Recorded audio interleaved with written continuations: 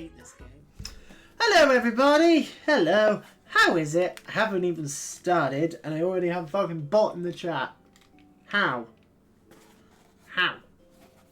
I'm trying to get around my filter using stupid symbol letters. Ugh. Right. Right. Hello. Hello everybody.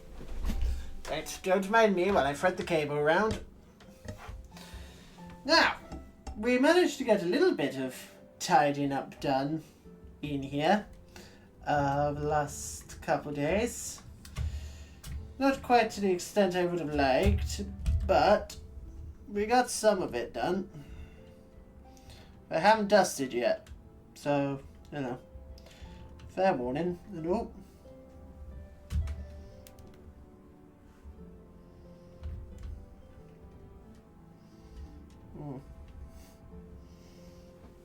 I think that will stay in there. Hopefully. Right.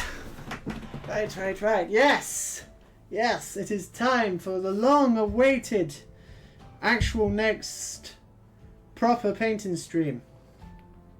Say long-awaited. When was the last? What was the last one I did for the? The last one I did for the actual campaign was Arwen and Glorfindel, wasn't it? That was, what, September? Like end of August? September time? No, it wasn't September. Or was it? No. It's like August, July time? When the fuck was that?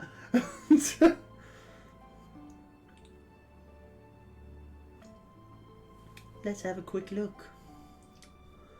If I go to my YouTube channel, I'll be able to find it. No mouse, don't be shit with me today, please.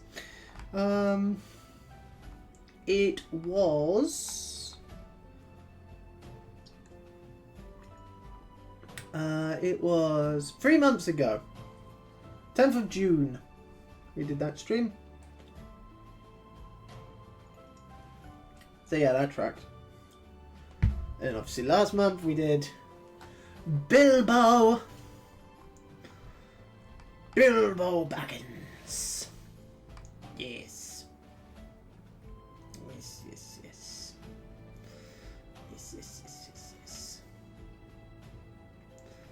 Good old Bilbo. But yes, today we are going to be painting up the Warg Chieftain, and I suppose I may as well actually jump over to the actual overlay. Why? Hang on, I can fix. There we go. It's because I use my phone for the camera. It's the proper. Why won't you sit in there properly? Because he isn't in properly is why.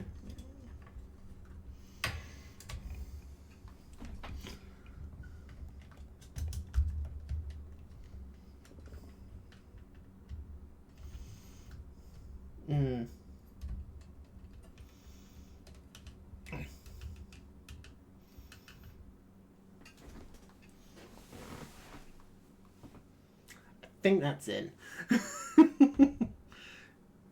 If not, the phone will fall. Is my big concern. Well, the main concern with it is whether or not the phone will fall. If the phone falls, if it knocks the water. That's my number one concern.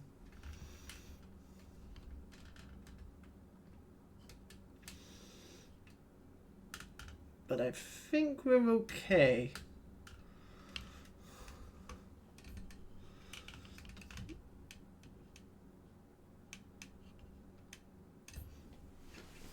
Tell you what.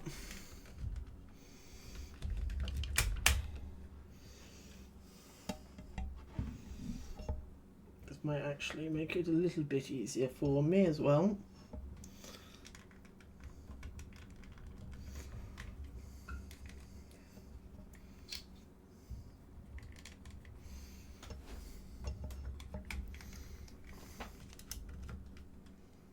No, why?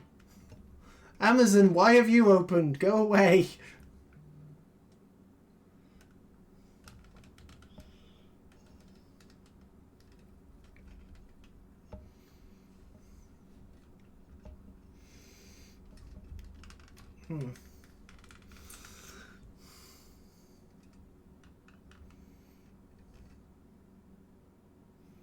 It usually holds it a little bit more securely than that.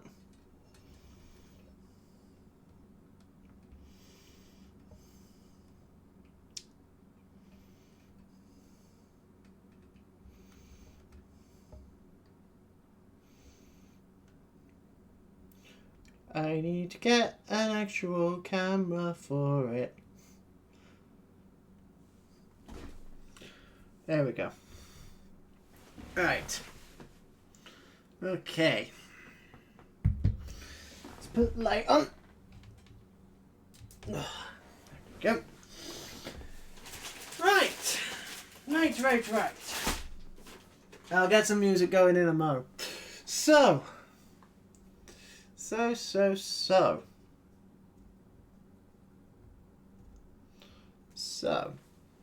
yes. I've worked out most of the paint scheme for the Warg Chieftain. Just for doing the just generic Wild Wargs. They're not finished. Just threw some paint on them yesterday. If the camera will focus. But yeah. They're mostly done. They just need a bit of shading on these ones. I still have another box of them to do, to be fair. But I've got one of the boxes base coated and ready to go. I just need to actually finish them.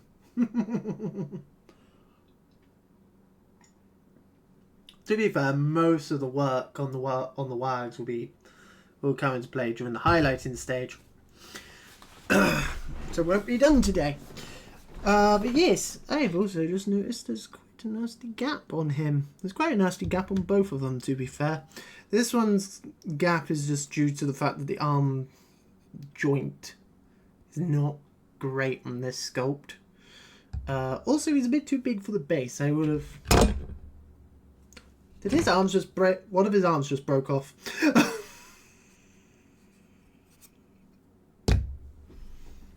What a start!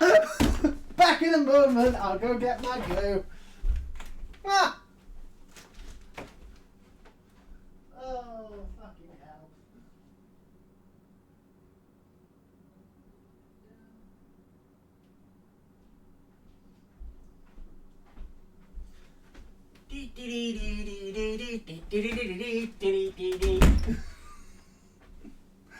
Oh, fuck me. Right.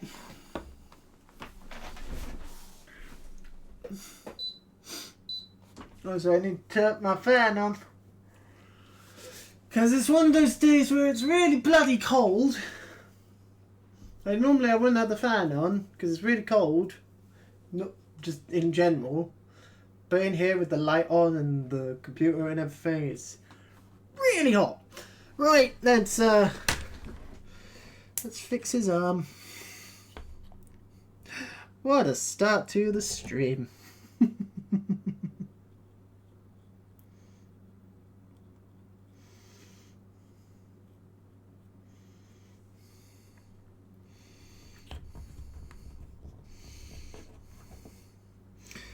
That just sheared off completely, didn't it?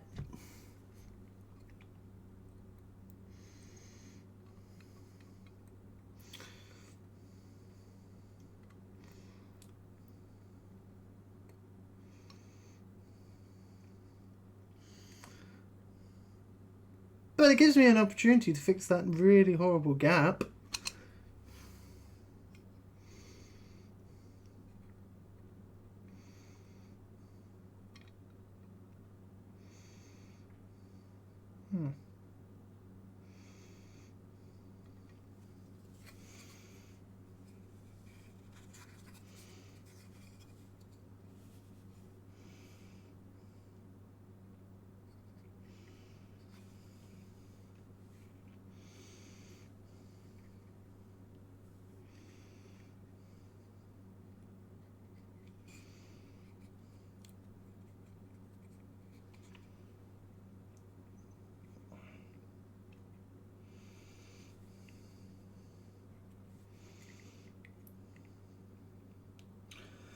Can't work out.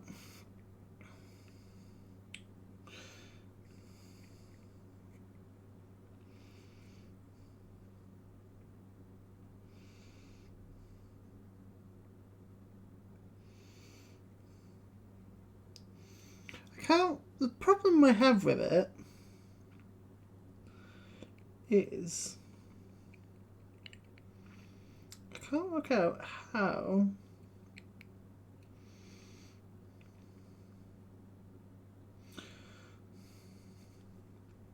unless that arm's not glued on properly, but again it's like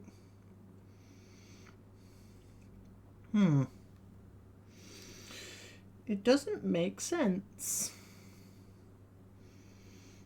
Like, that's the only way I can really make the arm work.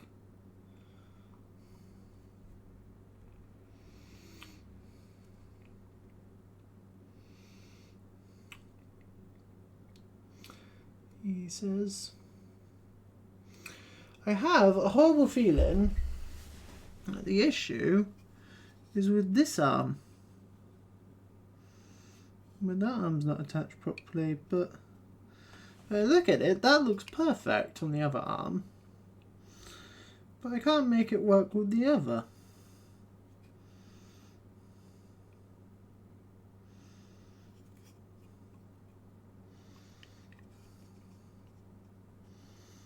That's the only way.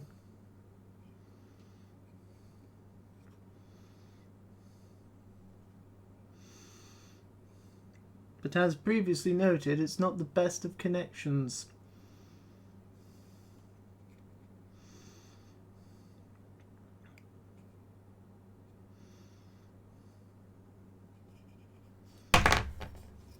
And the glue had dried.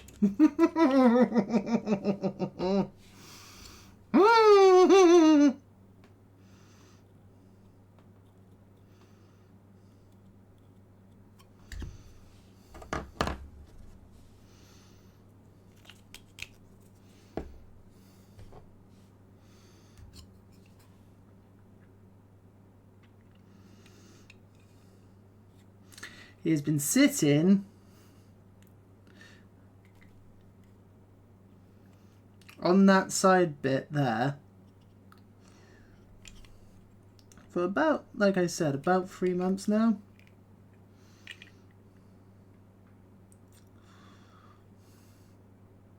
Absolutely fine.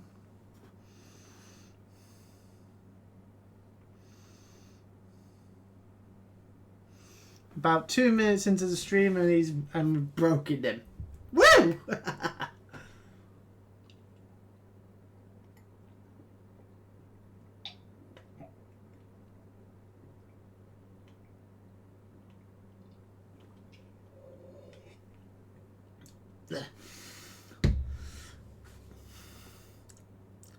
Oh, that's metal minis.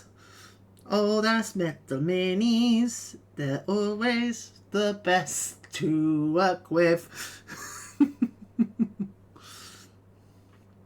I don't mind the metal mini. I like the metal minis when they're, you know, characters.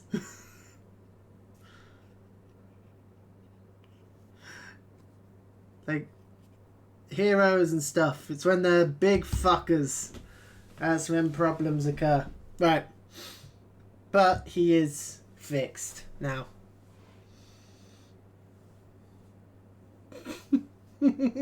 Aren't you? You're not going to fall off when I apply a little bit of pressure to you with the brush. Right. Because I had issues with this one as well. This one, for those who know the model of the Warg Chieftain, will know that the rock on that base is not normally that big. Like, all that stuff is not normally there. He's normally perched with his back leg on the ground and like on the rock and stuff like that. Problem is, though, when it's like that, the contact point for him is that big. Normally he's pegged. Normally it's a peg that goes into the base. My base, however, didn't come with a peg, and I couldn't be asked to drill. So, yeah. I had to cut the peg off, which then caused him, whenever I glued him on, to just go like that, inevitably, because all the weight is over here, as opposed to back here, like, the difference between the weight there and the weight there. So inevitably he'd just go like that. So what I had to do was create a bit of a stronger contact point by cutting his leg in half. As if you look on this side, you will see half of his foot's missing. The camera's there now, isn't it? Yeah, his back foot is missing because I had to cut it off and create essentially a little dip in my rocks in order to actually make him sit. I say rock, it's chipboard. It does the job. It looks like rock, and when you paint it grey, who's to know? But yeah. To be fair, most of the work on the Warg Chieftain, paint-wise, as I said, is going to be highlights. And the stuff on the base, like, I believe you're a Rohan soldier? Yeah, that's Rohan armor you're wearing. Yeah. Also, I had an issue where the peg on his foot didn't actually go into the slot on the guy. I had a hell of a time building this. I love it. I love this model. It is a very nice model when it's all built. It was a fucking bitch to build though. It was a real asshole to build. But he is built. He is built. And hopefully he stays built. Right, while you dry, I'm actually going to go grab another drink because I didn't have the foresight to grab 2 drinks, and then I will sort the music out and then we'll get going. Woo! And also by that time the glue on his arm will definitely have dried. Back in a moment.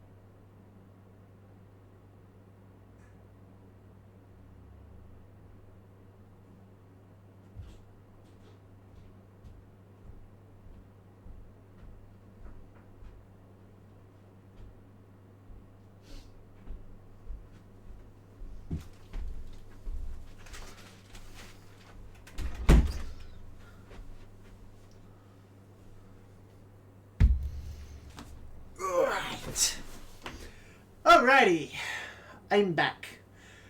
Right, what time is it now? It is 1:30. So, I'm planning on going to about 5:30, 6 o'clock-ish. Yeah, base coat wise, Warg Chieftain won't take very long. Most of the work, like I said, is going to be going on the base. And then the vast majority of the work on him will be highlights. And then, like, just greying up the mane, essentially, just make him look a little bit older than the other wags I've got. And then most of the work today will be on this fat chap. This void ugly bastard. How I'm going to paint this arsehole, I have no idea. I have absolutely no idea what sort of scheme I'm going for with him. I have a rough idea of it, but We will see what happens. A lot of greys today. A lot of work with greys. Various different shades of grey. And black. with some metallics and stuff like that. But mostly greys, blues, blacks, and a little bit of brown here and there. But that's the main thing for today, is just working with different shades of grey. Woo. So.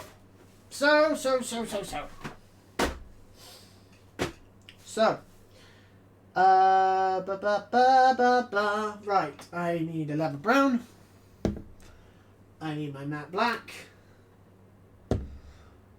Strong tone will come to later. Gunmetal. And then we get up. Well, first of all, let's get some music going, rather than just sitting here in silence for the next 5 hours. That doesn't sound particularly pleasant. So let's not do that. Let's get the music on the go. Do do do do do do do. As per usual. New season, new me. Go away, you fucking advert. New herbal essences for up to 100% petal soft hair, infused with real rose essence. Try now. Josh, swing your axe. We're in the middle of a quest. Come on. Josh, you feel... Activate ad block. Let's see if it actually works today, because sometimes it don't. Right.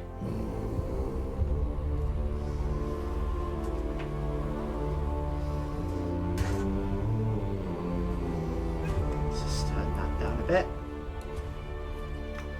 Turn it down a bit in Streamlabs. As usual, if you guys need me to turn music up, turn it down, whatever, just say, and I will do so. Right! I will need skin tone for his stomach.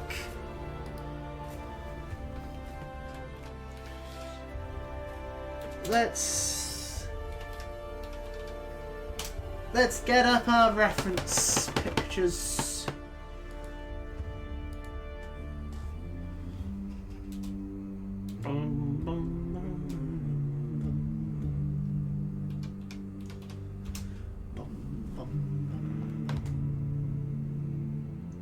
Yeah, he is basically grey, isn't he?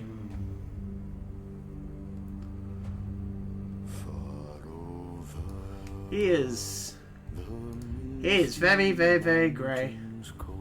Oh, I like that statue.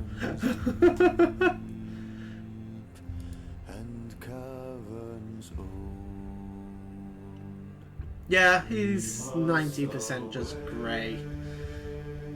That's fine. Easily done. Easily done. That's very easily done. Greys and then like lighter skin shade. None of you really just in the bottle, are you? All those skins are kind of close to it. Maybe topaz? Or we just take the pink, just the generic pink we usually use, and just mix it in with various shades of grey. That's gonna be the fun part, is blending on the skin. Yay! Love doing that. Dorado is similar. I think Dorado will be best for our base. Right!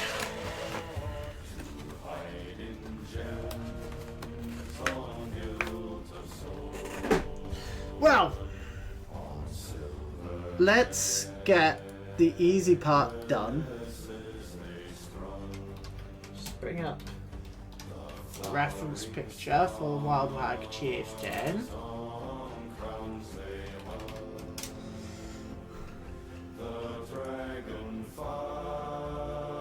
Again, it's just black with grey highlight.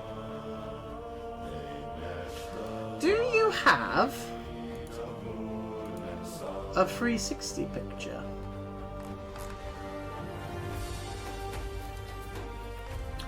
No, you do not. It's just that one image. That's tremendously helpful, Games Workshop. He lied. Right. Brush. Brush. Big brush. I like these brushes. These... I don't remember what brand they are. Oh, here we go. Humbrol. Yeah, this... I bought these on a whim. Because in my... basically in a local hobby shop, where it just does a... But it's not really a hobby shop. It's a nerd shop. Sort of thing, where it's a mix of new shit and pre-owned stuff. And it just does general nerd shit. Like, that's what it does. It is just general nerd shite. Can I move? Can I move you up? Apparently not. But yeah, it's just general nerd stuff. Like, it's primarily games, but then they have like collectibles, and at the very back they have the hobby stuff. Like, they got a big Lego shelf, they got a bunch of cabinets just filled with like collectibles and stuff like that, including pre-owned Warhammer. It's cheap, a lot of Lord of the Rings shit. Which makes me very happy they have an entire cabinet of just Middle-earth strategy battle game stuff. Mainly like pre-painted stuff. But it's useful for getting like troops because they sell them for like £2. Wow. Most of the time, if they're depending on what they are, they either go for like £1 to occasionally £5 for like the bigger ones.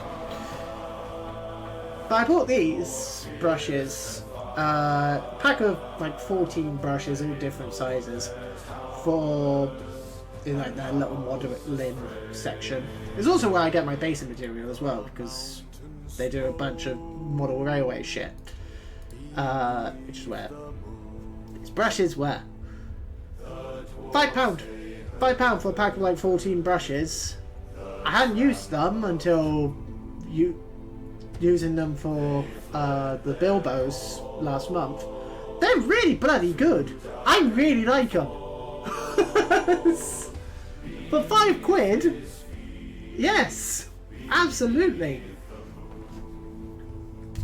Are they the best quality brushes I've ever used? Absolutely bloody not. But do they do the job? Yes. Anyway, that was a long explanation of basically nothing, which I could have said while actually using the brush. But oh well, fuck you. If you guys have clicked on this video or whatever, well, you guys should know me by now. I like to rabbit on about shit. Right. Unless you guys are new, in which case, welcome.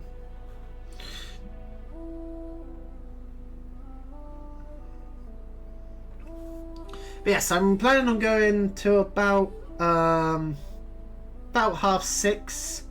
like 5:30, 6:30 at the very latest, is my goal. Simply because, well, I may or may not have D&D tonight. I don't know yet. Because I don't know if a hurricane has actually hit in Florida or not, but I know there was a warning for it. So it really just depends on what the situation is for my players.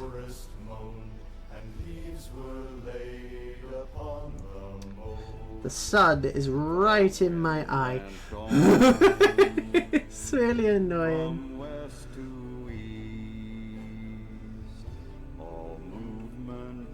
But yeah, so well, the plan is to do D&D about 9 o'clock-ish, as per usual. Because that's what I normally do on a Monday.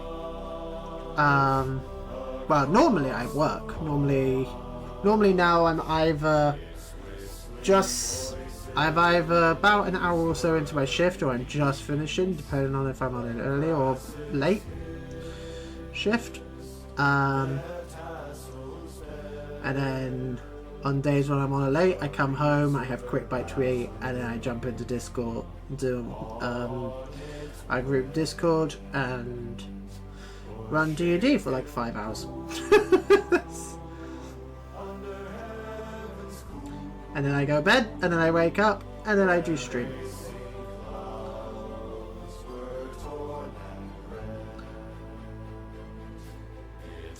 That's why I normally don't do streams on Monday.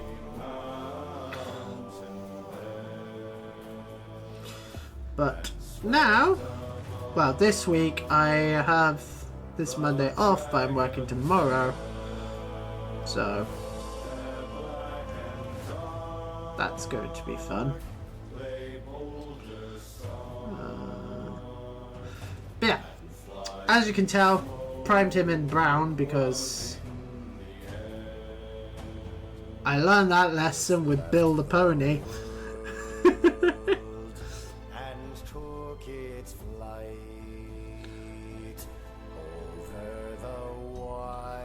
Yesterday I literally sat here for about 5 hours just painting those, and also I actually started work on what is the oldest model in my, well, I say it's the oldest model in my entire collection.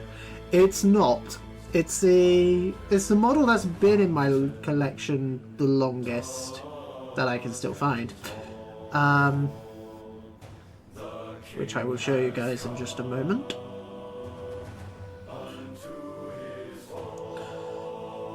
So we're just picking out all the bits of skin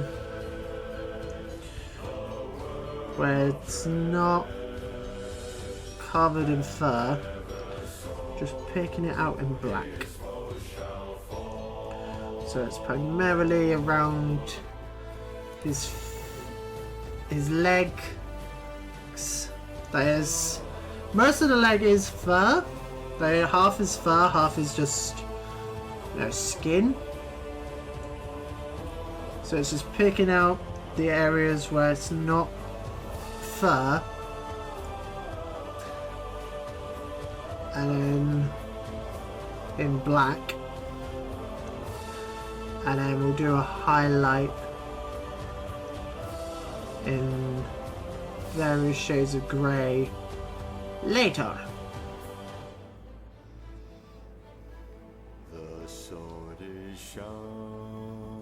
I'm just using the picture on Games Workshop to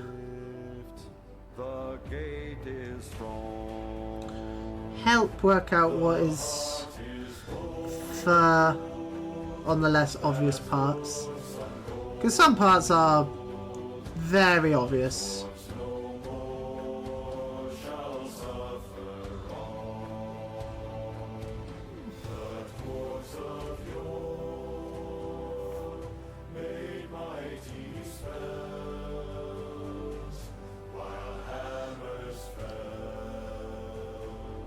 See, this song would be very suitable if we were doing the Cape Troll.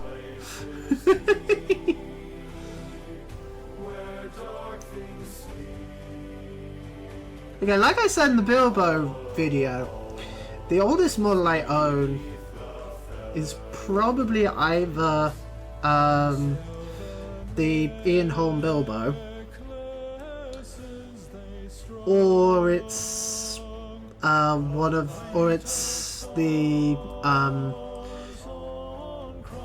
ones from the Fellowship of the Ring starter box.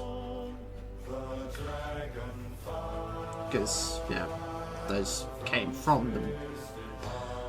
I don't know if the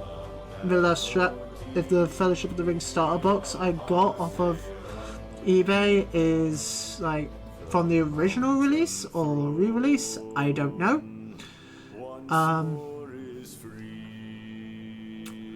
I don't know. I didn't bother to look.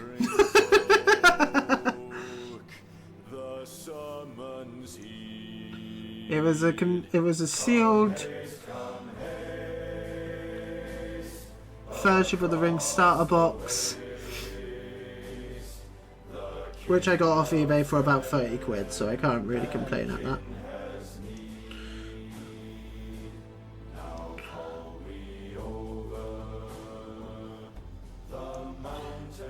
Was it sealed? No, it wasn't sealed.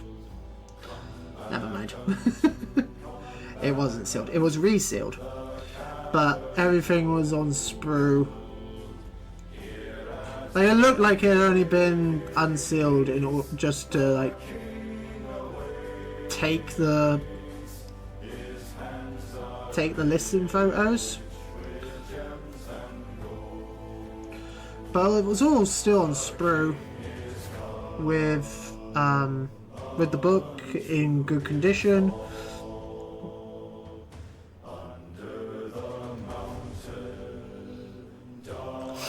Now all I need to do is get my hands on starter boxes for Return of the King and Two Towers.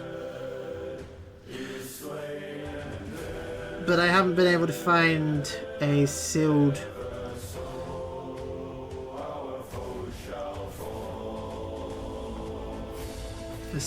copy of them for like anything less than 100 quid.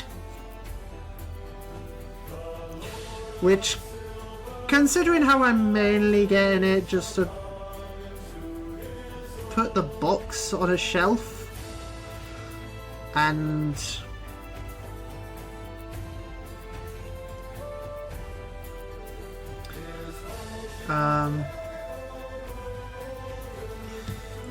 like, the book will just sit on my shelf, and I occasionally read through it just to like see the differences in the system,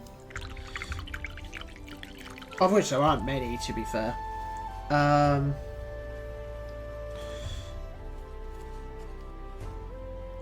like, but I won't use the actual rule system because yeah, the rules haven't really changed. Now that I finished with the black, I will show you guys the condition of the book from the eBay. I'm trying not to touch the paint. Water, obviously. Oh wait, I can do that.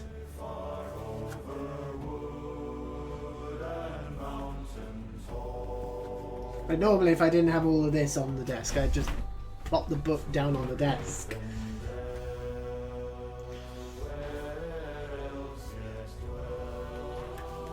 There you go. But has it been used? It don't fucking look like it. Literally the only thing that showed that the box was pre-owned was the fact that it wasn't in the original shrink wrap, and there's a great big gash in the front of the box, which, considering now is a 20-year-old cardboard box, I'll fucking take for 30 quid. And I have painted up half of it. I've painted the goblins, because obviously we need them for the campaign. And I've painted up one of the elf warriors from it just as a test of the speed paint stuff. I probably will use them in the campaign because I'll probably use them for stand-ins for the Galadrim at Helm's Deep. Even though I'm painting them up as Rivendell because they're Rivendell. So some of the elves will have the red cloaks and like actually Galadrim shit. Half of them will be Rivendell elves or high elves, I suppose. But how many elves do I actually need for Helm's Deep? Let me have a look. I have most of the stuff for... As I've said before, I have most of the stuff to get us through to at least the end of Two Towers. Sort of. The main things we're missing Two Towers scenario-wise is Treebeard and the Ents, the named orcs, and... Well, some of the named orcs, some of the named Uruk-hai, and the main big ones that we're missing for Two Towers is onwards, really, is Gollum and Treebeard and some of the Rohan characters. I have most of the Rohan characters because I do Rohan! Even though I fucking hate painting horses.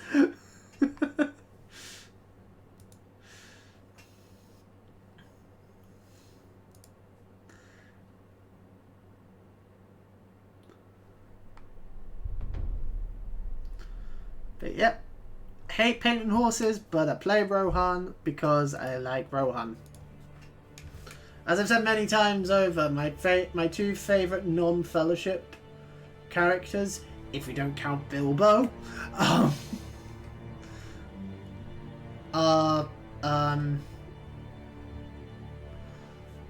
the side of good anyway, because I do like Saruman.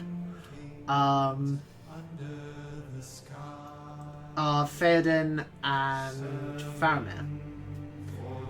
So both Pelennor Fields, both Starbucks for this edition we've had. It's like, oh, that's very nice for me.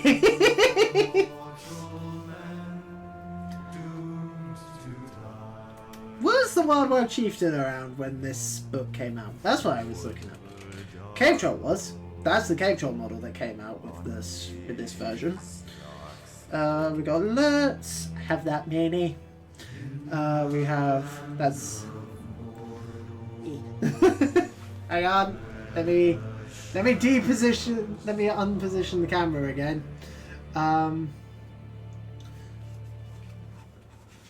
Like most of these models, we've either already painted up on stream. Like that's the Frodo we painted up. That's the Sam, I think. Pretty sure that's the Sam. Yep, the Merry and the Pippin that we painted up. The Gimli, the Legolas, the Gandalf, the Aragorn, the Boromir. See, this is what I like about this book. It's just interesting just looking at the old models. And also how the armies used to be formatted, because they used to just be Forces of Good, Forces of Darkness, and that was it. You didn't have actual set army lists, because obviously when this book came out, it was just what was in the first film. So it didn't have any of the Rohan shit.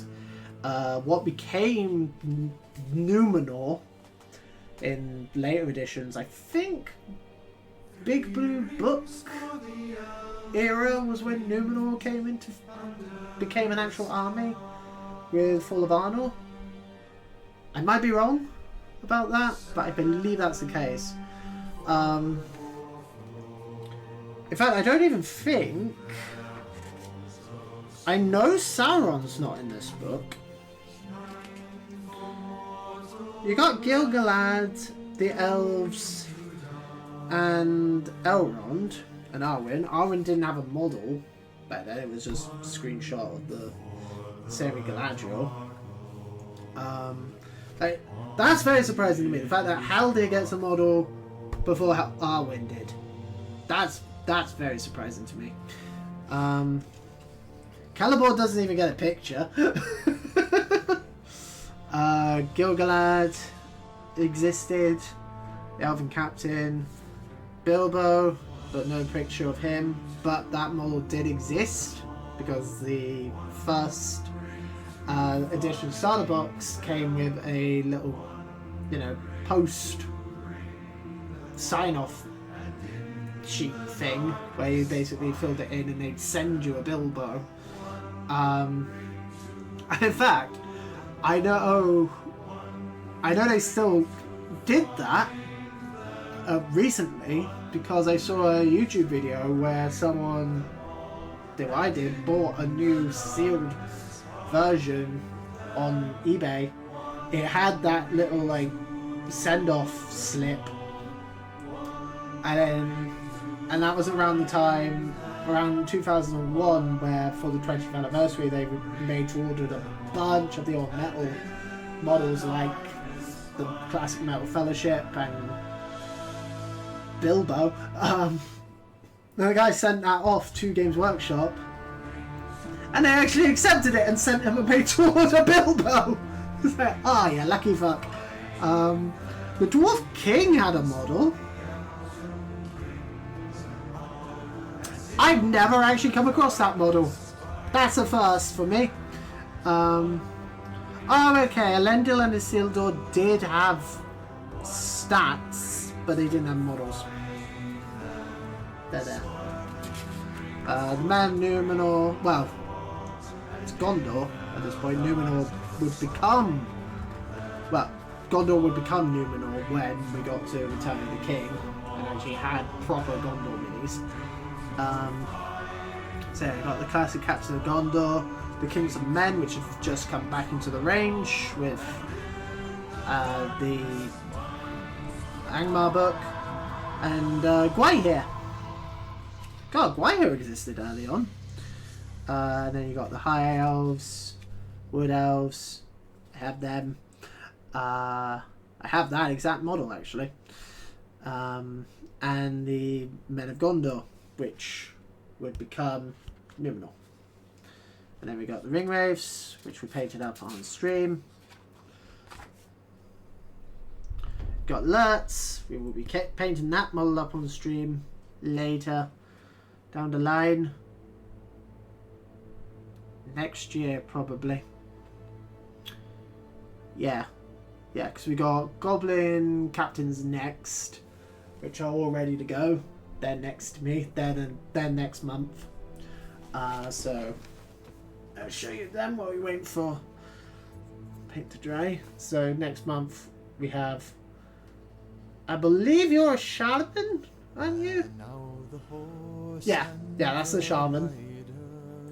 But it's, for the campaign purposes, he's Goblin Captain, because you need 2 Goblin Captains for the Mines of Moria scenarios, which then you don't need a Goblin Shaman, and the Goblin Commander box comes with both a Goblin Captain and a Goblin Shaman and the Goblin War Drum. So fuck it, he's a Goblin Captain for all purposes of the campaign. And then we got the actual Goblin Captain. So those chaps will be painted up next month, and then that'll be all the goblins done, because I have the actual Goblin Warriors painted up, which I did a while back. And we're also going to be doing the Goblin Drummer, because blah! Next month. But yes, the Lurtz model will be painted up again next year, because we got Goblin Captains next month, then the Balrog, then the Watcher in the Water, in some order. I might do the Balrog for Christmas, like for the December one. Hi Ran! Thank you very much for the alert, my dude. Hope work is going well. Do I want to do the Balrog for Christmas? I kinda do. Considering how he was a Christmas present 2 years ago? Wait, no he wasn't. That's a lie. He wasn't a Christmas present 2 years ago. I bought him with an Amazon voucher. Technically he was a Christmas present because it was an Amazon voucher that my sister gave me for Christmas. I used that to get him. Speaking of which, no picture of the model. I have yet to be able to acquire a metal Balrog. I remember that metal Balrog from when I was a kid. That metal Balrog was what got me into Warhammer originally. Because this was around the time of the Big Blue Book, when Shadow and Flame had just come out, and they did the big expansion to Moria and Khazad-dûm, where Khazad-dûm became its own actual army, and or Kingdom of Moria, and Moria itself actually became a proper army that wasn't just Goblin Warriors, generic Goblin Captain, Balrog. I think that might have also been when they brought in the Watcher in the Water as an actual model. Because they did the thing where they had the tentacles for... which might have been from the Middle-earth Strategy Battle Game magazine back in the day. I don't think they actually had a model of the Watcher in the Water until Shadow and Flame. Again, I might be wrong about that, but I believe that's the case. Because as far as I'm aware, the Watcher in the Water has always been resin. It's never been metal.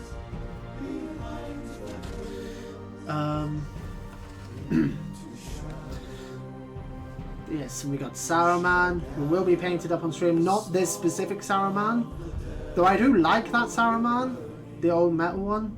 I don't have him. I have the modern plastic one through the Isengard Battle Host.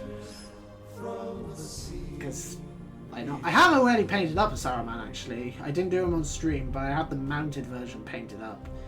But he is done. I might bring him forward.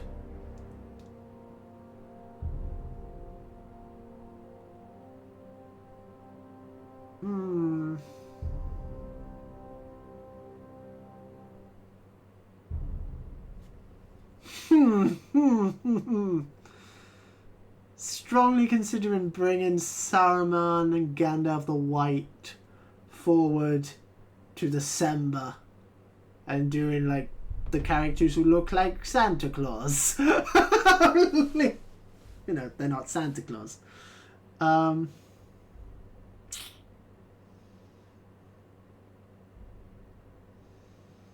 don't know. I will be continuing the Moria shit for Christmas painting stream, or we'll be doing Saruman. Probably won't be doing the... Well, I definitely won't be doing the War of the Rohirrim stuff until in December, because I do painting streams at the beginning of the month.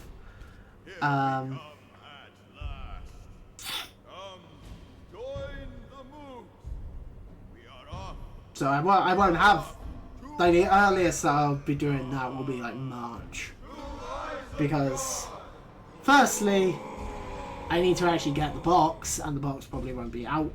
Well, it'll probably be out at the beginning of December. My guess is it'll be out in around end of November time, so that way it's got time for people to buy it for Christmas. And may have very strongly dropped the hint to the girlfriend last week. I'm like, this is what I want for Christmas. Buy it.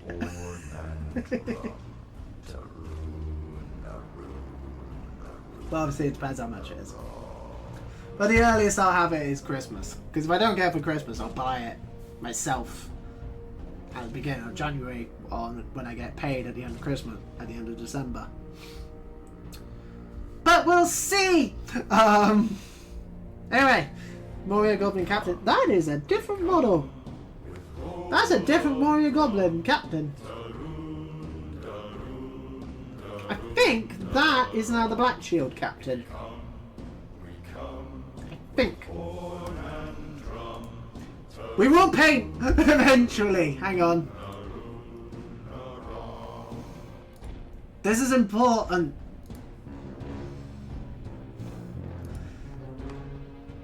Again, this is why I own this book, just to look back on the old minis and be like, whoa. Isengard, though Isengard be ringed, and barred with doors of stone, though Isengard be strong. They do not do the Black Shield Captains on here, do they? Damn. We go to war, to hew the stone. We will never know. No, this is important. Burning now, the furnace roars. We go. I have a way to look it up. I have a way to find out. Armies are the Lord of the Rings. We come. Boom. Let's have a look. See. Again, we will paint in a moment.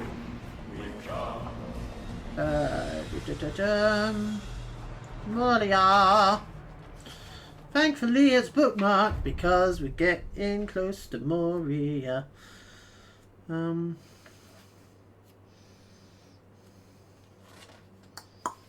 Balrog, Durbers, Globlog,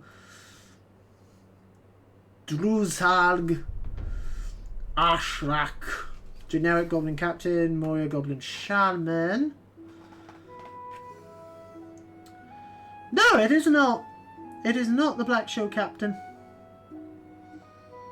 It's similar. It is a similar one. It's very similar to the Black Shield Captain, but it's not him. Alright. They had a different sculpt for the Moria Captain. Good to know. Didn't actually know that. Orkai Captain. I do have that model. That's now the Orkai Scout Captain. I do have him. We are going to be painting him up.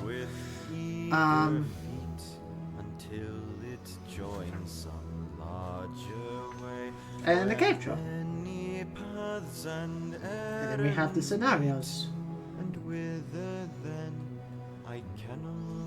But notice, we have a scenario for the Last Alliance, but it does not have Sauron. Because Sauron didn't exist when this book came out. Well, he existed, but not in the game. He came in Two Towers. Wow. Sometime between Fellowship of the Ring Rulebook Edition and Two Tower Edition.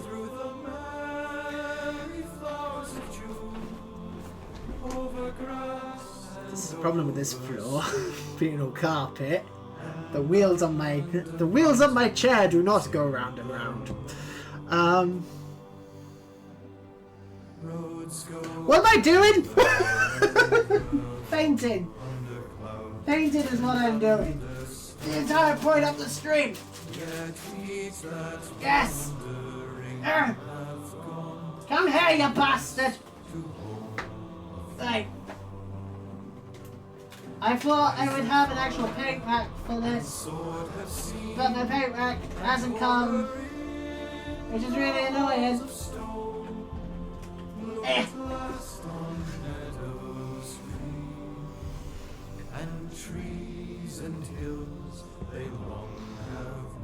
So I'm still working out of the boxes.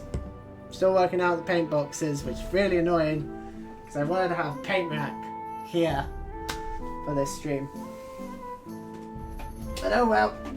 I ordered them on Wednesday and they still haven't been dispatched. Really bloody annoying. But I'm giving it... Well, I might have been dispatched today, to be fair. Never know. It's a Monday now. We haven't got an email from them saying that they've been dispatched, so who knows. I did have a parcel come today, which I thought might have been done. But, yep, it's this month's issues of Warhammer Combat Patrol. So, cool. That is one thing I also did. yesterday. I actually decided what form of Space Marine I'm doing with this guy who is, as promised, he's not finished, he is far from finished, but I finally decided I'm going to be doing Dark Angels because I like the idea of like the knights and stuff. Yeah, he's very much not done. It's just first coat is going on some of him. But yeah, this is the oldest model in my collection. As far as like my collection is concerned. I bought this model, I don't even remember when I got this model, but it was at least 15 years ago. Because it would have been when I was like 13, 14, 15 at most, back when I still played Warhammer 40k religiously. I don't know where the rest of my Space Marines are. I had a box of just a generic ass Space Marine squad. I had this guy, I had a Rhino, and I had a Metal Tigerius, and I don't know where any of those are. I would love to find those old ass Space Marines, but they are long gone. They're like 3 moves away. They're like 3 houses ago. somewhere they went. I know nowhere.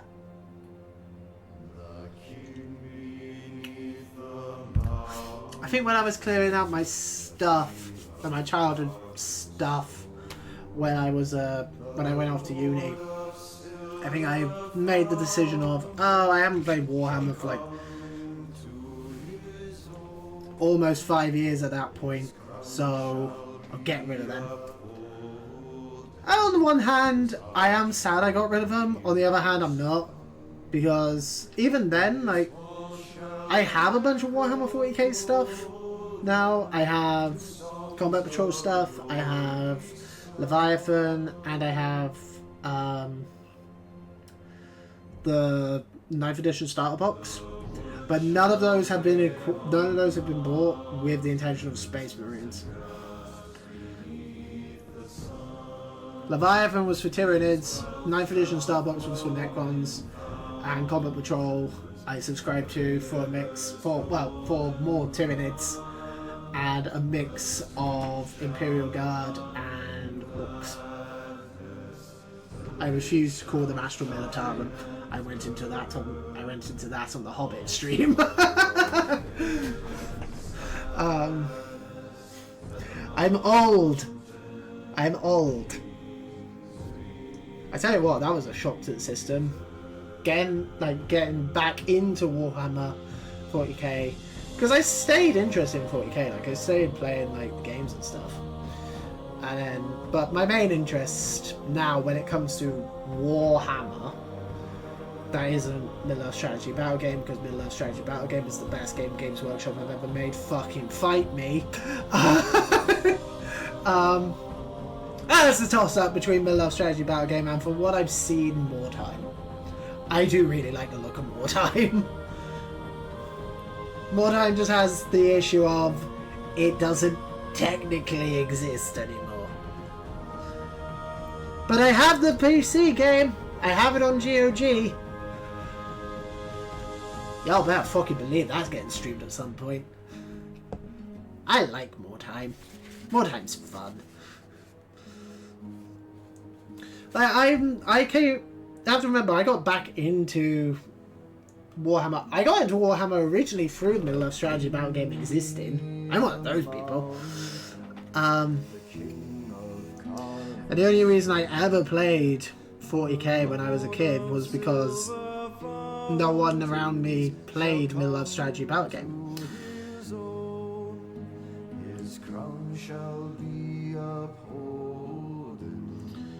But my interest was always Middle-earth Strategy Battle Game. And then I started playing D&D.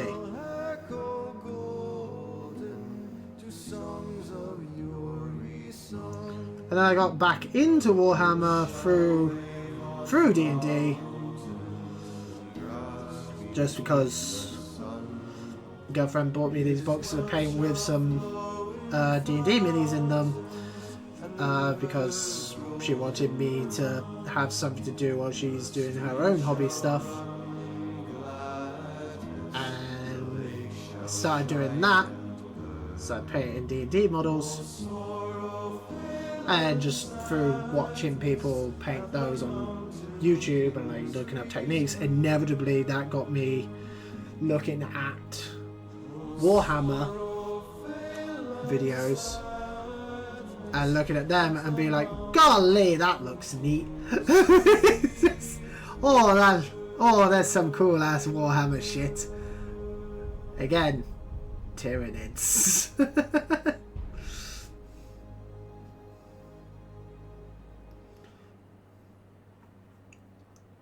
As I said during the last stream, I find Space Marines a bit boring. Is why I don't. Also, I don't really like batch painting. I fucking hate batch painting. The two things I mostly hate when it comes to Middle-earth strategy, well, not Middle-earth strategy battle games specifically, just painting models in general, is batch painting and painting horses. Those are my two big... I hate doing this when it comes to minis. And again, I play Rohan. An army that is 90% cavalry. Yay! It's not my fault. They have most of my favorite characters in them. Also, I really like Two Towers. His sword was long, his lance was keen, his shining helm afar was. Okay. When I say I like Two Towers,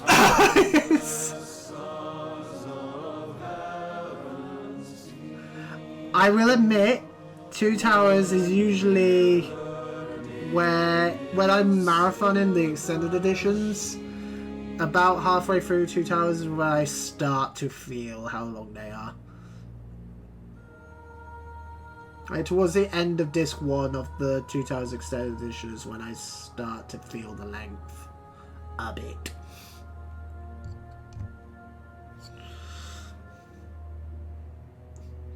But it used to be that the Fellowship of the Ring was my least favourite of the films.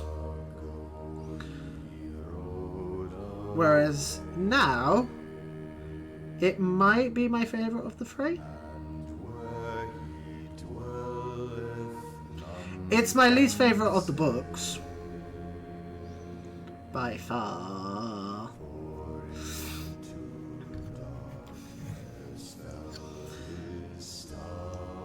Because oh my god, please. Just stop. Stop with the Tom Bombadil shit.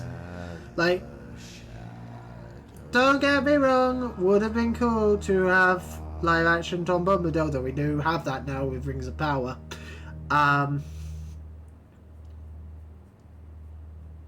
I do see why Tom Bombadil is left out of most adaptations of the books.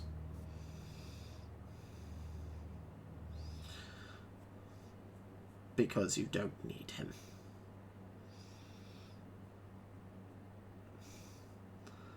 Like, the main thing that happens in terms of actual plot with Tom Bombadil is introducing the barrow daggers.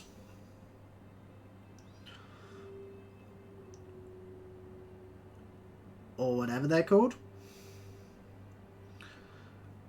And they did a perfectly fine workaround for that in the films, where it's just Aragorn gives them the daggers. Why does Aragorn have them? Well, he's a Dunedain. My fallen brother, I will say this last goodbye. Night is now falling, so ends this day. Like, it doesn't matter. He just has them. The road is now calling, and I must away. Do we need a long-ass explanation as to why Aragorn has these old-ass daggers from Arnor? Nope. Why is that? Because he's fucking from there. Under cloud, beneath the stars, over snow on winter's morn, I turn at That's all the explanation you need. We don't need another 4 hours of them hanging out with Tom Bombadil. the road then takes me. It's not needed. Cannot tell. Same goes for most adaptations of the book. Came all this way, but now comes the day to bid you farewell. You know, the Bashki version... Well, the Bashki version has its own problems in that adapting both Many songs, Fellowship of the Ring and Two Towers into a single film that's but I don't not that long. know will I forget And what's the runtime of that film? Like 2 hours? that road with me. If that. And a good 90% of that is just Fellowship. So ends this day. The road is now calling, and I must away over hill and under tree. I don't even think that film does explain where the Hobbit's swords come from. Aside from Sting, obviously.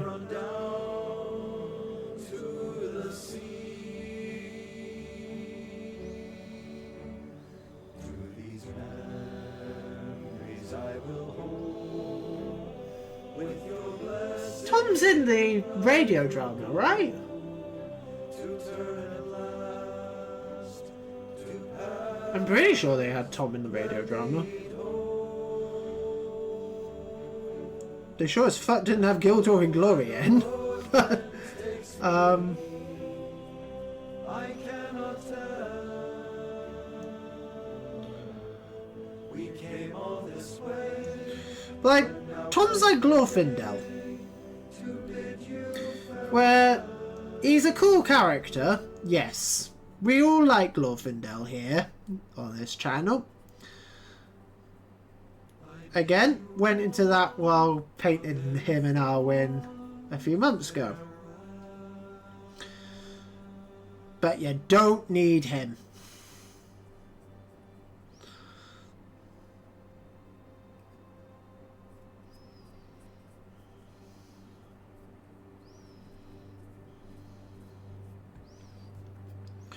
And even then, Glorfindel is technically in the films. Technically. There is an elf.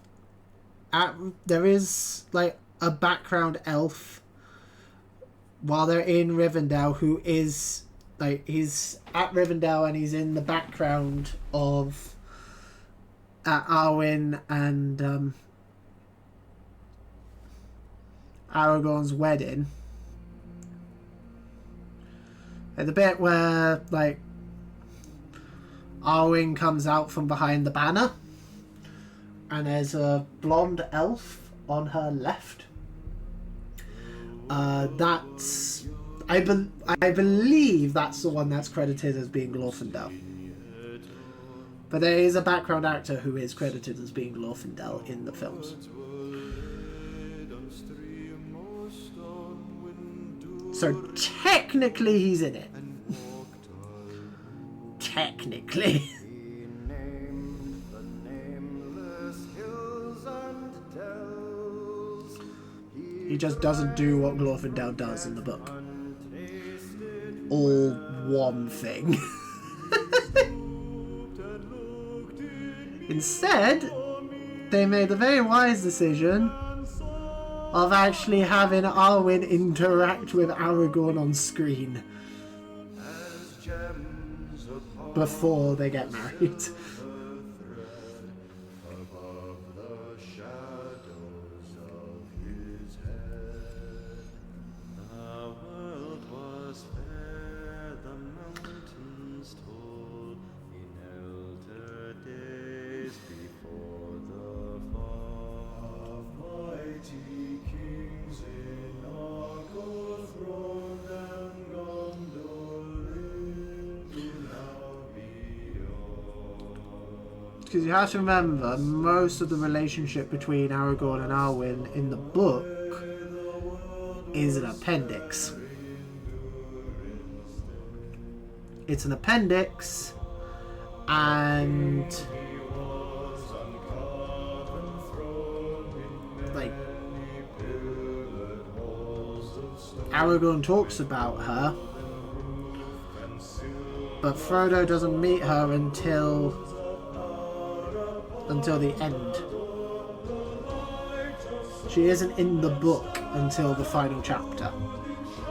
Well, not final chapter, final chapters. Her brothers are in the book more than she is. And they weren't even in the films. Again, aside from being background characters who are credited as being Elrahir and the other one. Eldan and Elrahir, yeah. The delver mined the mason built their barrel. Right. Ooh, coming together. I'll colour the rest of him that colour once the rest of him has time to dry. It's days like, it's jobs like this that makes me wish I had an actual paint holder. No, paint stand sort of thing.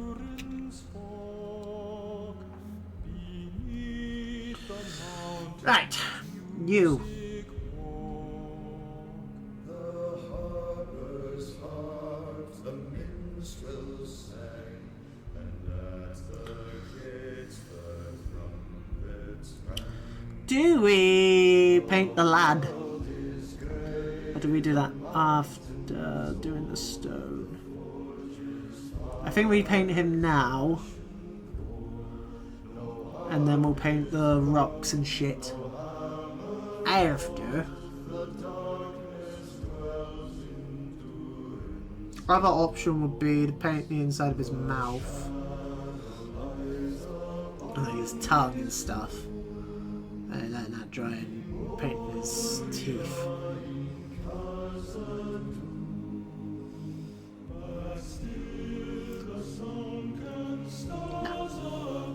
No, we'll paint the guy.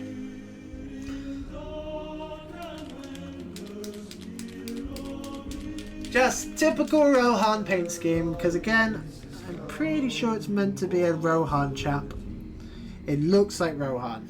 He looks like he's wearing Rohan armor.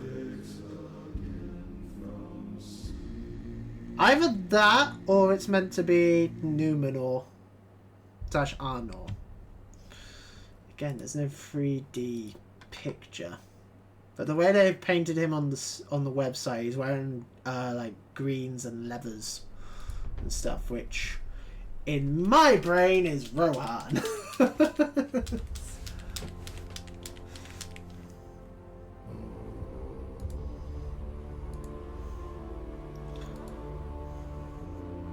God, I wish they had. Oh yeah, most on Google, most of the people who've painted one up have painted it up as Rohan. That makes sense in my brain! The most notable moment for the Wargs in the films, which might be when this chap came in. Again, I might be wrong, but I think it was. Is in Two Towers when, you know, the Wargs attack Rohan.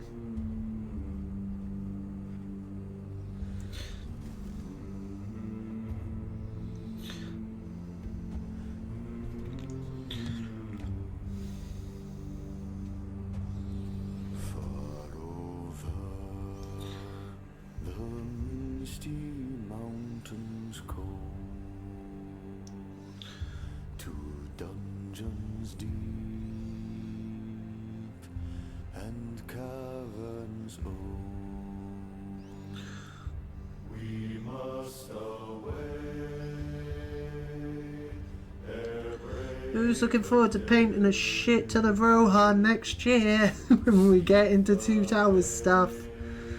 I am!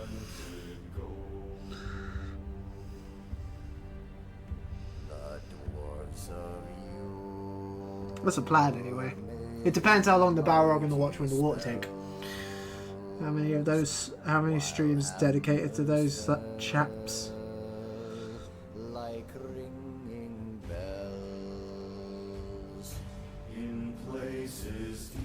Because not gonna lie, they're gonna take a while.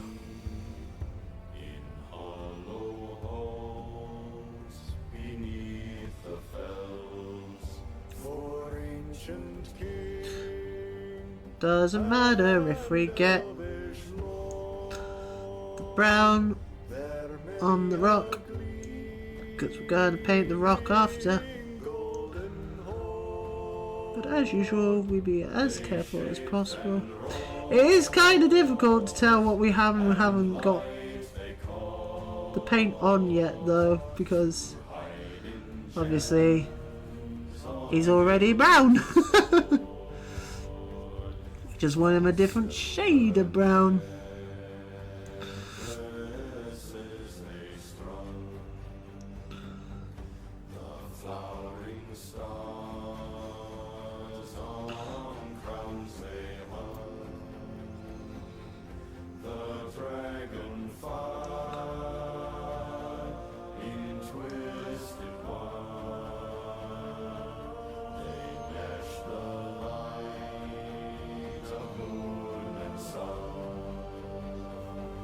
And even then, a lot of him is going to get covered in blood as well, after the fact.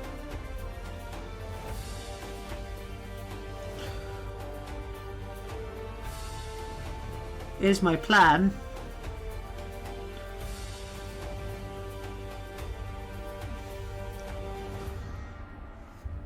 Because obviously, he's had a bit of a bad day, this chap.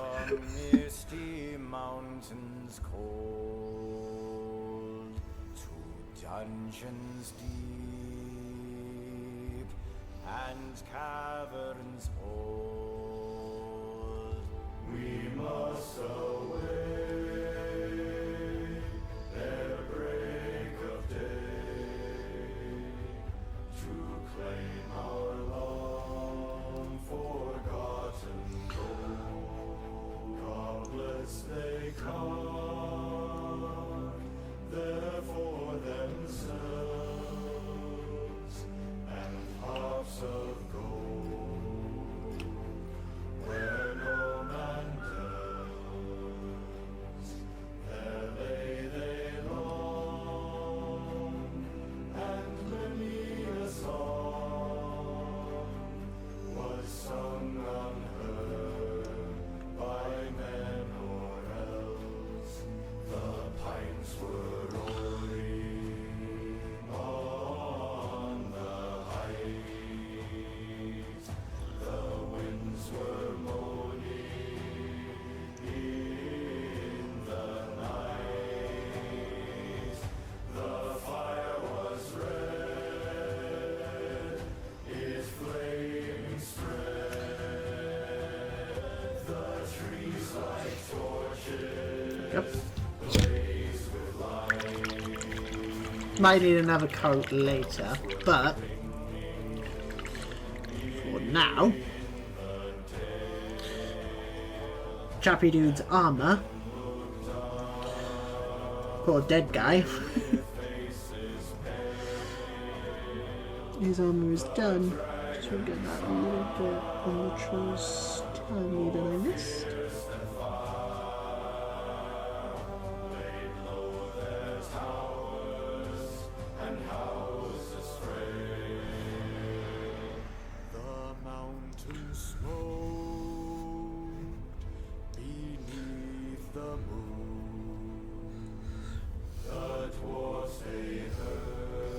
You know what might have been a good idea?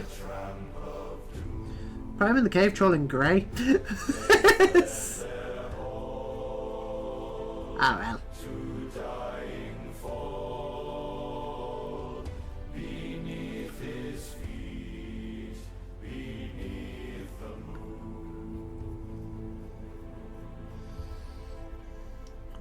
We'll pick out the little stones and stuff on his back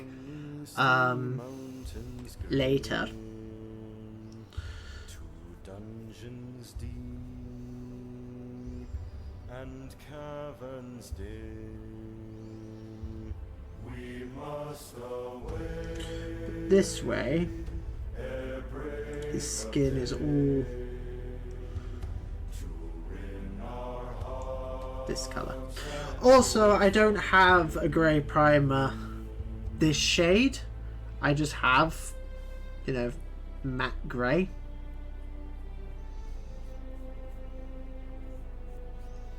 In fact, it's not even matte grey. It's very, very, very white. It's called ghoul grey.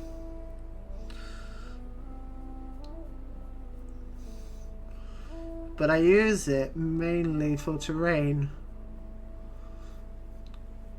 Because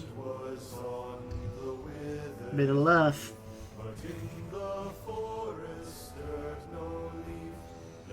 Because most of my Middle Earth terrain that's plastic is Gondor stuff. Like Gondor / Numenor from again the Fellowship of the Ring starter box and the Osgiliath box. So actually having it be whitish grey actually works quite well for that.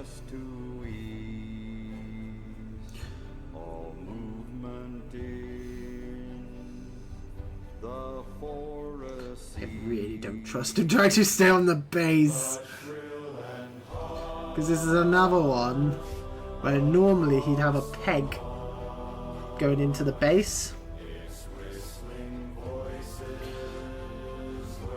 But the base didn't have a hole in it.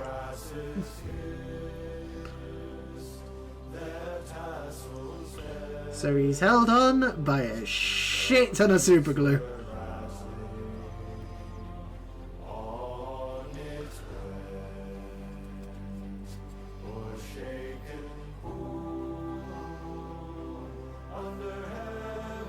Which is why I'm being very gentle.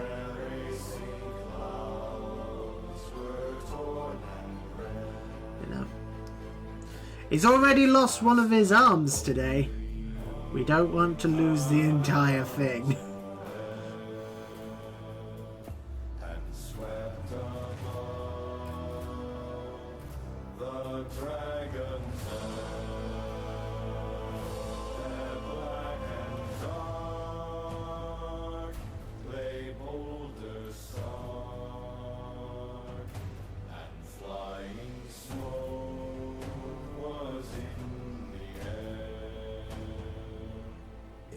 Left the world and took its flight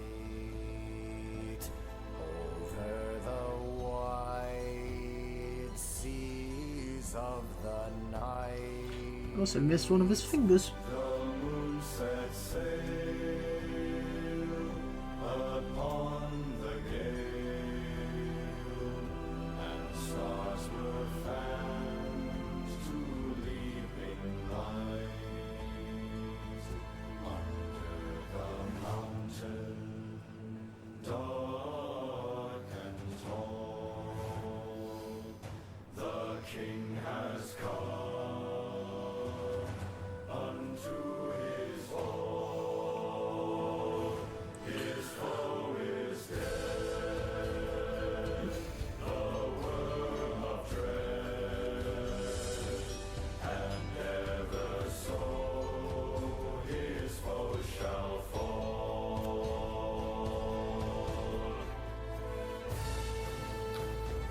here's the thing as well.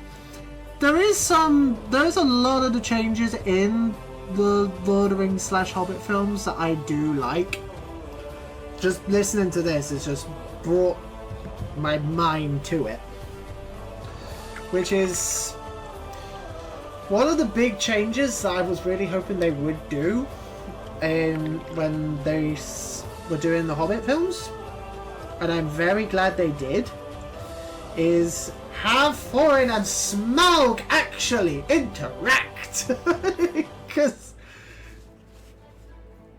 while on one hand it does kind of annoy me because it's like, what was the point of bringing Bilbo? Because the entire point of Bilbo going along was now that the dwarves were going to go into Erebor until they knew that Smaug was dead. Which is why they were like, oh, we need a burglar. We need someone who can sneak in and, you know, maybe not immediately die, because we dwarves, we're not very stealthy.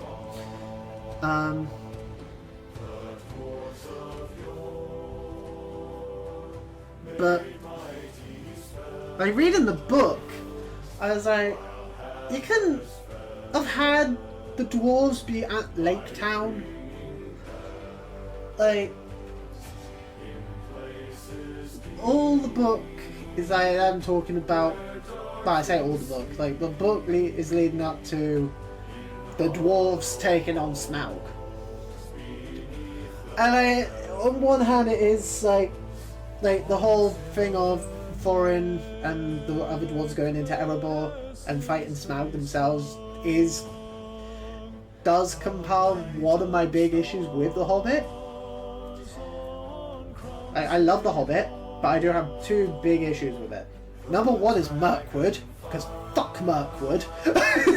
That's the worst part of the book, because it just goes on, and it stopped me from reading it when I was a kid.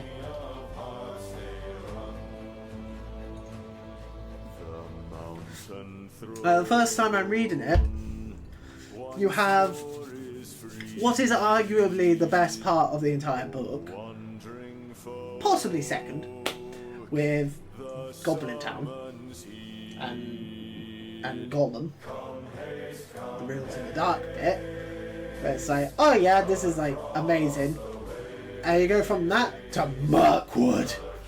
So, oh my god, they're in this fucking forest for 5 fucking chapters and nothing is happening. They're just walking around in a circle. Kill me! When I was like 10, first time reading The Hobbit, I stopped at that point.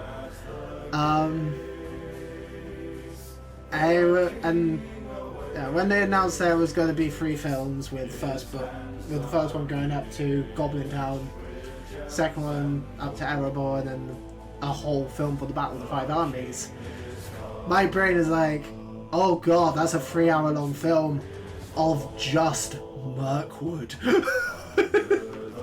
Obviously they expanded on Smaug, but Smaug is in like 2 chapters in the book and is killed by a character who's introduced on the previous page. Just, oh, that's a problem. Like, I get that it's like, oh, it's, you know, that's the way, like the stuff that inspired Tolkien, like classic literature, like Beowulf and other legends, like that's what they would do. But from an actual storytelling point of view, it's like, you couldn't have introduced him a little bit earlier, and then the film happens, and Bard is an actual character for the entire film of, well, half of Destination of Smaug and all the Battle of 5 Armies. Like, he has a higher credit point than 90% of the dwarves. Which, on one hand, cool. On the other hand, but at least he's a character that we know. Like, he might not be introduced the page before he kills Smaug, but it's like within 3 pages of it. And most of those 3 pages is literally just Here is just a plot dump about the background of this guy who has never been mentioned. It's just like, oh yeah, that king dude, the former king of Dale. Yeah, this is his like great grandson. He kills Smaug. What? It's like, oh yeah, he's just 3 pages of background about this dude who's just shown up and how he has a lucky black arrow. Oh, and that lucky black arrow just hit Smaug's weak point.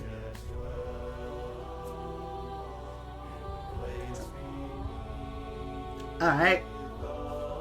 You couldn't have had any of the dwarves do it? What are the dwarves doing? Oh, they're hiding in a tunnel. They spend the next 4 days hiding in a tunnel. They don't even know Smaug is dead. They hear the earthquake of Smaug hitting the town. And like, oh, what was that? Oh, it must have been Smaug coming back. Let's hide. Let's continue to hide. And then the Thrush comes along and is like, oh, by the way, Smaug died. And they're like, oh, neat.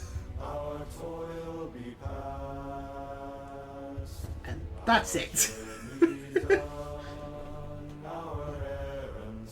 What else does Bard do in the book? Fuck all! He leads the humans at the Battle of 5 Armies, which is not a battle in the book. Well, it's not a battle that happens on screen, on page or whatever.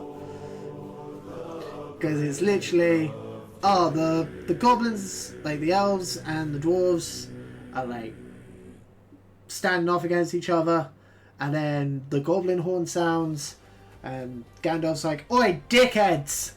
Over there! Go kill them! Charge is happening, and it's like, oh, cool, shit's gonna happen. There's like 10 pages left in this book. What the fuck? Turn the next page, oh, Bilbo's been hit in the head with a rock. Or whatever hits him. And it's like, oh, and then he wakes up and the battle's finished. And Gandalf's just like, oi, wake up. Thorin's dying. It's like, oh.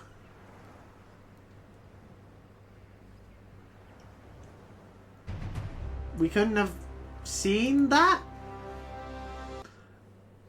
I'm gonna have to put ad block off. Because it messes with YouTube. Ugh. It sucks.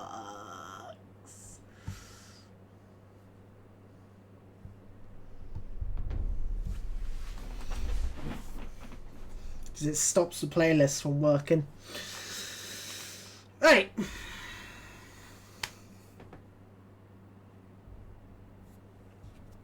There's a little bit on his fingers that I just need to go over again. Oops, sorry, Wag.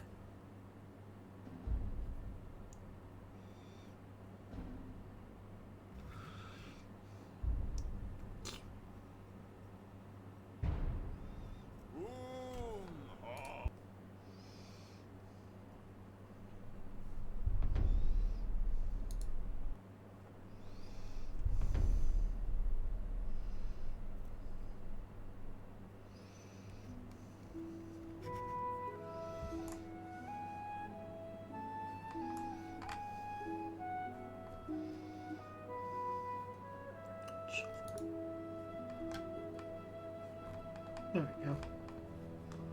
The road goes ever on and on, down from Don't know if it's actually shuffling the playlist now. began.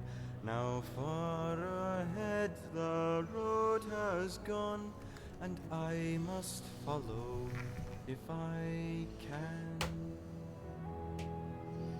Pursuing it with eager feet until it joins some Right, when that's dry, we can use the leather to do his loincloth. Right.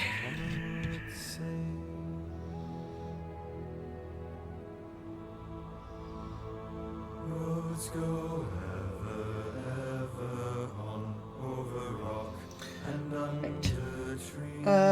Let's do the chap's cloak. Caves where never sun has shone, by streams that Which, never find the sea. as per Rohan paint scheme, is green. And through the merry flowers of June, over grass and over stone, and Right. under mountains in the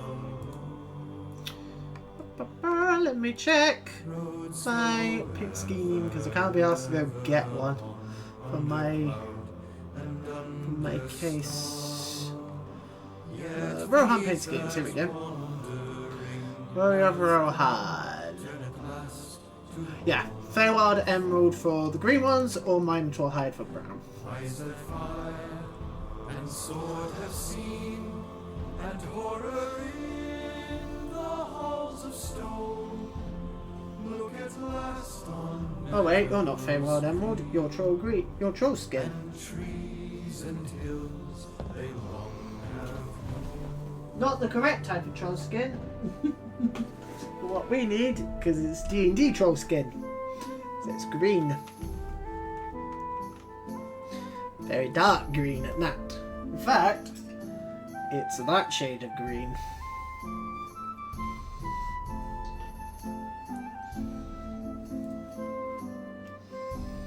We want Feywild Emerald. So this chap's cloak.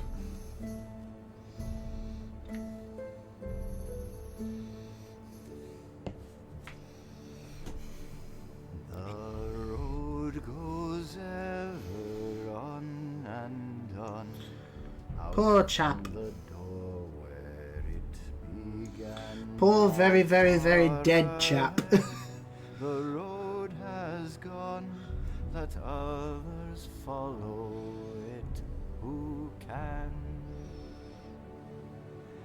Let them a journey new begin, but I at last with weary feet will turn towards the lighted inn, my evening rest and sleep to meet.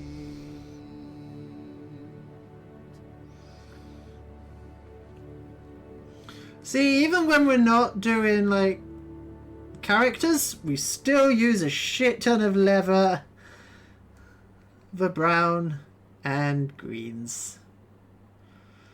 Because Lord of the Rings is 90% that.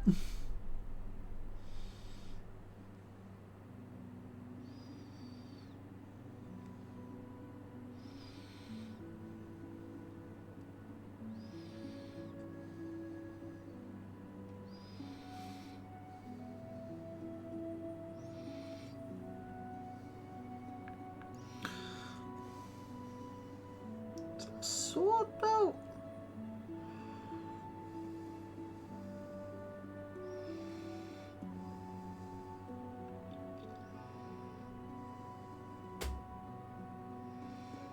The leaves were long, the grass was green, the hemlock was tall and fair, and in And the glade again, a light we're gonna put of stars in some blood red on the cloak as well, and like down on the rock. was dancing there. Just going down from his throat.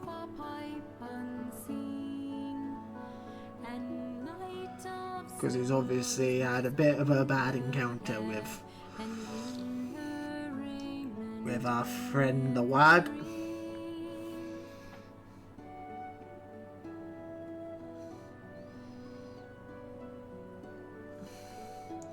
I'm also going to put some blood on and around his face.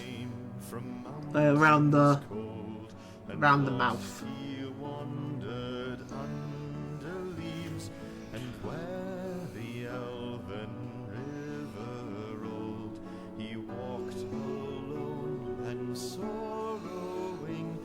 He peered between the hemlock leaves and saw in wonder flowers of gold upon her mantle and her sleeves, and her hair like shadow following.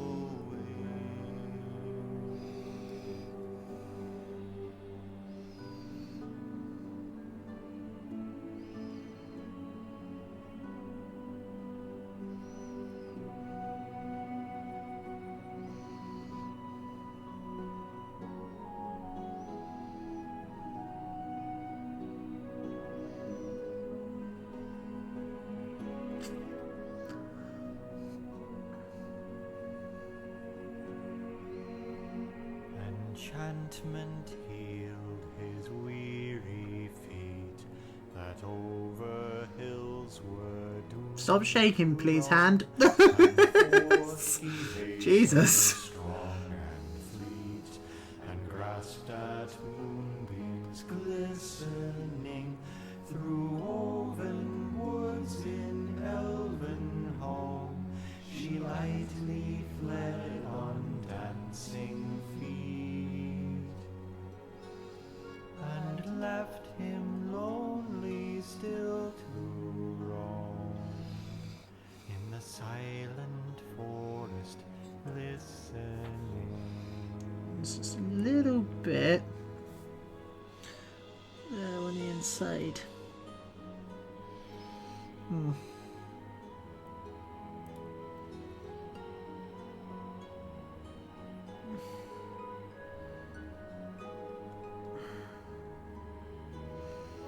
I mean, we will have to repaint the armor, but that's fine. He heard thereof the flying sound of feet as light as linden leaves, or music welling underground in hidden hollows quavering. Now withered lay the hemlock sheaves, and one by one, with sighing sound, whispering fell the beechen leaves in the wintry woodland wavering.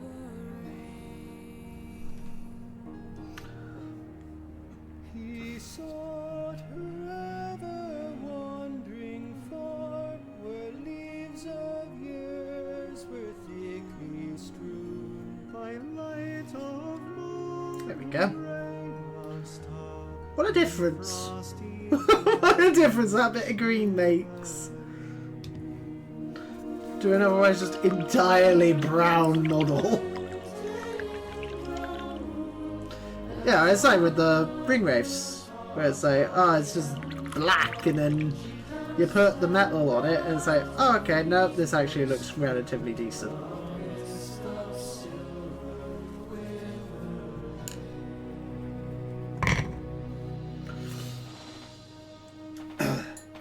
Ow! Caught my tooth from the glass, for fuck's sake.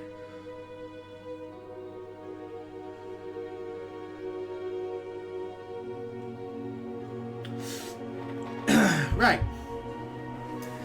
What part can we do while we wait for them to dry? I guess we could do the mouth on the wag.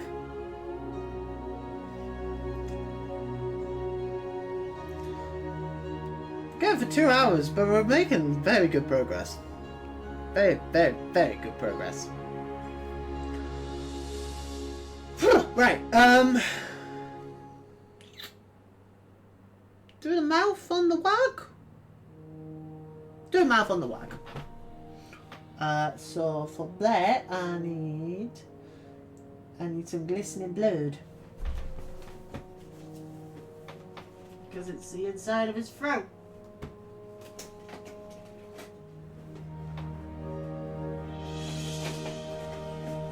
When winter passed, she came again, and her song released the sudden spring, like rising lark and falling rain, and melting water bubbling.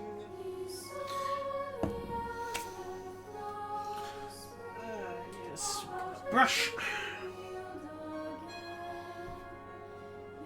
Use the ever faithful army painter base coat of brush.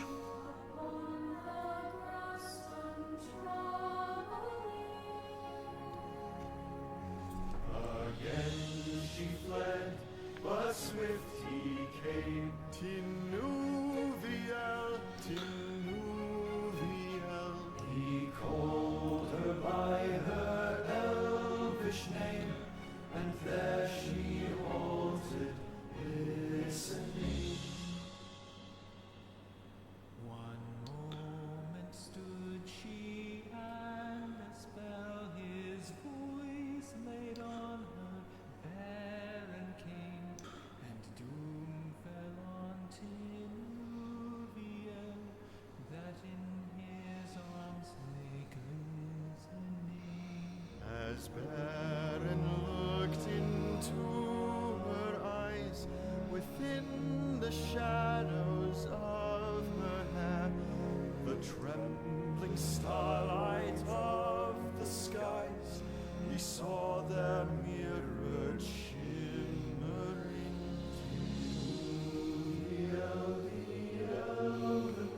See, that is going to be covered over with white later on the teeth, and then it's going back on again.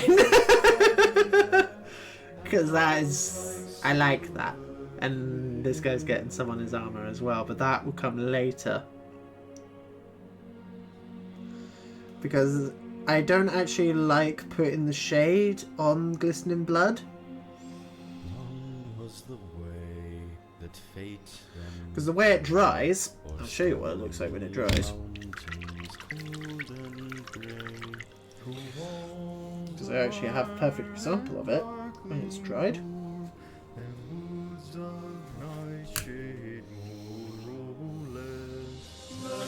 Yes, it is a bit pink.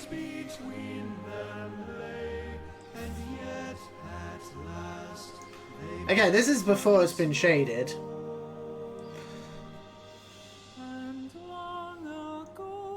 Well, there's no shade paint on this guy. It's just base coat. But I don't know. I might keep. Well, go back in and highlight it, but we will see. We will see. If you guys want to see what it's looked like when it's been shaded, I actually have an example of that up on my Instagram with the Mordor troll that I did a while back. I don't know how far back you'd have to go on the Instagram. It might be pretty fucking buried, but it's on there.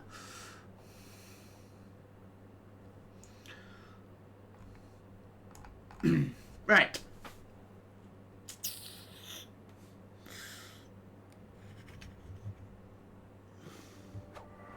Turn it up with new Street Vibe soft taco kits from Old El Paso.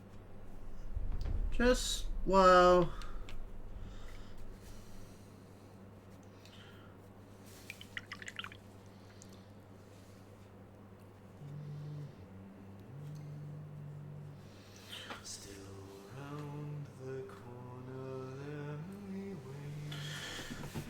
Well, the leather brown is still on palette.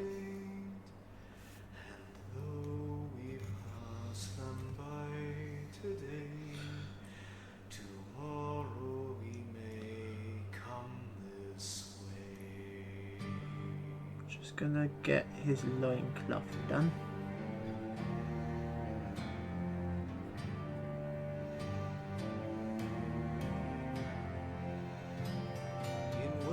season lands beneath the sun. The flowers may rise in spring. The trees may bud, the waters run, the merry finches sing. Or there may be 'tis cloudless night, and swaying beaches bare. So this is why we do multiple models during the streams, because there's an awful lot of Lord of the Rings models where they're primarily one or two colours, and we need something to do while we wait for them to dry.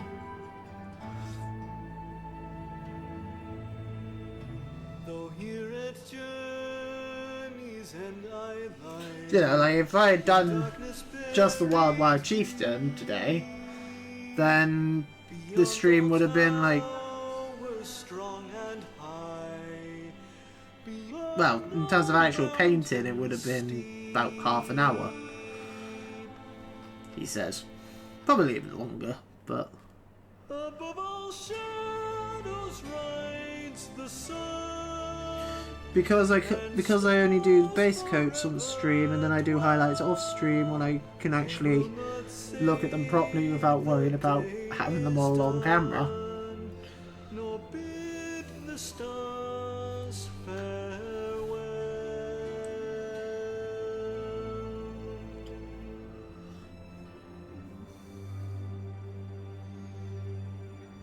And I can sit and properly like look at the model.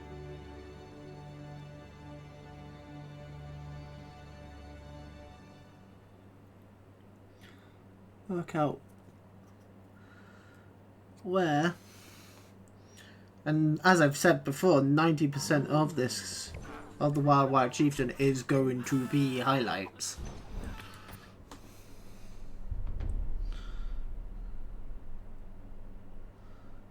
Just going in and picking out the bits of fur.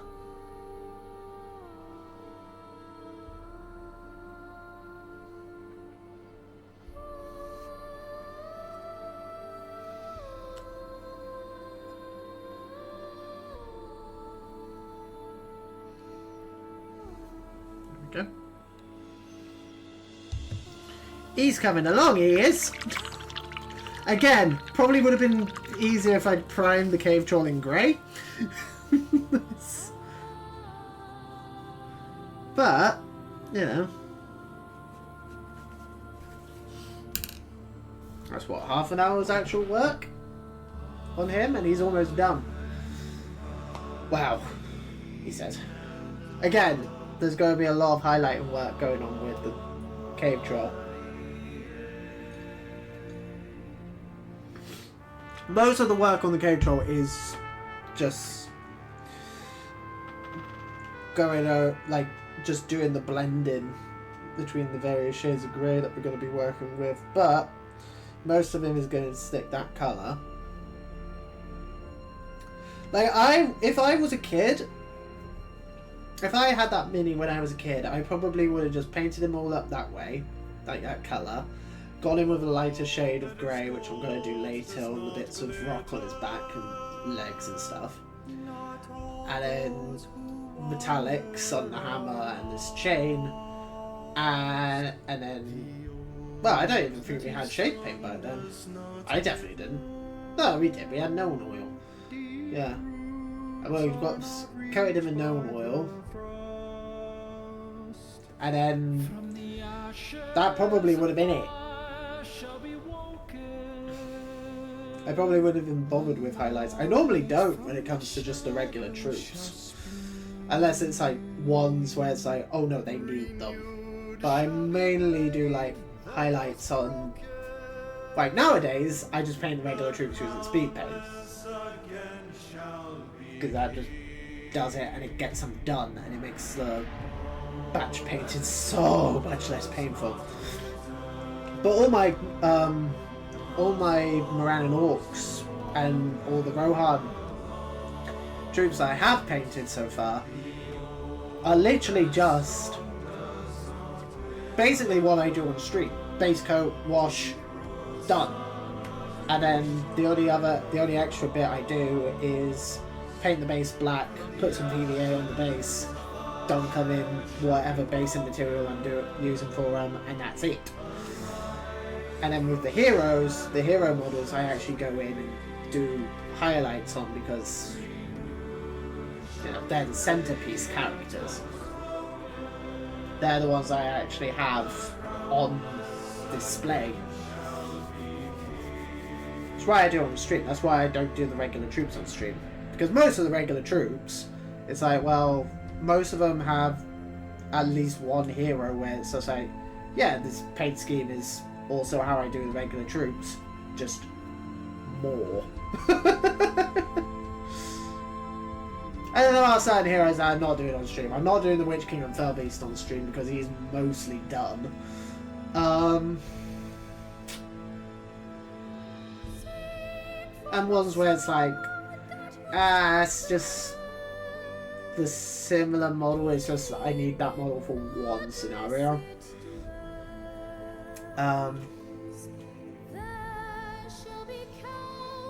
I don't normally do like the mounted versions on the stream because again I fucking hate painting horses.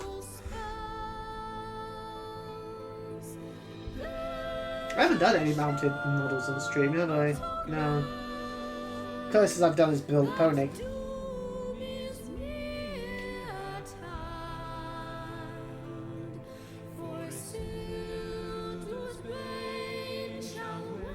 I mean, you guys saw how fucking boring I found painting Build a Pony. Because again, it's like that one, only I didn't prime them in brown. I did the usual priming method of, Xenophile. And I fucking regret that. I don't regret it from like an end point, because like I look at that Build a Pony mini and I'm like, I did a good job with that. I like that mini. But good fucking lord, it was painful to paint because it was just 90% brown. Like him. This fucking guy. And to an extent him. But at least it's not brown, at least it's grey. And, I don't have this shade of grey as a primer. So I would have had to go over and with this shade of grey anyway. But I like it. I like that shade of grey. I definitely made the right choice in terms of which shade of grey to use on his body. Right.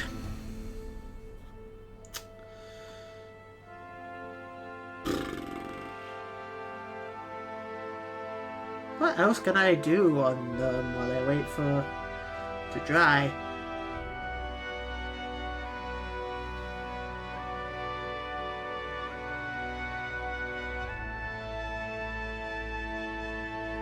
I guess I can do the metallics on him.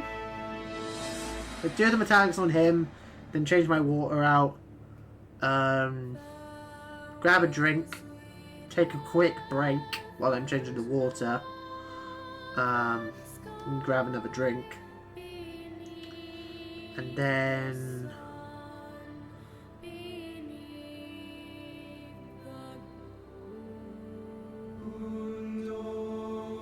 yeah.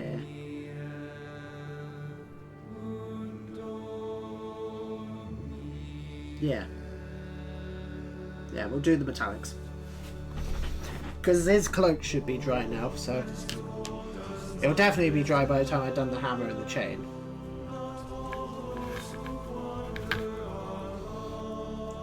So if we do that,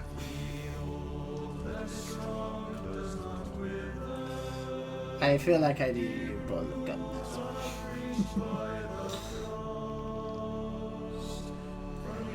essentially, aside from the paints that I strongly need, I'm just working my way through what's left of the D&D paints that have kept me going for the last 3-4 years. Because the only ones of them that I've actually run out is the matte black. The matte black and that ran out very quickly. the leather brown, the gunmetal,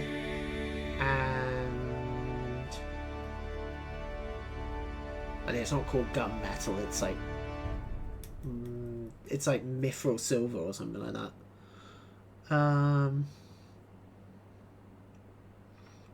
And the washes, like the shadow wash, or dark tone, and brown wash or strong tone. The new Oreo original now has even more cocoa. The tastiest Oreo ever made. I believe those are the only ones I've actually ran out Down at of. the bag. There might be others. Back to me. Fuck off.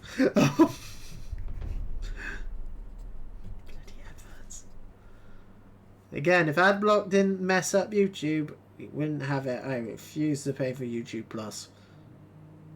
Whatever the fuck it's called nowadays. I ain't doing that shit. I don't know if all these songs are on Spotify either. I've never actually looked. Because I don't have Spotify anymore. I know they're ones. I know they're among the ones where aren't free on Amazon Music. Yeah, with Amazon Prime. But you have to have both Amazon Prime and an Amazon Music subscription. It's like, what? I could just not.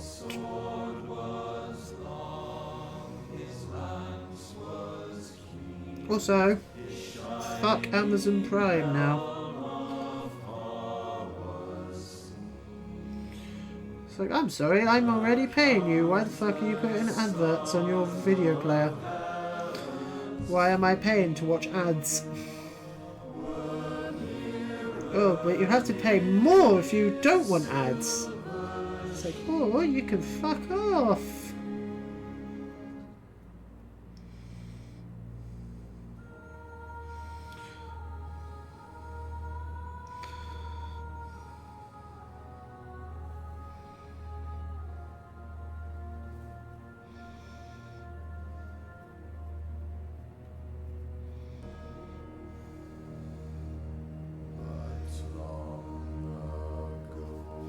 This hammer, does that have a metal handle or is it a wood? It's all metal. It's just one big slab of metal.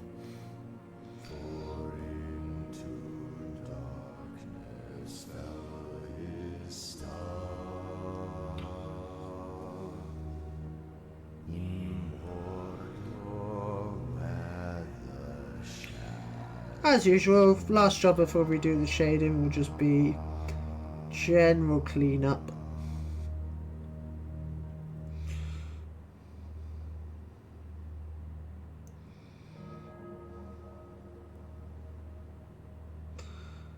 Because obviously using a slightly larger brush gets it done quicker, but leaves us with more cleanup to do at the end.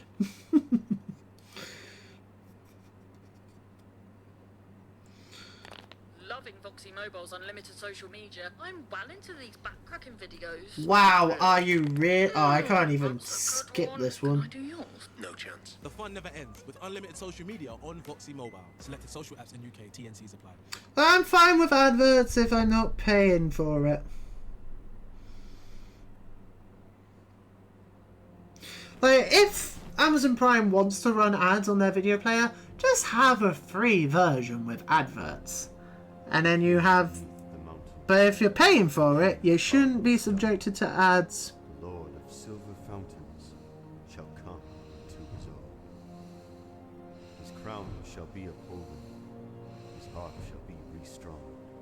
His halls shall echo golden to songs of yore resung. The woods shall wave on mountains and grass beneath the sun. But, you know, I don't really use Amazon Prime Video all that much. I've been using it a lot recently because me and the girlfriend are using it to watch Gotham, which I've got her into.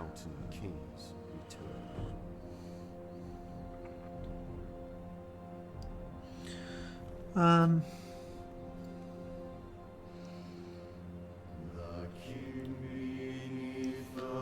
I've not watched Gotham since it aired, so it's been interesting going back to it.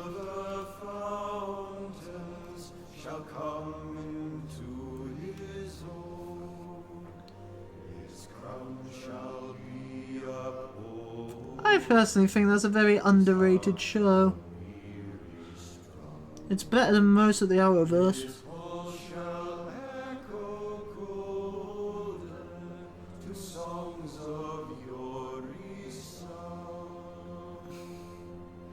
Also has the best live action version of the Joker in it.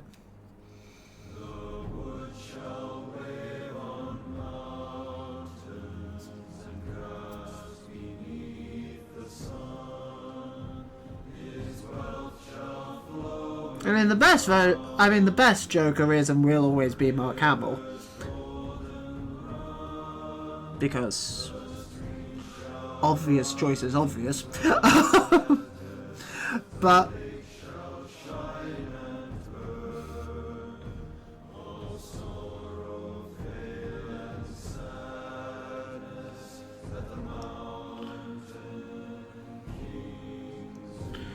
best live action Joker is probably Cameron Monaghan.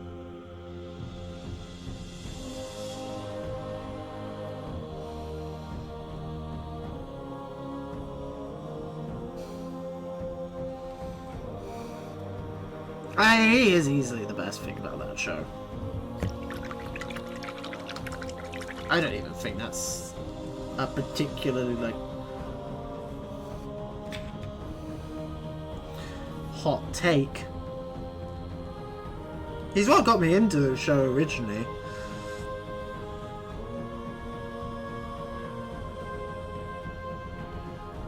Also, I mean, this is coming from someone who hasn't watched The Batman yet. Not the animated show, the Matt Reeves movie with Robert Pattinson and everything. But Gotham has the best version of the Riddler. Has best Riddler and possibly the best version of the Penguin. It's kind of a toss-up between Gotham and the Batman animated series in terms of which is the best Penguin. But it easily has the best version of Riddler.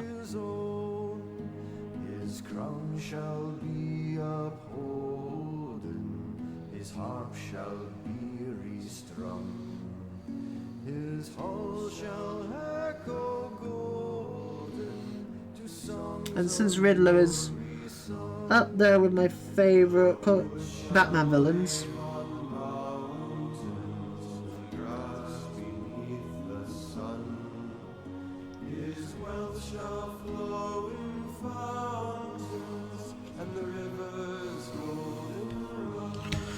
like, I didn't know Riddler was the villain in Zero Year.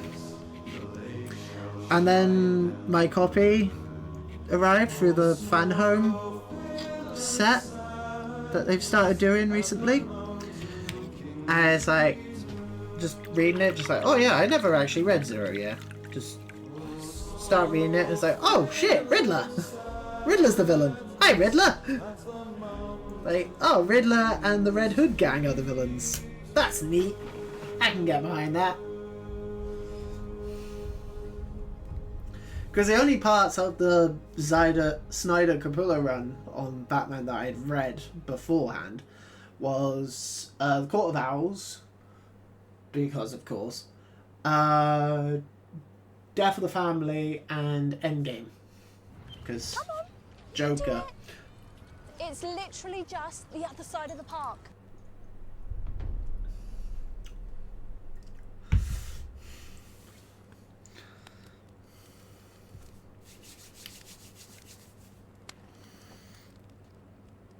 Because I don't tend to go out of my way to read Batman. Of meadow flowers and butterflies in summers that have been.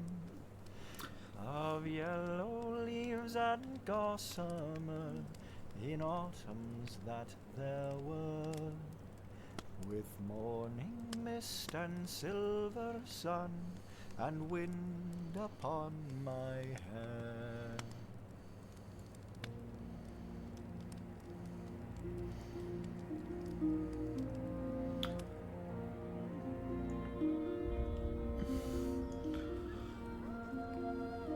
I mean, I don't really tend to read DC all that often nowadays.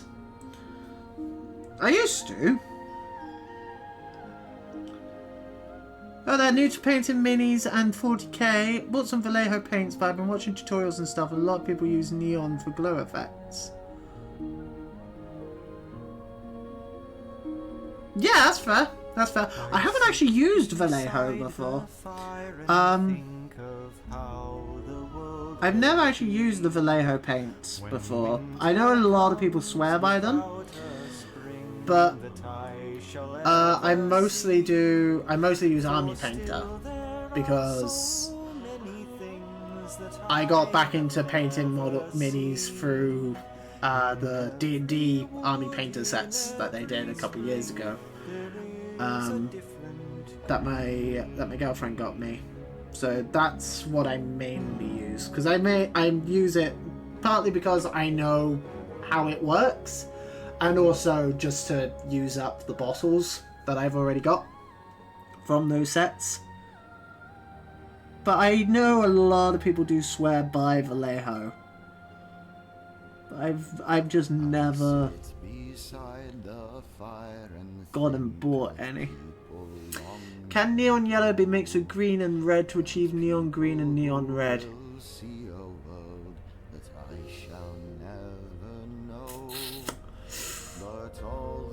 I mean,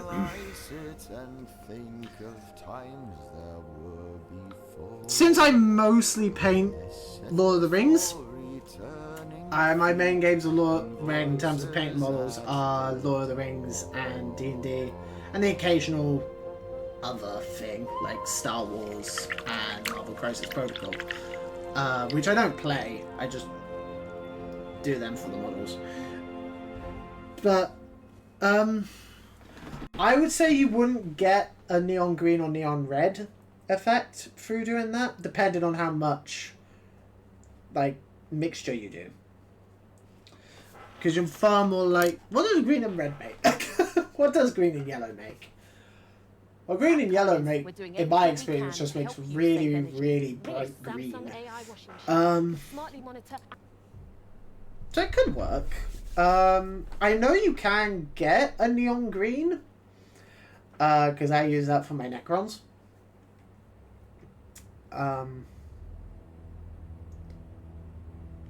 Though I mainly... which one do I use for that?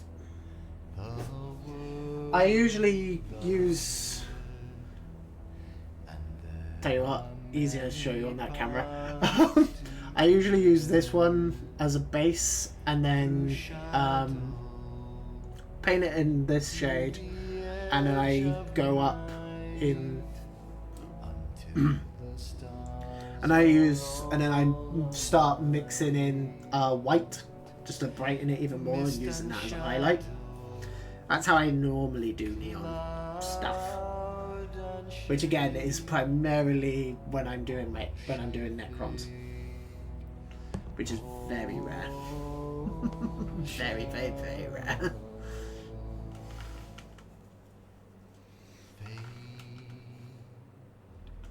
Love Lord of the Rings. First minis I just bought were the Warhammer Space Marine 2 starter set because of the game, and the Fellowship starter set from Lord of the Rings. Green Flame, okay, awesome. Green Flame is what it's called in this set. Again, it's from the D&D range, which I don't know if you can still get. This particular bottle is from the Monster set, although it's the old Army Painter stuff. It's not Fanatic. Let me have a look. I don't know what the actual name of it is called. It might even be Neon Green. But I'll show you what you get. Because I also use this for like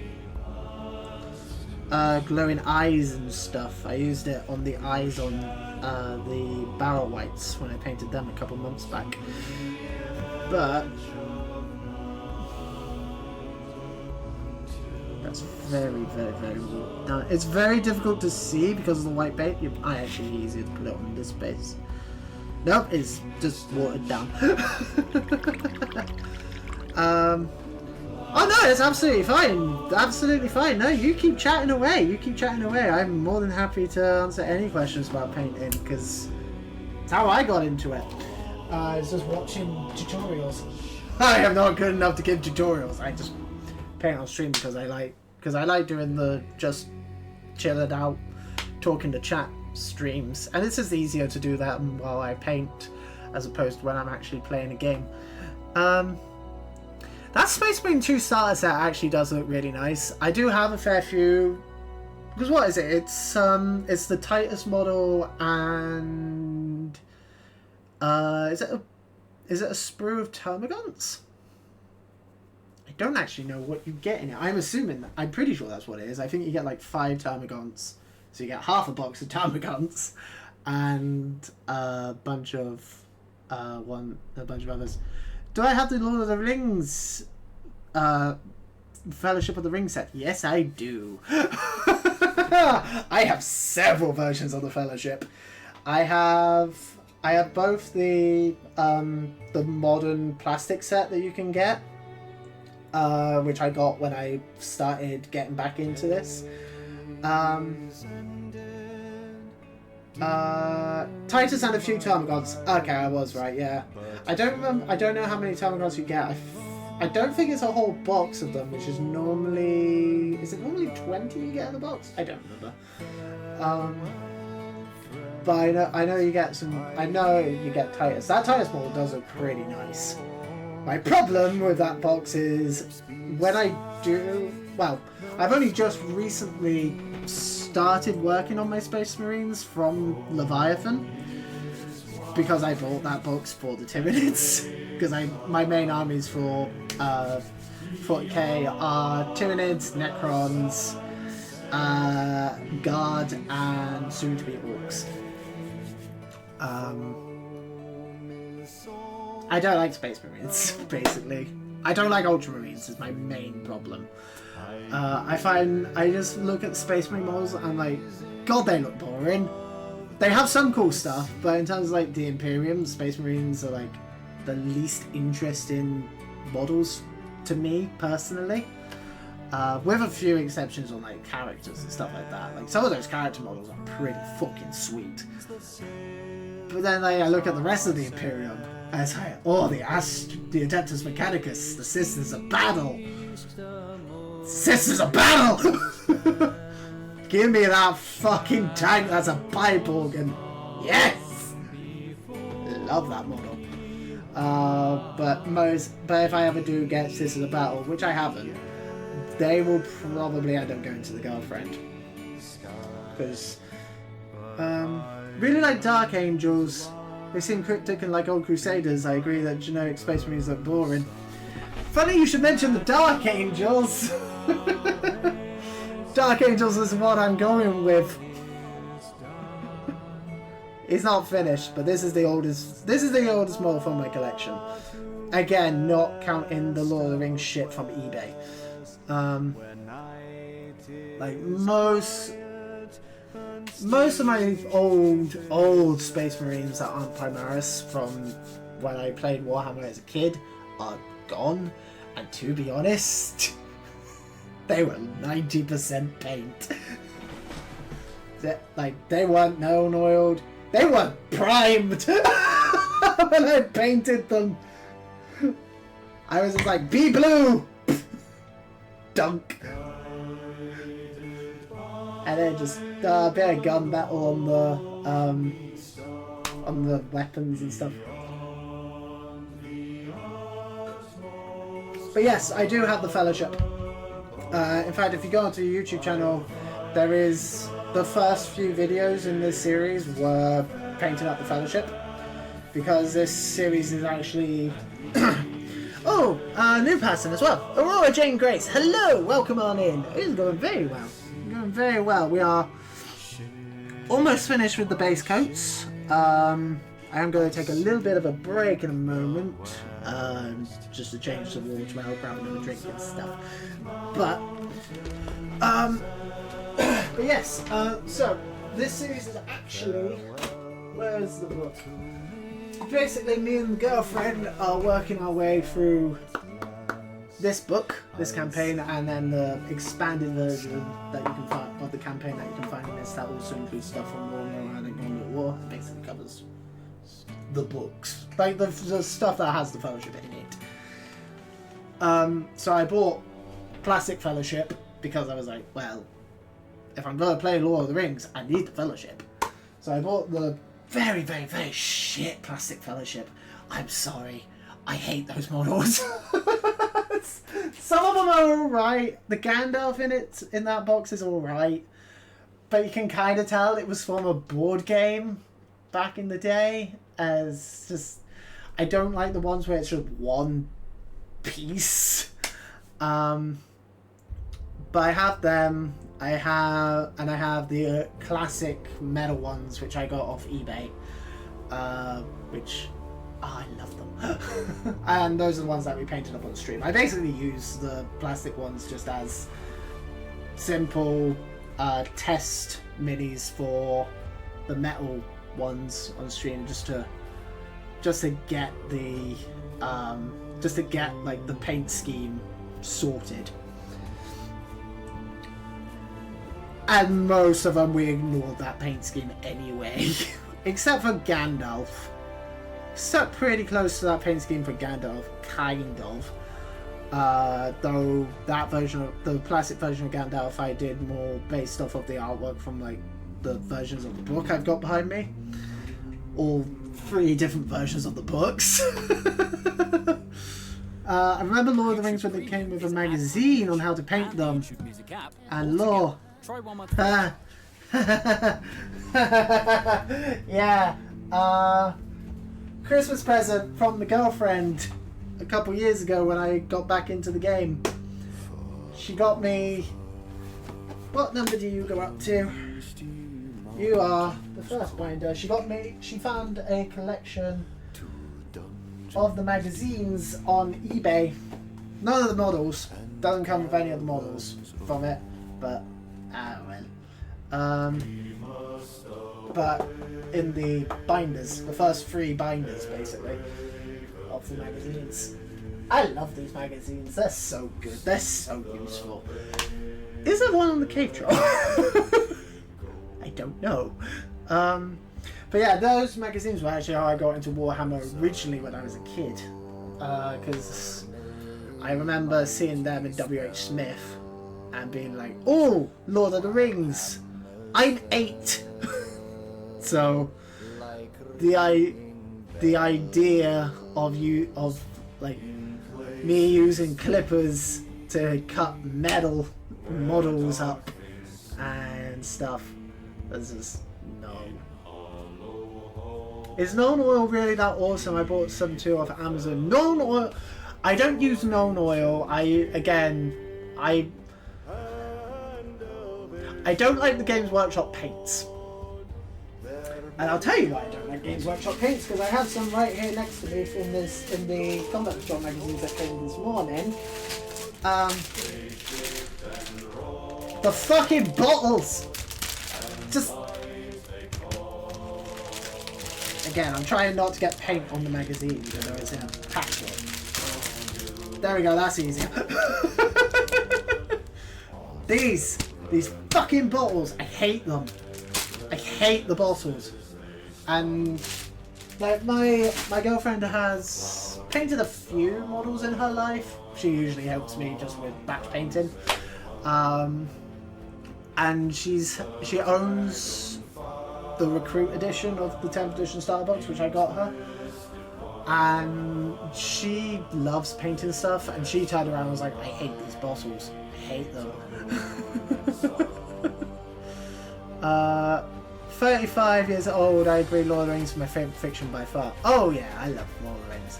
But the main issue I had with Lord of the Rings when I was a kid, like the miniature game, is just the fact no one around me played it. All the people who I knew were into Warhammer did 40k, and that was it. They didn't touch fantasy, they didn't do anything like that, they were only 40k.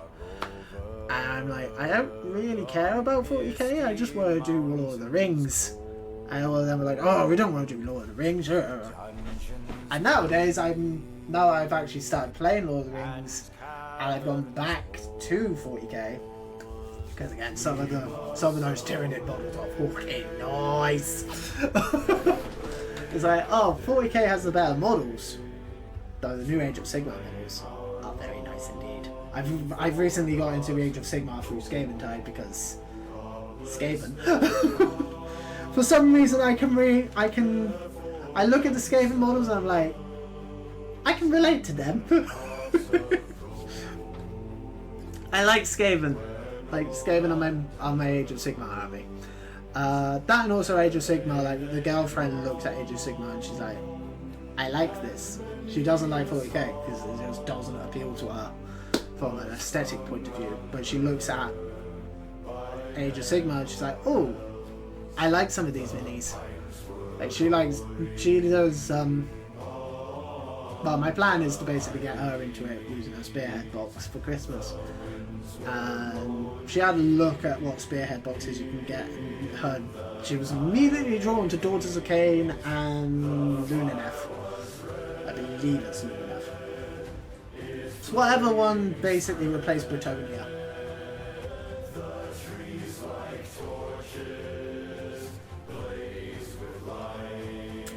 But yeah, and also then, like, Lord of the Rings, she'd never watched Lord of the Rings until she met me. I made her sit down and watch it, and she's like, oh, I like these. And, you know, I show her, like, the Space Marines and Tyranids and stuff like that. She just looks at it as like, I have no idea what these do. I don't know how they work. Meanwhile, when we're playing the Middle-earth strategy battle game with the campaign, she's playing the Fellowship, she's basically doing the good side of the campaign, I'm just playing the evil stuff. So I get to play with more models.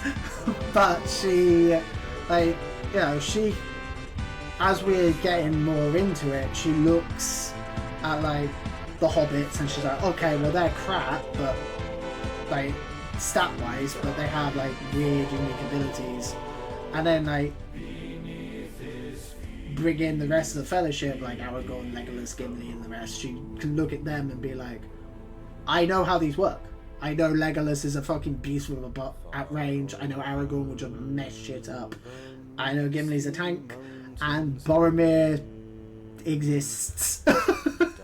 And she's also like, well, I know Gandalf is my magic user. Remember going to Warhammer World when I was 15, playing a gaming group using my Airfloor, Lord of the Rings, and coming forth in first one. Oh, well done! Well done. Very, very, very proud. Very, very, very proud. Also, thank you very much for the follow. Thank you very, very, very much. Do hope you enjoyed. Just to let you guys know as well, if you're only here for all the painting stuff, I do games. I do other stuff. I normally do. I don't normally stream on Mondays. I'm streaming today because I'm working tomorrow. But I do. I normally do Final Fantasy 14 on Tuesdays. Oh yeah. In fact, I'll jump over to the webcam because I'm going to take a little bit of a break in a moment, just change my water, get a little drink, use the facilities and the like. What am I saying? Yes, schedule. So I normally do Final Fantasy 14 on Tuesdays, where I play with chat and work my way through the main story quest stuff. I do modern games on Wednesdays. At the moment we're doing Persona 5. And retro stuff on Thursdays, where at the moment we're doing Blood Omen. Blood Omen Legacy of Kain to get ready for the remasters of Soul Reaver coming out in December. That and also because it's October, and that's kind of horror. It's not, but it's close. And then on the first Tuesday of every single month, we do these painting streams where we're getting stuff prepped for the narrative campaign. So we're at the moment doing Moria shit over the next few streams. So we got the Cave Troll and Warg Chieftain today, obviously. Next painting stream for next month will be the Goblin Commanders, because I've already painted up all my Goblin Warriors, but we're going to be using it as a way for me to show you guys the way how I paint Goblins when I don't use speed paint. And then after that, for the next few months after that, we'll be doing the Watchman, the Water and the Balrog. Yay! I don't know how long those are going to take, especially the Watcher. The Balrog I reckon I could probably do in 1, maybe 2 streams. The Watcher and the Water I don't know how to take. And then, aside from that, the only other Fellowship of the Ring ones that we'll be doing will be Haldir, both versions of Haldir, in 1 stream, and Lurtz and Ugluk. I'll probably throw the Scout Captain in there as well. And then we're into 2 Towers! Woo. Well, the first 2 Towers stream will be Éomer and Gollum. And after that, I don't know. We'll probably do the other named Uruk-hai from that list, and like the stuff that came out with War and Rohan. Anyway, I'm going to take a very quick break now, folks. About 2 hours left of the stream or so. Plan is to get the base coats finished, which to be fair we're almost finished with, and then we'll do shading, and then that'll be it for the day, because I like to give the shading time to dry overnight, and then also that way I've got time to have food and do some late minute prep for D&D tonight. Right, I'll be back in just a little bit. If you guys aren't here when I come back, thank you very much for joining in the stream. Otherwise, I will see you guys in a little bit, and we'll actually get some painting done when I get back, because at that point the paint will definitely have dried. Right, back in a bit. This game has become really disillusioned. And I'm back. Hi. So, yes. What am I doing? Painting. That's what I'm doing. He says. I spent most of the stream just sitting here chatting. We've only done like about half an hour of actual painting on this stream. So, sorry YouTube people. But thank you. I mean, they're very simple minis. I mean, the Warg Chieftain was 90% done by primer. Oh, he's 90% brown? I have brown primer. I am painting him brown. I made that mistake with Build a Pony. And the fact that I play Rohan, even though I hate painting horses. Whoa! That makes sense in my brain. It's not my fault. 90% of my favourite characters are Rohan characters, so that's why I play Rohan. I like Theoden, I like Éomer, I like Éowyn, I like Gamling in the book. I like Erkenbrand in the book. Unfortunately, I can't get an Erkenbrand model. I've looked. I have not been able to find Erkenbrand, even on eBay. The closest I've ever come to actually being able to get Erkenbrand is on eBay. I found Erkenbrand's torso. So, you know, it's a start. But my plan for Erkenbrand is basically either a Rohan Royal Guard or there's that Rohan mounted Rohan command pack, where in that there's a like old ass looking dude where they painted him up on the website to essentially be Erkenbrand.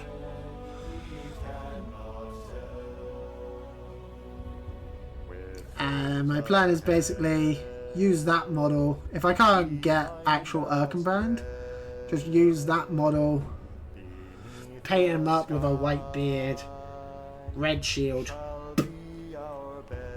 It's like, there you go, that's Erkenbrand.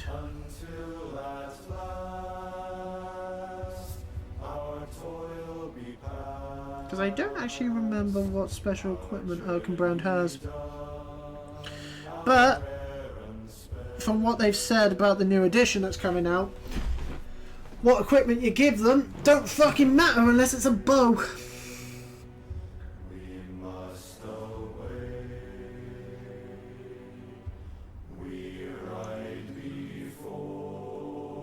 Now comes the really boring part.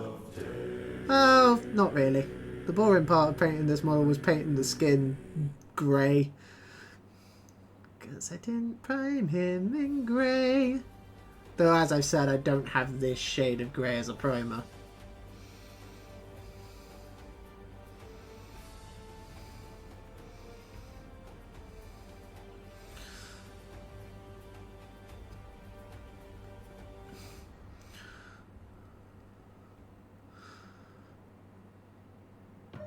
But now we just go along his entire back, just picking out all these individual little rocks on his back. And then his knees.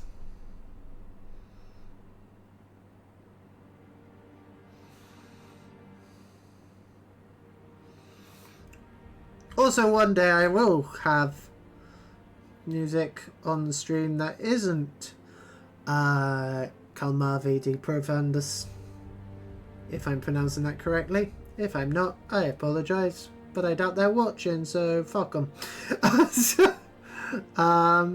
But yeah, they're easily the best example of Lord of the Rings music, and I can't use the soundtrack.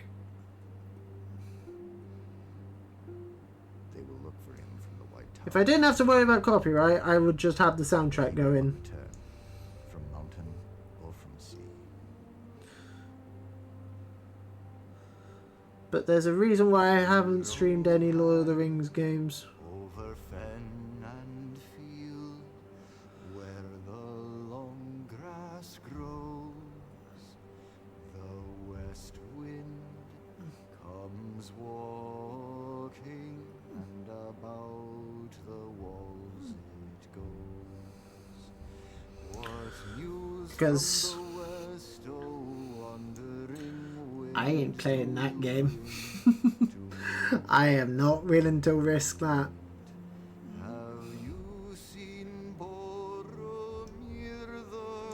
If I could get away with it, I would have absolutely have streamed the movie tie-in games from back in the day by now, and like Third Age and stuff. It's the only reason why I haven't done the Lego game as well. I saw him walk in empty lands until he passed away into the shadows of the north.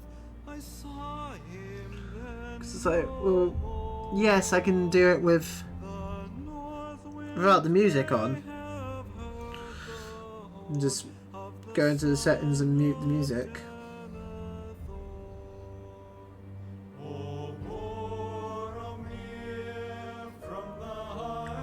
That's like,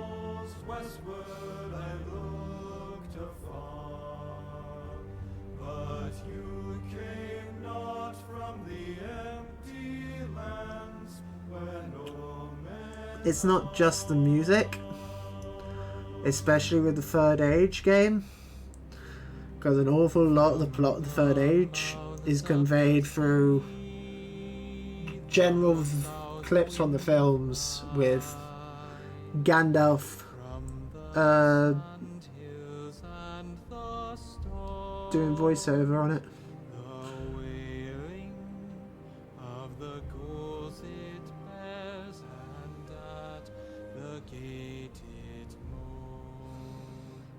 What news from the south, oh sighing wind, do you bring to me at eve? Where now is Right, we do this side, and then we leave it to dry, and then we'll do this the other side after. Ask not of me where he doth dwell, so many bones there lie on the white shores and the dark shores, under the stormy sky. So many have passed down and in to find the flowing sea. Ask of the north wind news of them, the north wind sends. Fun fact for those who don't know, this song is actually how I found this channel.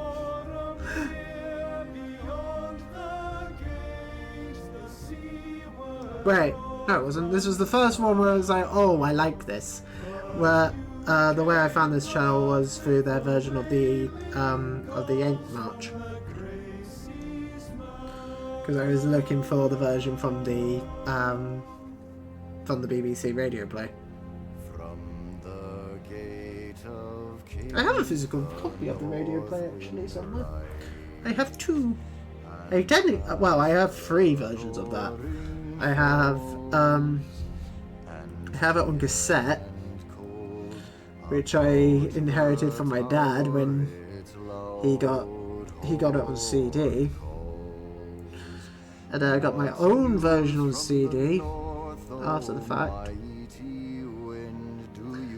and then I also have the Audible version as well. What news of Boromir the Bold, for he is long away. I really like the radio play version. And I heard his cry, the many foes he fought. His cloven shield, his broad. But I look at the cast list for that, and it's like, what the fuck? His head so proud, his Ian Holm as Bilbo, not Bilbo, Frodo, which, if I remember correctly, is part of the reason why he played Bilbo in the film. And Bill Nye is Sam. It's like, what?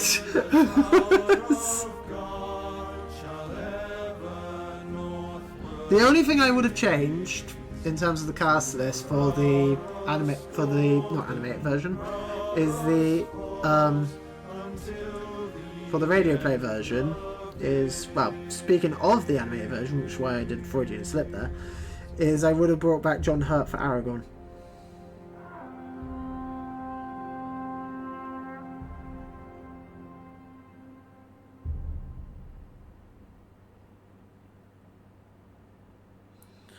Which might have been the first thing I knew John Hurt from.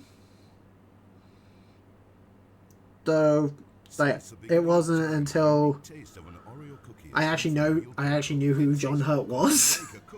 But I was like, oh, that's that John Hurt.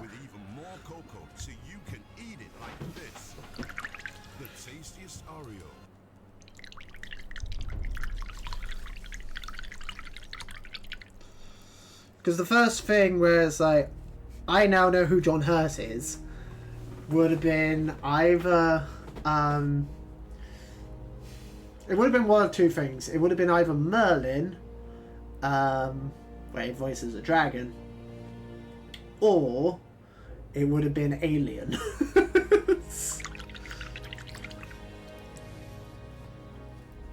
Like the BBC Merlin, I mean.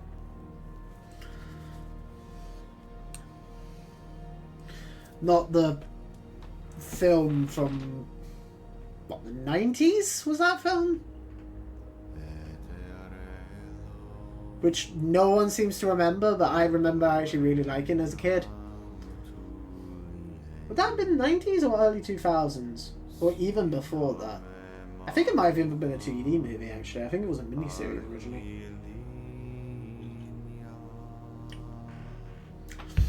But I'm pretty sure that was like one of the first things that Helena Bonham Carter did as well. Because she's Morgan Le Fay in it. When did that film come out?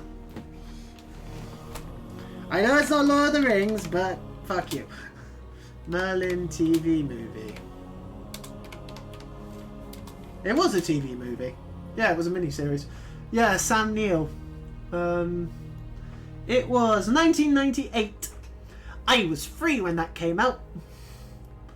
But I found that through a really weird way. I got the script as a book. And then I read through that. And then many years later, they had the I think they gave it away for like on DVD for free in like the Daily Mail or something like that. And that was how I watched it. It's got a hell of a cast actually, like looking at the cast. Sam Neill as Merlin, Helena Bonham Carter. Was it the first really major thing Helena Bonham Carter did?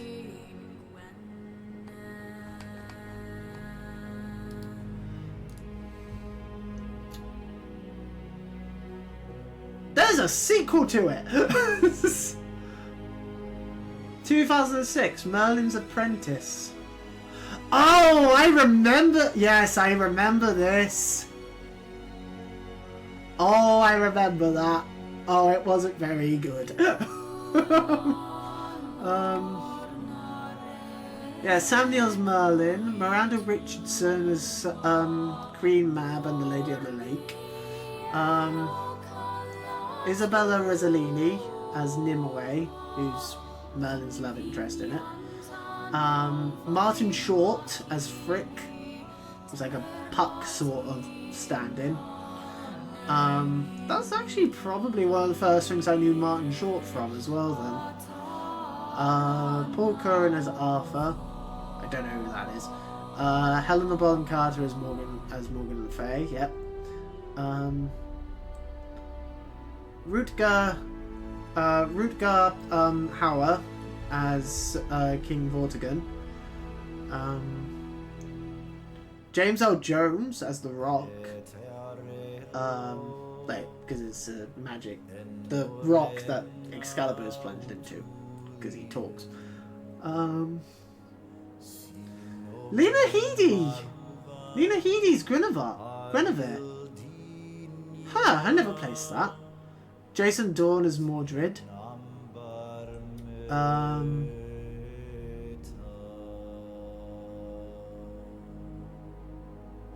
He was in Waterloo Load. Jeremy Sheffield as Lancelot.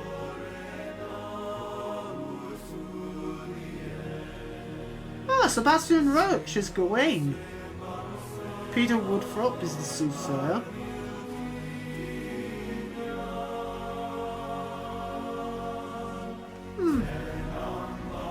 I need to rewatch this film. Slash miniseries. I haven't watched it since I was a kid. I don't even know where that DVD is. I think that DVD like died. I think it was one of those ones where it just stopped working over time because I used to watch it so often. And as the PS2 slowly died, it killed it.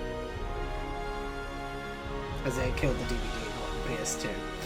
The PS2 just died from age because it was one of those ones where it was like the first batch of PS2s. which went bad later on in life. I cried when that happened. I loved my PS2. I still do. PS2 is the best game console that they ever made.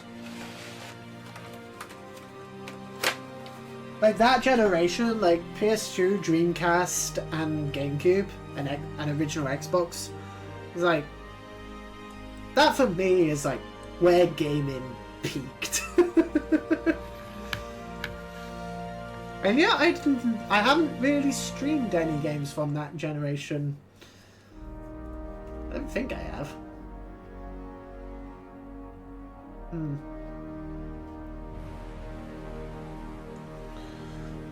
The closest is like the Pokemon games from that generation, like the Game Boy Advance / DS Pokemon games that we've done so far. And like Crisis Core. Hi.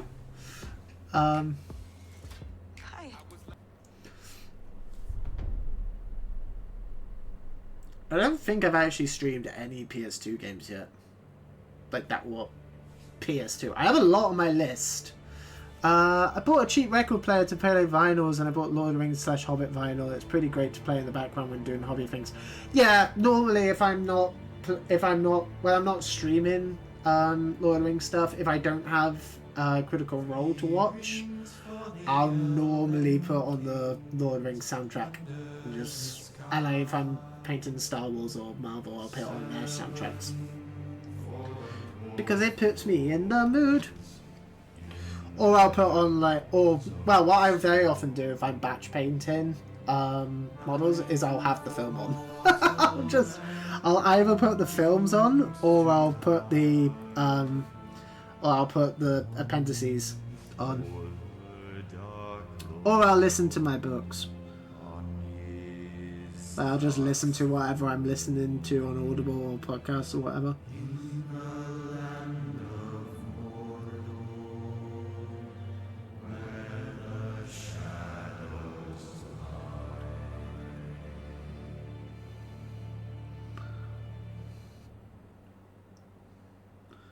That's the thought. I get my monthly Audible for this month in a couple of days. I already know what I'm going to use it on, because I haven't got the new audiobook versions of Lord of the Rings with Andy Serkis reading it.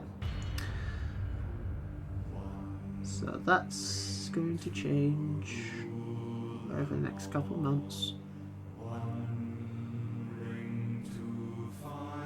Because I'm a nerd.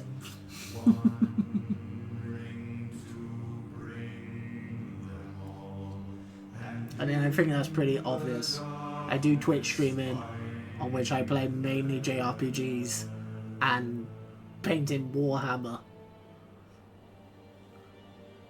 I think the fact that I'm a nerd is pretty well established here.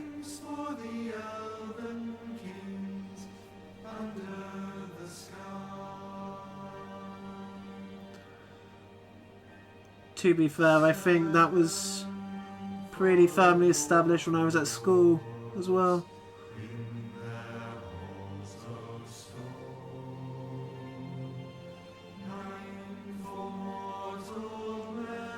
Where I spent what time at school I wasn't in lessons, sat reading fantasy books.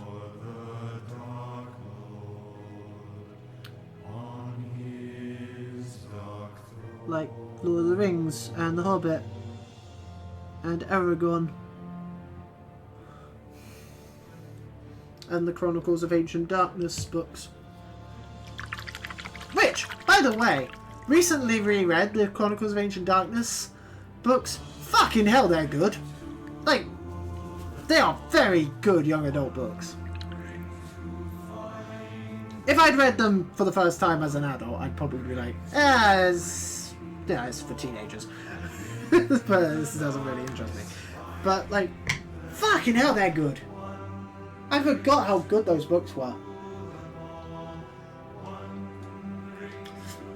They do, however, suffer from like very common problem of young adult books reading as an adult, where you know, young teenage kid being the main character is like, Jesus Christ, you are insufferable sometimes. Which is the same problem Aragon has. Because I recently reread all of them as well. I say reread. I listened to the audiobook. I listened to the audible versions. I don't have time to read.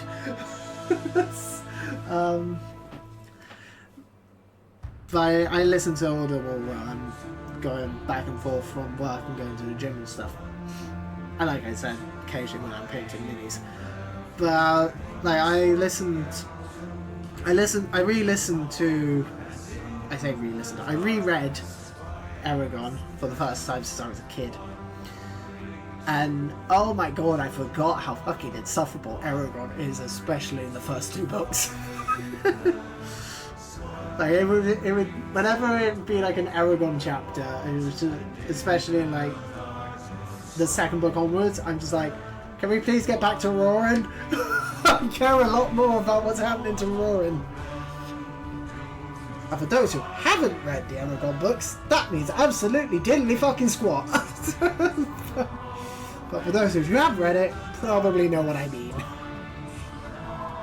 Also, fuck that film. Fuck that film. That was the film where I was a kid, I watched that film, and I was like, ha. Sometimes adaptations of books I like don't make for good films. Even though Aragon would make for a really good film. If it was done right.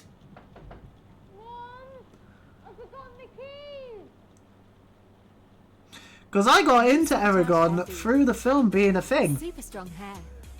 Because they announced it, and I was like, oh, that looks really cool. Because it got dragons in it, and I'm a teenager, and dragons do be cool. Like, young teenager at that point. And I'm like, yep, dragons do be cool, so I'm gonna watch that. And I found out it was a book, and I was like, oh, I need something to read, because I'm in between Harry Potter books, because they're still coming out at this point. And this looks really up my alley, so I'll read this book, get ready for the film.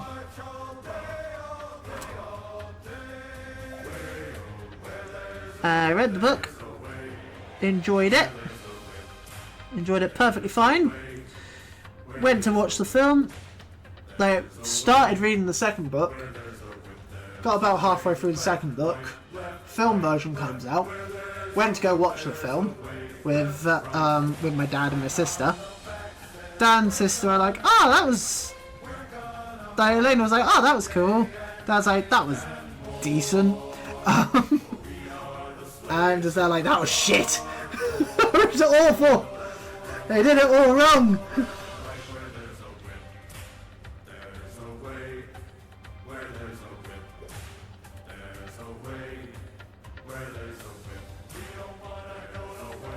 They cut out so much stuff, and what they did wrong. Version of Aragon that doesn't have Agatha in it. What the fuck?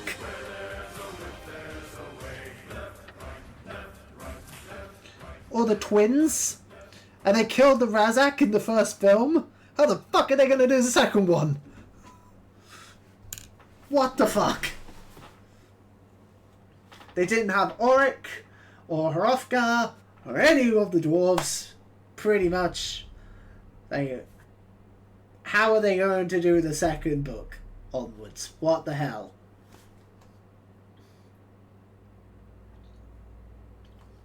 Half of the second book is dedicated to Aragon's cousin Roran fighting what are called the Razak, which is essentially the Aragon version of the Nazgul.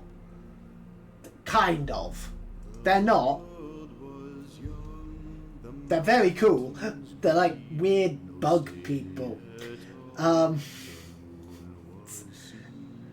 Aragon gets fucking out there. Like, it's very much based around like it's similar to how in the first season of Game of Thrones, they cut out a bunch of the prophecy stuff. And then they had to do catch up with the other ones. With the later seasons. I mean. And then... But like, so... Blah, I don't know what I'm saying. What was I saying? Oh yeah! I remember now. Like, prophecy is very important in the Aragon books. And they cut out the fortune teller character, who sets up basically the entire character arc for Aragon when she reads his prophecy, and they cut her out.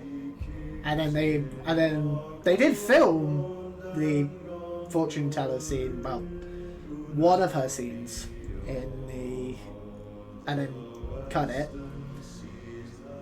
And I've watched that scene. No. They made it like weird, sexy, almost belly dancer kind of character, and it's like, that is not Agatha. Agatha is a fucking weirdo. She is just classic old school, like, weird witch who lives in the forest. Who is like weirdly one of the most powerful characters in the entire series, and her backstory is never elaborated on. It's like, and like, on one hand, it's like, oh, this would be like a really bad bit of storytelling if it was done otherwise, but it's literally like in the text, it's literally just said, like, because Aragon's constantly like, what the fuck? How can you do all this? And she's just like, why does it matter? It don't matter. Like, I can just do it. That's all you need to worry about, is the fact that I can. You don't need to know how, just know I can. You don't need to know that I can. You don't need to know how I can kill you with a thought, just know I can. Fuck you.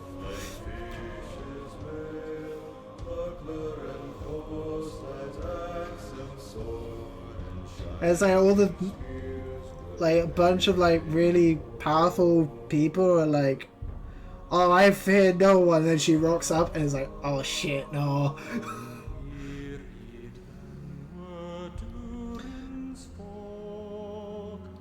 It's like, what?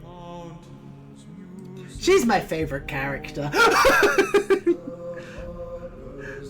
Because aside from when she like goes all like action mode, she's like just weird, and she just says the weirdest shit. Where she's like, "Oh, I'm gonna spend a few days just trying to work out whether or not toads actually exist, or if they're just frogs in disguise." And that's an actual subplot.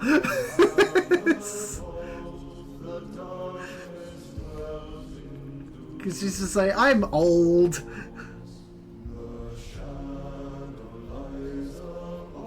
I'm old. I have weird fortune-telling powers which are never really elaborated on.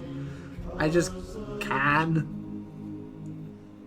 And I've lived a really fucking long life. And this is just what I do now. I just have weird hobbies. And I hang out with a werecat. I really like the Aragon books. I need to read the new one that's just come out.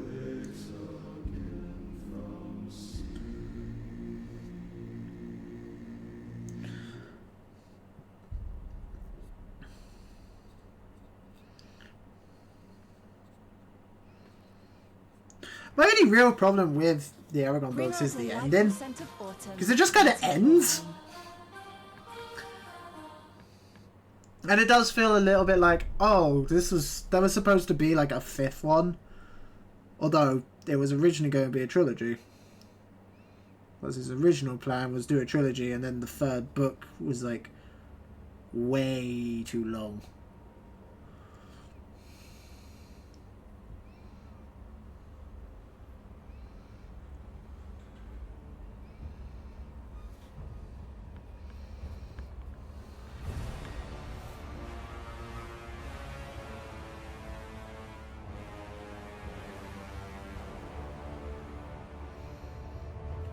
I know I haven't really talked about like what I'm doing and like Lord of the Rings much, but I've just been talking about other weird shit.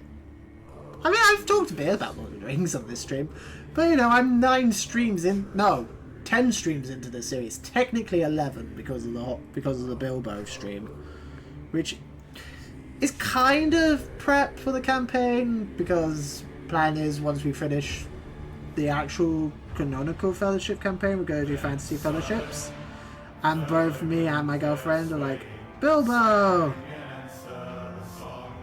For stand-in for Frodo.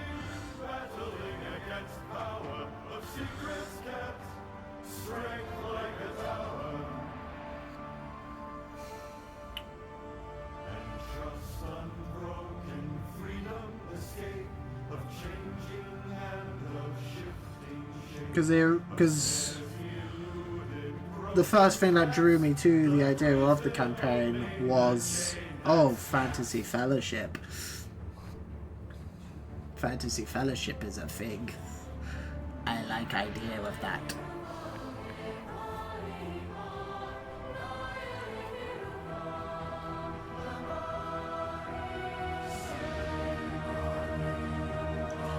But we made the decision of it will probably be easier to learn the game for her anyway if we do it normally first.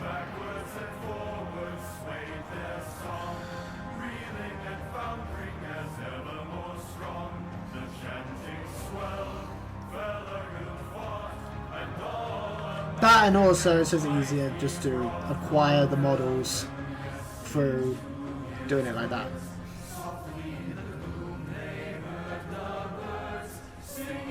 Because, you know, I buy one box, I have Fellowship. Even though I bought the Fellowship twice.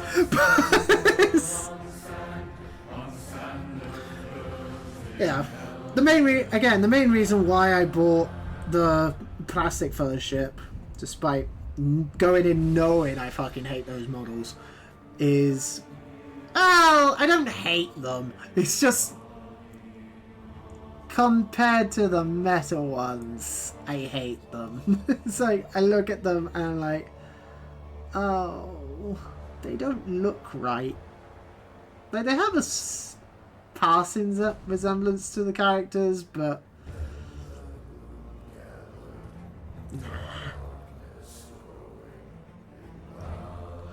if you guys can get the Metal Fellowship, absolutely get the Metal Fellowship. Those models are lovely.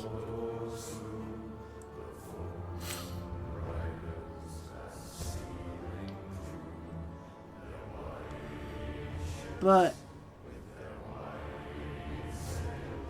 yeah, I mean, I got lucky and found a sealed box on eBay from back in the day.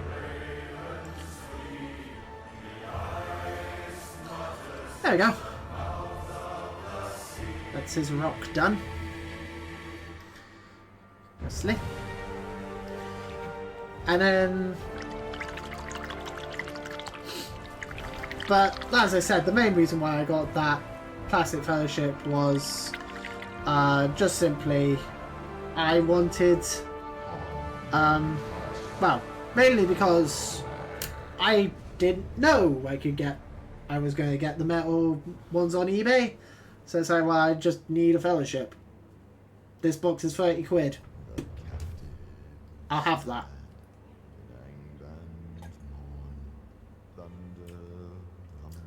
And I got the Metal Fellowship. Which is why I didn't paint the plastic ones on the stream. I painted the metal ones, because the metal ones are the ones I actually use.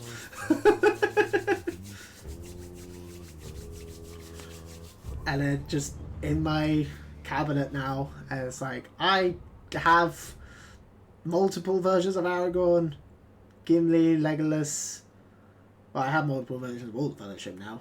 I have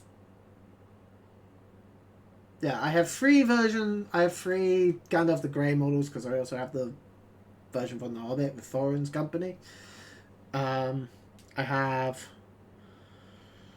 3 versions of Aragorn, Legolas and Gimli because I have the plastic and metal versions from the Fellowship boxes, and I also have the Defenders of Helm's Deep box.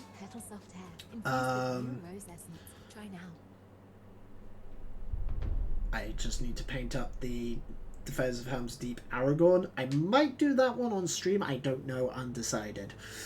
I fucking love that model. That model is gorgeous. And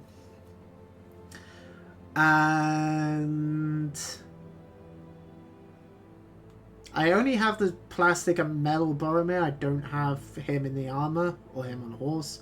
I don't have the mounted versions of Aragorn and Gimli. I have the plastic Gandalf the White.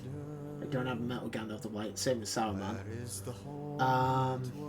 But I just got them through the battle hosts. Where is the helm and the harbor and the bright hair? Do I have versions of the Hobbit? No, I will do though in time, because plastic. I mean, I have the armored versions of Merry and Pippin, who will be done on stream way down the line, and I will be getting them like Two Tower era with the elven cloaks and everything. I will be getting them because Treebird. Same with the Two Tower version of Frodo and Sam through getting Gollum. Unless I can get a cheap Gollum just on his own. But my goal is kind of to get every single version of Aragorn because I like Aragorn. My two favourite characters are Aragorn and Sam. In terms of like the Fellowship. My favourite character in literature in general is Bilbo. But I'm not overly fond of any of the Martin Freeman Bilbo minis. And there's only the one Ian Holm Bilbo, I think. I'm pretty sure there's only the one Ian Holm Bilbo, which we did last month. I'm so proud of that.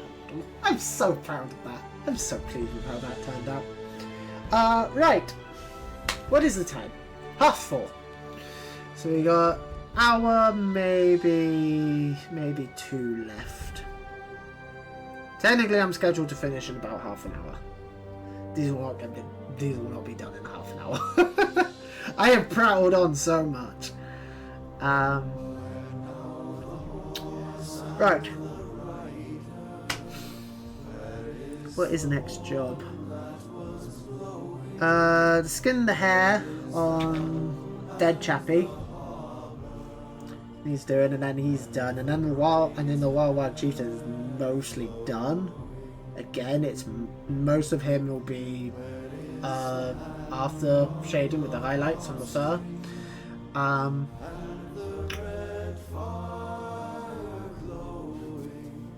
Do I want to grey up the fur now?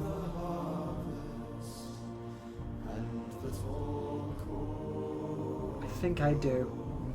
I think I do actually. Yes, because the way I do grey hair is I don't use grey. Because I demonstrated this when we did Gandalf.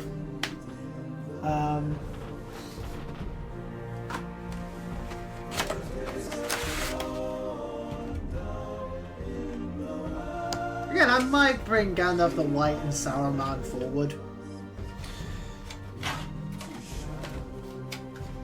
I need to decide who I'm going to do with Radagast, because I don't have Radagast.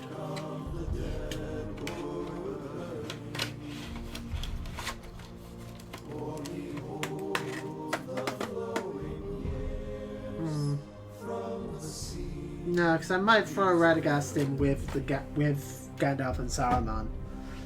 So if we've already done Gandalf the Grey, there's not really any other model to pair with Radagast. Really. That like fits thematically.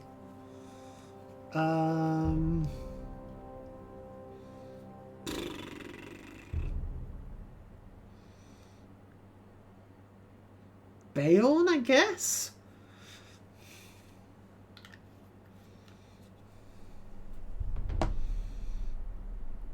He might be the best one. In terms of like, yeah, that fits.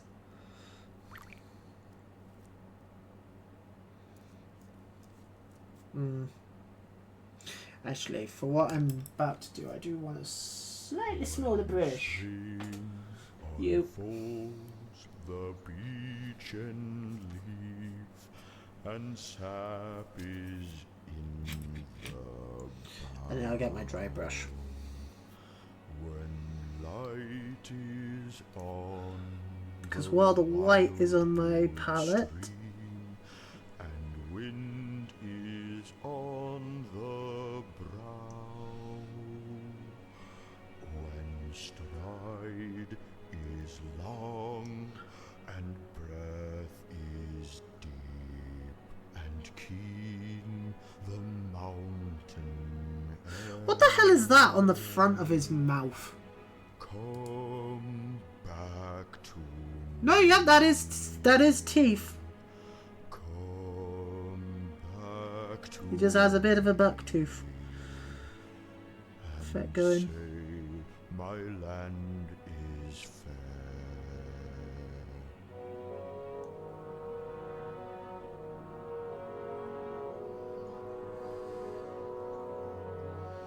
They actually don't have many teeth.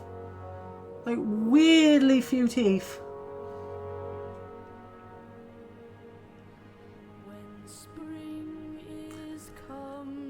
Because I look at this mini and it's like, oh, there should be like a whole mouth full of teeth.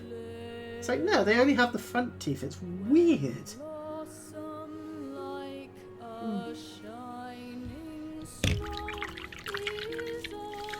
Right.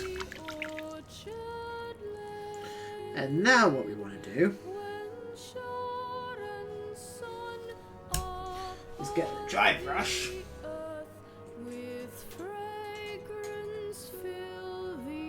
My dry brush. Where is my dry brush?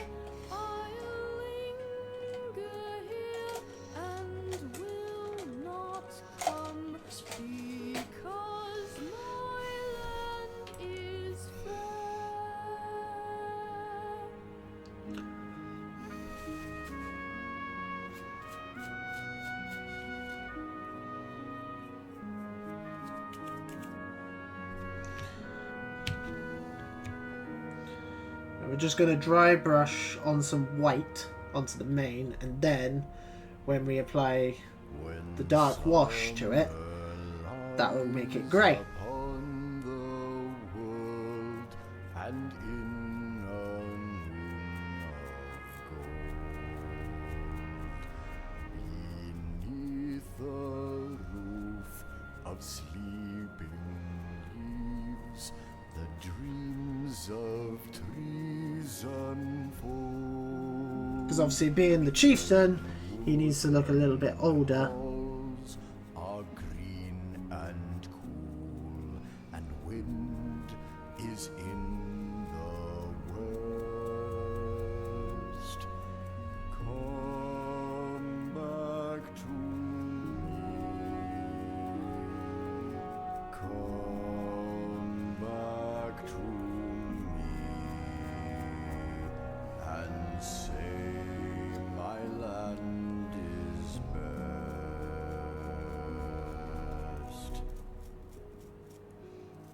When summer warms the hanging fruit and burns the berry brown, when straw is gold and here is white, and harvest comes to town, when honey spills and apple swells, the wind be in the west. Bit too much on that, but that's fine, we can fix that. Beneath the sun, because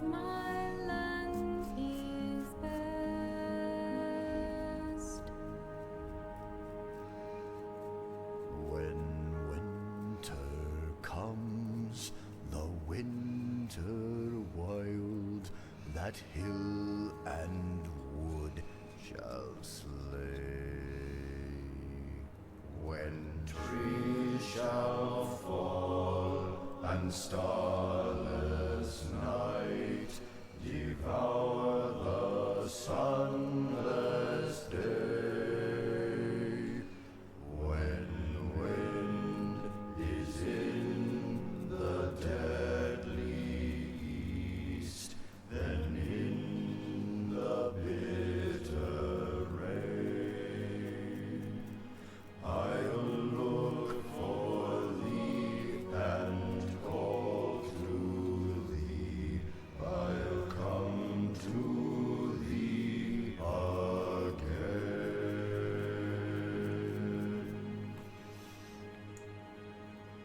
There we go.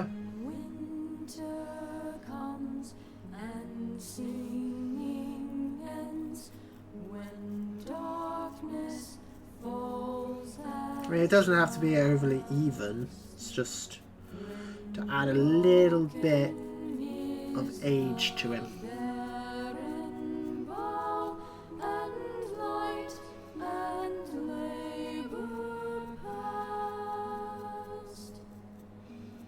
I'll look for thee and wait for thee. There we go. Until we meet again. And essentially the idea is, once when we add the shade to him, it will darken it to the point where it will look more grey than white, which should work.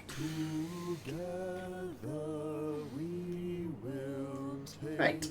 the road that leads into the west. Need to do this chap's tummy now. And for A little slightly lighter grey.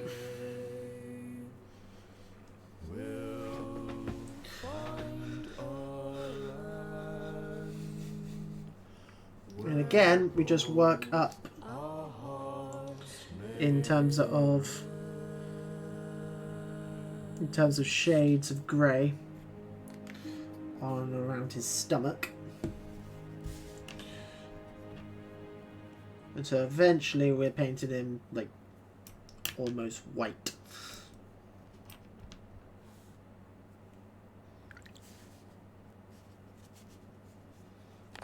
Loving Voxy Mobile's unlimited social media. I'm well into these backpacking videos.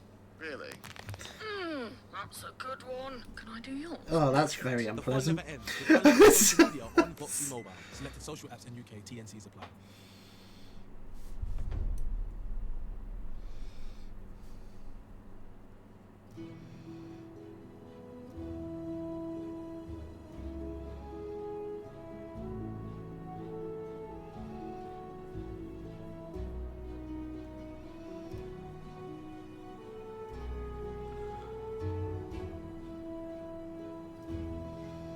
The greatest adventure is what lies ahead. Also, those of you who've watched several of these streams or whatever now will probably be sick of me saying this, but if you haven't watched the animated Hobbit, which this is from, this is the main theme from the animated Hobbit movie, the Rankin Bass version, fucking do it! It's so good.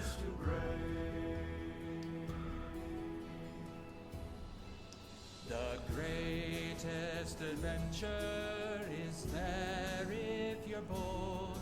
Let go of the moment that life makes you whole. To measure the meaning can make you delay. It's time you stop thinking and wasting the day. The man who's a dreamer and never takes leave, Who thinks of a world that is just make-believe. Maybe I could stream the Hobbit game. Like that old Hobbit game that came out for PS2 and PC, and I don't know if it came out on anything else. I just know it came out for PC and PlayStation 2 back in the day. I don't know if there was like a GameCube version, but it's essentially like a Zelda clone. It's really good. I really like that game.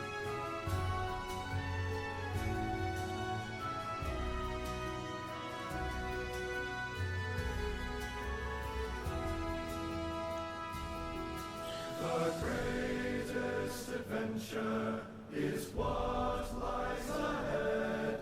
Today and tomorrow are yet to be said. The chances, the changes are all yours to make.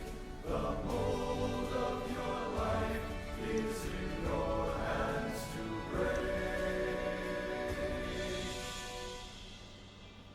The greatest adventure is what lies ahead. Today and tomorrow are yet to be said. Like, the animated Hobbit film is the thing I point to when people say that the Hobbit wouldn't have worked as one film. The mold of your life is in your hands to break. It should have been 2. I know I harp on about this every single stream, especially last painting stream we did. But, you know, we were painting The Hobbit last stream. I'm sorry, The Hobbit didn't need to be 3 films. It really didn't. It suffered so much from them forcing it to be 3 films. Yes, there is aspects of it that made, you know, that was strengthened from it being 3 films. Again, Bard. At Curry's, we're doing everything we can to help you save energy. This Samsung AI washing machine. But all the things that were improved by it being 2 films, you could have done those perfectly fine with only 2. You didn't need 3. There is absolutely no world where The Hobbit needs to be 3 films.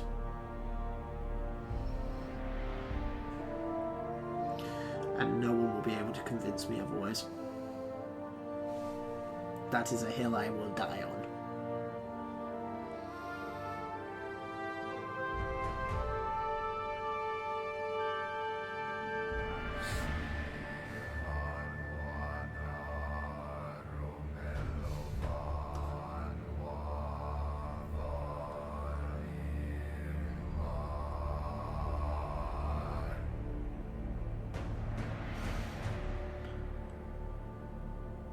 I'm now essentially just doing the highlighting part before applying the shades. I don't know why. Partly I'm curious to see how well it dries.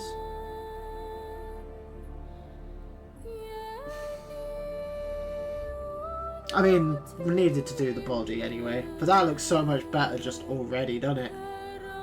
As opposed to just being just brown. He's basically done, I think. Base coat wise anyway. There'll be a fair bit of highlighting needed to do on him, but as far as the base coats are concerned, I think he's nearly done. I like him. I really like this mini. This is a nice mini. I will say, I'm very surprised that this is still the cave troll that they have on the Games Workshop website. Considering how they replaced the Fellowship on the website with the version from the board game. The Mice and Warrior board game. / starter box thing. I'm very surprised it's not that cave troll. I'm pretty sure that cave troll is on the sprue with all the goblins. And it's not its own sprue. I'm sure if it was on its own sprue, then it would have replaced the cave troll on the Games Workshop website with it now. But I'm glad you can get that metal one still.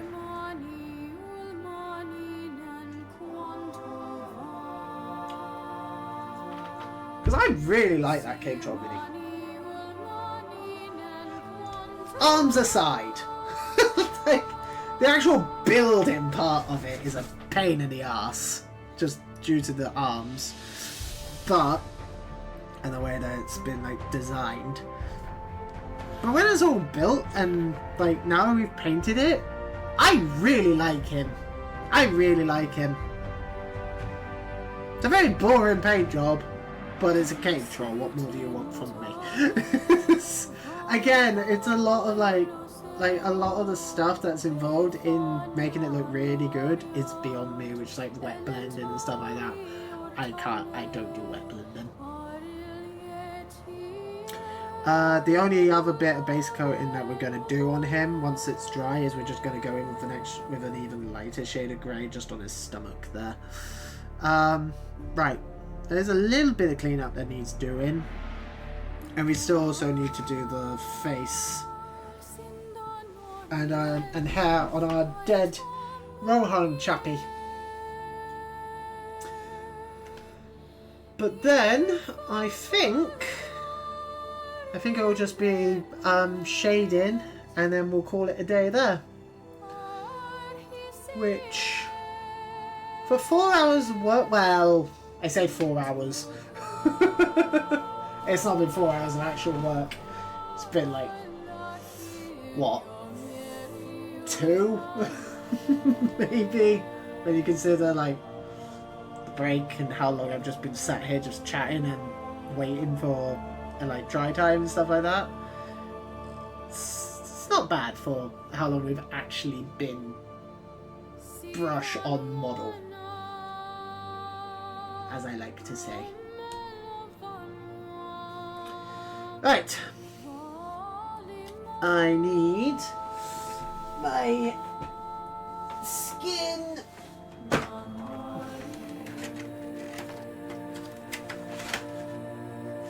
That is the wrong one, although actually I will need you. God, I wish that my paint rack had come in time for this.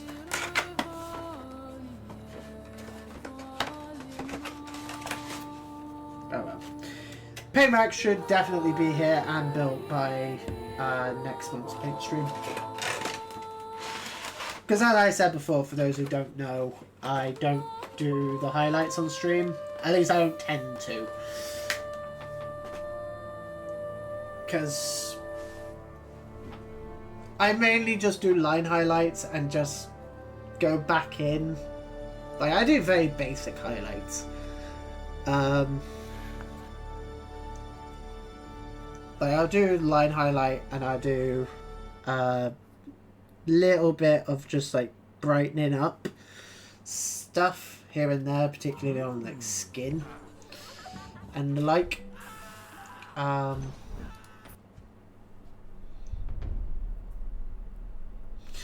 I don't tend to go massively overboard with the highlights.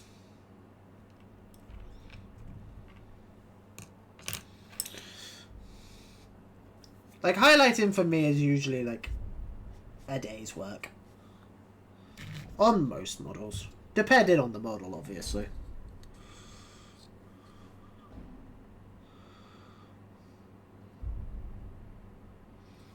There are some minis that I've painted where they are 90% highlighting.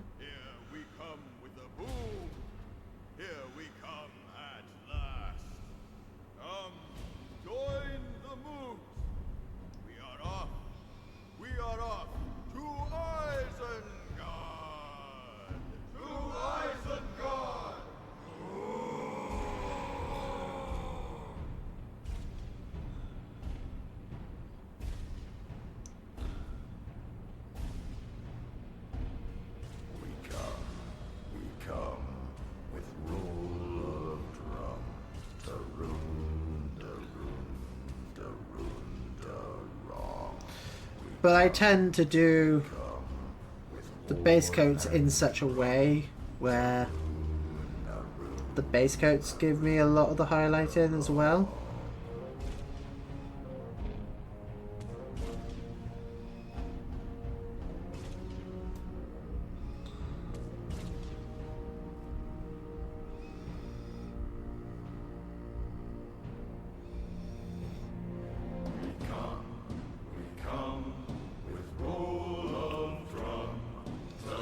Like, it's only recently that I actually started highlighting my models. I used to just do base coat, shade, leave it. That's all. That's all they get. I don't do it like that anymore. Now I do highlighting and stuff. But again, I do very basic highlights.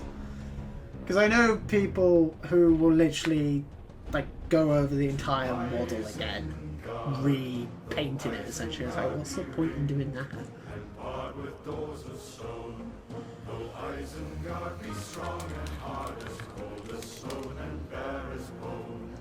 Right, while I wait for his face to dry, I'm just going to do that little bit of clean up on Chappy Boy.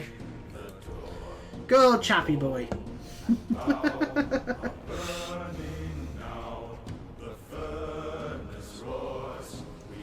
Just on his armor where I caught it with the grey and the green.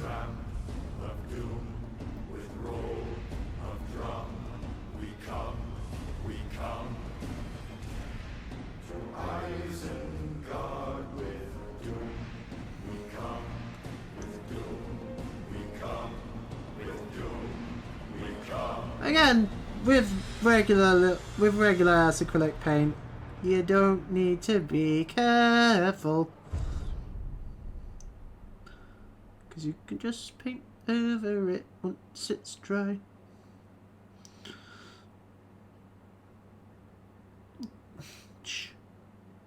It's great for me.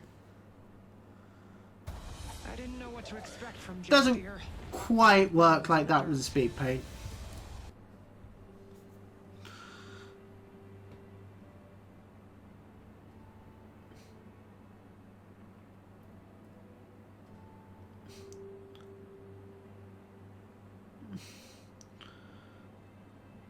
Which is one of the things I really need to practice more when it comes to using speed paint, is just actually having to be a bit careful. Fade from the sky. On the wind I heard a sigh.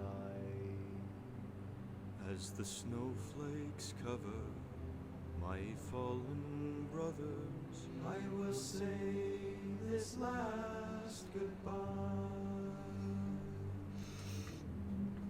Night is now falling. So ends this day. The road is now calling, and I must away. Over hill and under tree, through lands where never light has shone, by silver streams that run down to the sea. I do enjoy painting my minis on stream. Under cloud, beneath the Oh, that's chainmail. over snow on winter's morn, I turn at last to paths that lead home. And though where the road then takes me, They're just sitting here, just I cannot calmly chatting away about bollocks with you. Lovely folks who are watching along. But now comes the day to bid you farewell. Also, they're probably my most popular streams. Do we all? Hello, thank you very much for the raid. Welcome on in, raiders. Hi. Hi, hello, welcome. Shit. Oh no, there's loads of you now. I'm not used to this. No. Hi everyone. Welcome on in. Duriel, I will give you a shout out in just a moment, my dude. Dear. How was your stream? I did watch a little bit of your stream while I was setting up this morning. I hope it went well. It was... I don't remember what it was called. It was like Tavern Keeper Simulator or something like that. Saw minis being painted, had to. Bless you. Yes, we are painting up the Cave Troll and the Warg Chieftain from Middle Life Strategy Battle Game. Because basically me and the girlfriend are working on doing a narrative campaign. And I like painting up the major hero models on stream. So this is stream 10 in this series, where we've just been working our way through. So far we've done all the Fellowship, we've done Arwen, Glorfindel, Gilder and Glorian, the Ringwraiths, Bilbo. We did both versions of Bilbo for Hobbit Day. And what else have we done? Oh, Farmer Maggot, his dogs, and Tom Bombadil, and Goldberry, and the Barrel Rights. It's been good fun. Sorry to raid and leave, but I have a baby to go look after. Fair enough. That's fair enough. I've heard worse excuses. But yes, I will give you a quick shout out, Duriel, before you go. If any of you guys who have been watching before the raid haven't already followed Duriel, do so. He is a lovely chap. Lovely variety streamer. Very fun streams. Really do like Duriel here. Tavern Master, that's what it was called. Sleepy sleep time now. Oh, is this oh, what game? What game is this on the clip? I recognise that. That looked a bit like Dishonored. I thought Grammarly just... I don't know if it was Dishonored. Go away, YouTube ad. Leave me alone. But yes, I don't also... Well, hang on, let me go over to my webcam one. I don't just paint minis here either. I do a bunch of stuff. Normally I stream Tuesdays, Wednesdays and Thursdays. I do Final Fantasy 14 on Tuesdays. I do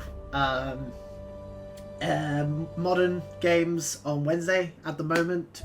We're using that for working our way through Persona 5, which I've never played before, aside from like the first hour or so, which I've already done on stream. I've only done one stream of it, so it's like I have no idea what's going on now. And then we do retro stuff on Thursdays, where I'm currently working my way through Blood Omen, Legacy of Kain, because they announced the Legacy of Kain Soul Reaver 1 and 2 remaster coming out in December, so I'm basically getting ready for that, because you better believe I'm going to be streaming that. And I've never played Blood Omen, so brr. Figured I may as well do that. But yes, that's me. And then on the first Tuesday of every month, normally it's Tuesday from now on. I don't normally stream on Mondays. I'm just streaming today because I'm working tomorrow, and I'm off from work today. So I figured, well, I may as well get these minis painted up today, and then the next miniature paint, and then the next mini painting stream, which we'll be doing next month, will be getting into Moria proper, because that's what this is for. We're starting the Moria like little mini-series sort of thing. That will be happening. So we got the Goblins next month, and then following months will be Balrog and Watch from the Water for however long they take. Like I said before, I think I can get the Balrog done in maybe 1, maybe 2 streams, depending. And the Watch from the Water, I have no fucking clue how long that's going to take me. I'm gonna be honest. That is a model I look at every day, just on my workbench, and like, Oh no. I have to paint you for one scenario, and the scenario isn't even that good. It might be the worst scenario in the campaign, from what I've seen. Maybe. I don't know. But yeah, it would be useful to have painted up just for non-campaign games, because I have, just redoing the campaign, I have been making some fairly decent warrior army. I'm just missing the named goblins. And most other aspects of Moria. Just, again, through the campaign. I've got Wargs now, I've got Warg Chieftain, I've got Cave Troll, I've got Watcher of the Water, I've got Balrog, I've got generic Goblin Commanders, I just don't have the named Goblin Commanders. I almost did. Almost got them in place of the generic Goblin Commanders. Just like, well, because they were in stock and the generic Goblin Commanders weren't. So I was like, well, I could get them. Use them as a stand-in. Just proxy, but opted not to. But I will eventually, because I am planning on doing every single, at the very least, every hero model for Middle-earth on stream. So go subscribe to the YouTube channel because the whole series will be on there. Also, like I said, the Bilbo one is technically part of the campaign prep because Fantasy Fellowships. Which is the plan for when we finish the campaign in like 2026. We've been doing the campaign. Well, the main reason why we stopped doing the campaign a few months back was just simply due to the fact that I haven't built the terrain for the next scenario. Working on it, but yeah. Also, in case anybody is wondering, nope, I do not doing them on YouTube. I don't do the battle reports on YouTube because the best you're ever going to get is posts on Instagram me talking about it after the fact, because girlfriend doesn't want to be on camera, which is fair. Which is why I don't do streams with her.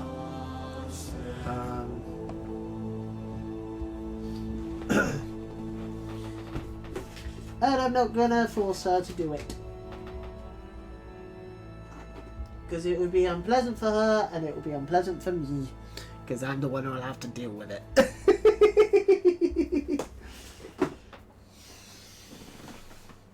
Yeah, no, she's made it very clear she doesn't want to do like streams or anything. Like at most she'll be like, she'll do what she does occasionally with the Final Fantasy streams where her character will pop up and she'll like talk through It's literally the Twitch just chat, the other side of the park. but she'll never be like on camera or on mic, which is very fair. Right. What is next job? Next job on these chaps. I still need to do the dead guy's hair. That's an important part. We need to do cleanup and shading. And then that's it for the day. But and we also need to do a little bit more on this guy's tummy. Oh, you know what I didn't do? I didn't do his fingernails. I did his toenails. I didn't do his fingernails. I need to do that then.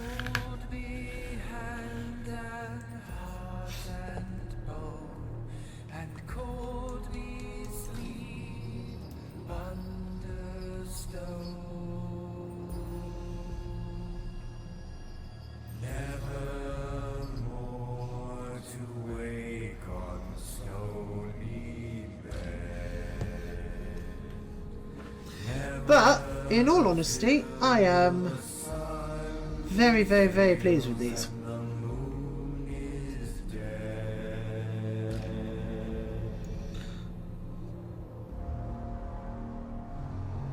I like the metal. I like working with metal minis.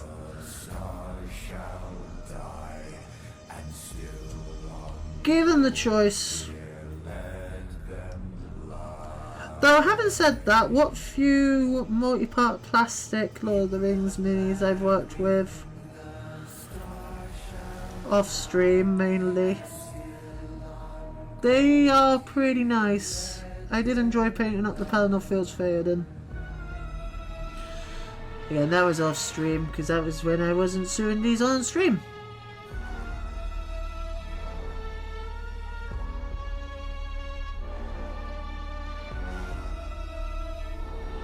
Also, missed a bit of flush when I was doing the tidy up.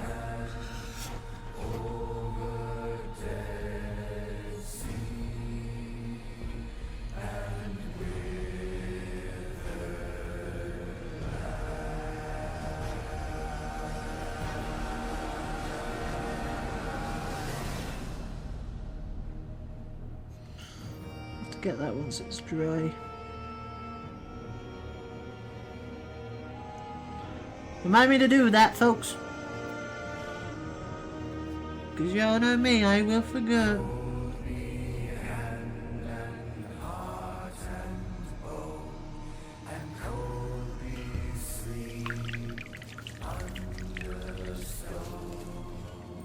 There we go. Right, his fingernails are now done. He's painted his fingernails. I have not. I've actually not got paint on my fingernails today. For once. I got plenty of paint on my fingers. Especially the white from when we were doing the dry brush. Right, so, now, I think... Oh, we need to do his tongue, actually. That's a thing that we missed.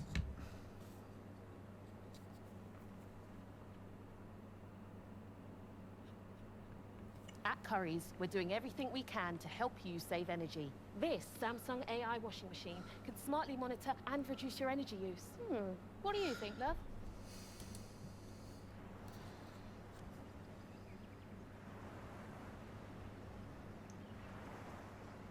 So I would put the ad blocker back on, but as we learned earlier in the stream, ad blocker breaks the playlists.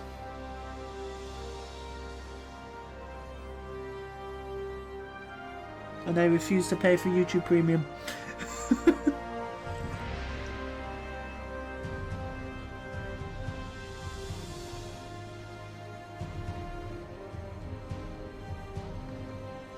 I will pay for a subscription service if I literally have no choice.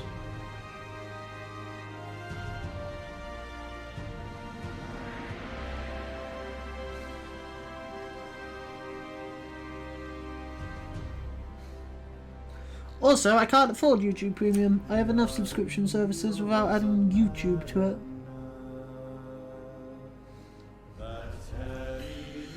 There you go. Oh, when you consider the fact that the regular wargs are just 90% brown, he looks so much better, doesn't he? I really like this model. The only issue I have with the model is an issue I have with all the warg models, which is the teeth. The teeth look fucking weird. But that's just the way they're designed in the film. They got weird buck teeth. Weird rabbit teeth, which, I mean, I can't judge, because so do I, but, you know, my teeth used to be far worse. My teeth used to be almost at the same level as his. But it's just the fact that they don't really have many teeth in their mouths. Right. Aside from cleanup on him, the only part that needs paint on is the dead chap's hair, and then it's just shading. And on the cave troll, it's just his tongue is a bit more of a highlight. Of silver was his habergeon, his scabbard of chalcedony, his sword of steel was valiant. Right. Ha. Do we want him to be blonde or brunette? Because that's basically your options when it comes to Rohan. At least in terms of my paint scheme. They're all either blonde or they're brunette. One of the two. Actually, to be honest, I think the brown on it already works. I think I might just keep it that shade of brown. I like it. Considering the fact that I'm going to put a load of red in it later. Because blood. Blood do that.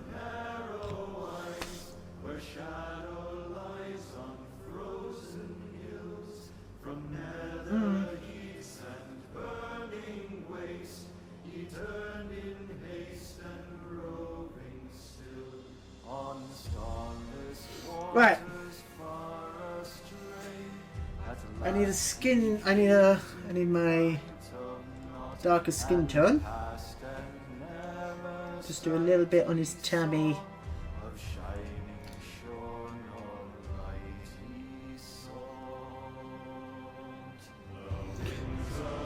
Hang on. Actually.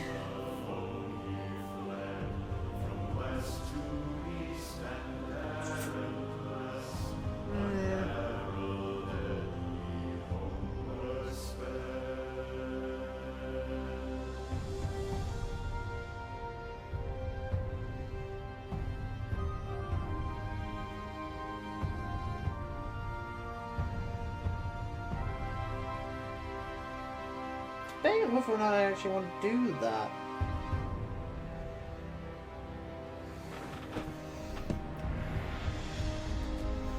Because I like it.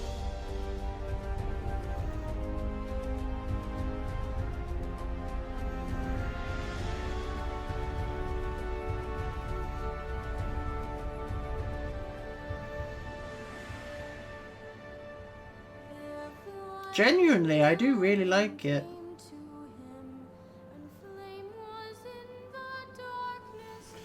I really like this mini.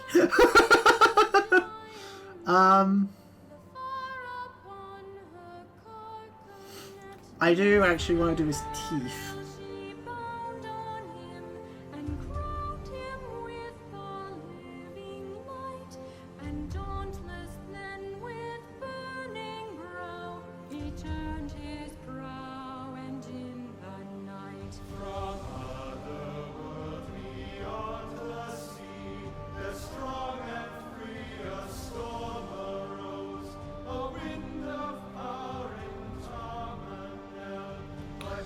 And then the eyes I'll do later, basically. When I do the highlights. But I think the more I look at it, the more I like it, the more I like it. Wait, what? Hang on. The more I like it, the more I like. Yes, well done, brain. The more I look at it, the more I like it.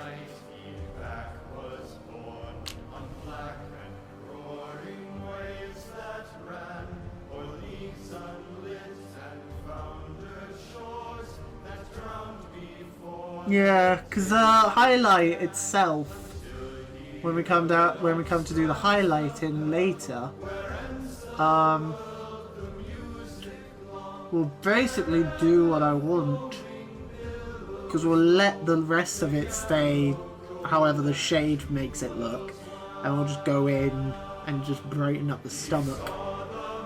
There we are.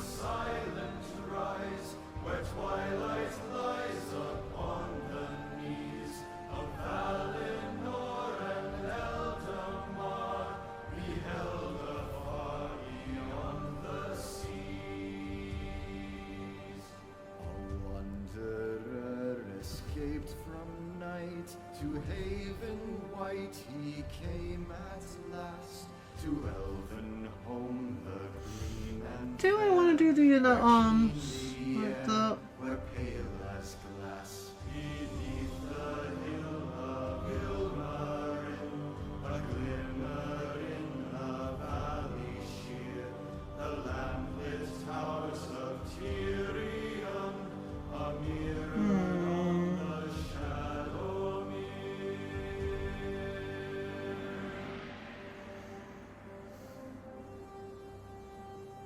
Do I want the inner arms like that? Because it makes sense for them to be.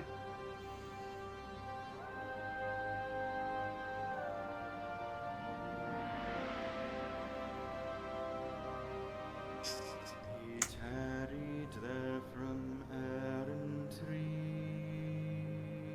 No. Melodies they taught to him. No. I like it. I like him. Sages old I'm happy to say he done, at least base coat wise. Like I said, there'll be a bit of shading, not shading, there'll be a bit of highlighting to do on him. There's not even that much cleanup to do on him actually, looking at him.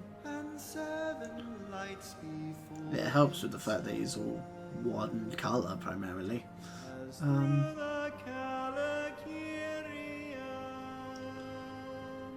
There's a bit on his neck where he got a little bit of the metal.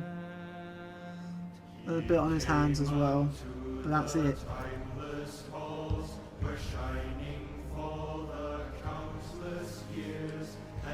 we'll do the cleanup on that.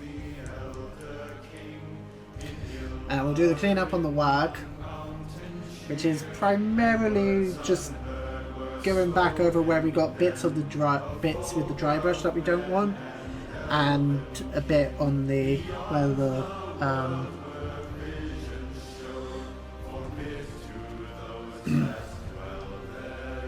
bit where we got bits with the black that shouldn't be black.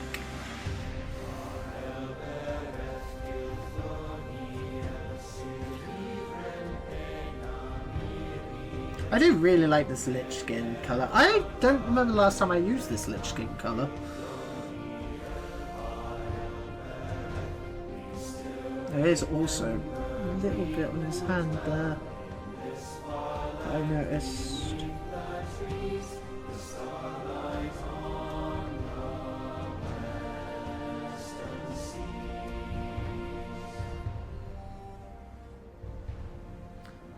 A ship then new they built for him, of mithril and of elven glass, With shining prow, no shaven oar, nor sail she bore on silver mast. The Silmaril as lantern light, and banner bright with living flame, to gleam thereon by Elbereth.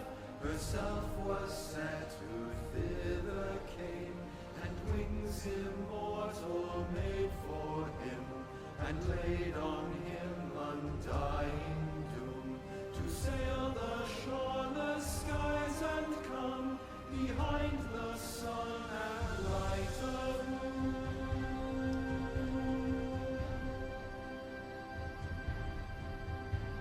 From ever even's lofty hills, where softly silver fountains fall, his wings him bore a wandering light beyond the mighty mountain wall. From world's end then he turned away, and yearned again to find afar his home through shadows journeying, and burning as an island star.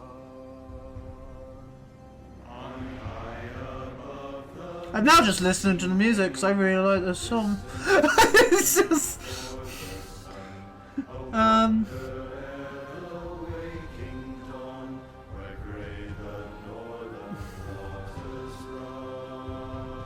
yeah, I really like him. I'm really chuffed with how he's looking so far. That's my favourite part of doing the base coating. Where it's like at first, where it's like, oh, it's not working. No, the stuff is working that I'm doing, and then to be fair, this is also doubled when it comes to doing highlights, where it's just that moment where you look at the model and it's like, oh, I like it. Or when you're not 100% sure if an idea you have for paint scheme is gonna work.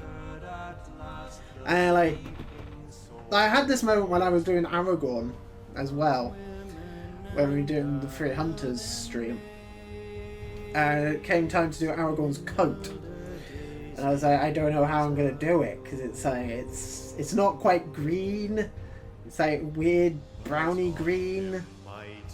I'll mix brown and green together and see how it ends up.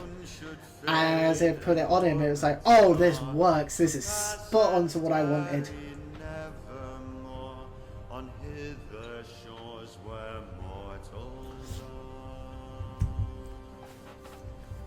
Same with his hair as well. And Boromir as well, for that matter. Like, Boromir's tunic. I don't remember how I made Boromir's tunic, to be honest. What I did to get that shade of blue, but it's not one from a bottle. I mixed it. Again, it's like, it's that whole thing where it's like, I'm not sure if this is actually going to work and look the way I want it to. And as I was putting it on, it was like, oh no, this is exactly how I want it. I'm so pleased with those minis, by the way. Just those. If you guys haven't watched those videos, please go watch them. Please. I beg you. Because I'm really proud of those minis. Like, all the Fellowship minis, I'm really chuffed with. The only one I have a real issue with is Sam. Just simply because I'm not that big a fan of any of the Sam minis that they've done for the range. All the others have at least, like, all the other Fellowship members have at least one model where it's like, oh yeah, I can see the actor. Like, I look at that mini and I see the actor in that model. Sam is the exception of it. All of the Sam models that they've done for the range look a little bit like he's been stung by a wasp. It's the best way I can put it. Like, they made him too fat, basically, to make it so that the model looks different enough from the others. It's like, oh, that doesn't really look like Sean Astin. Obviously, it's harder when doing the Hobbits because they're so small. You can get so much less detail on them. Like, there's no Frodo model that looks exactly like Elijah Wood.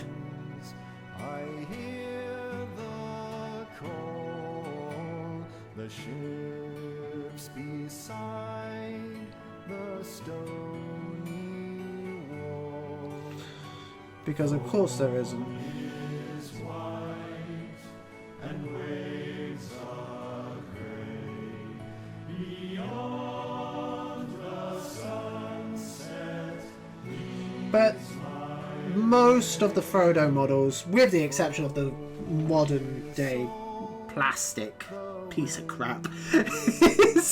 I know I harp on that box a lot, but I fucking hate that box.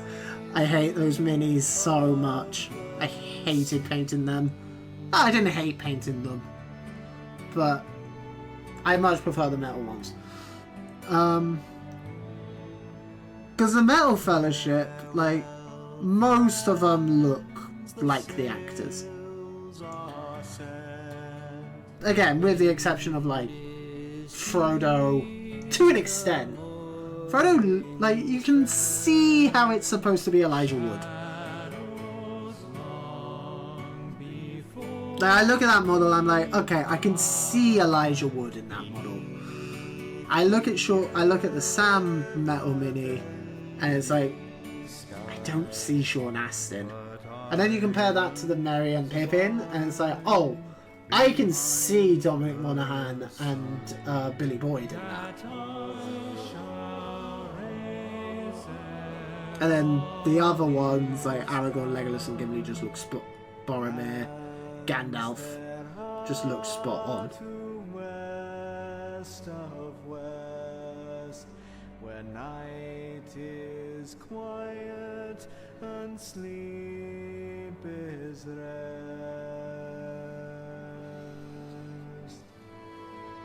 Because again, they're obviously bigger models, so you can get more detail on them.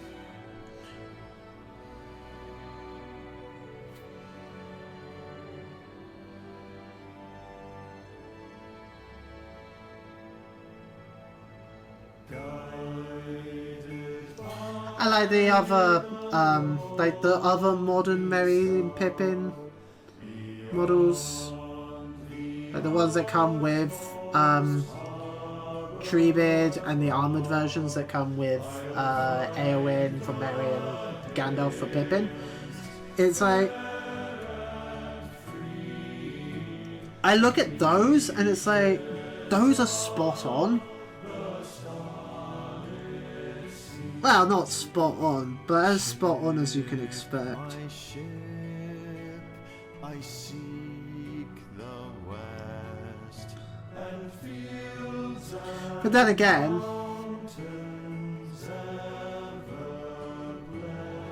I don't know if it's... I mean, it's the publicity photos on the box. It's the way that they painted the publicity versions for like the website and stuff. But that Free Hunters box that came out with Gondor at War, I looked at that box originally and I was like, I don't like the models. I really don't like the Legolas in that set. But again, that's just due to the way they were painted for the website and the box. Because I've seen those models in person since, like in my local Warhammer, he's got the versions he painted in his little display cabinet. Because obviously they have it on the shelf still. And it's like actually seeing the models in person painted, it's like, oh no, I can see it. It's just the versions on the website are just really badly done.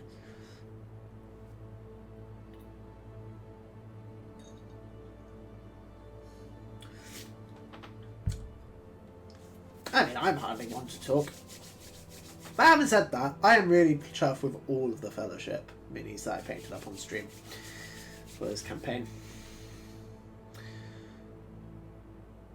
I don't think there's been a mini that I painted up on stream yet where I look at it and I'm like, I could have done a better job with that.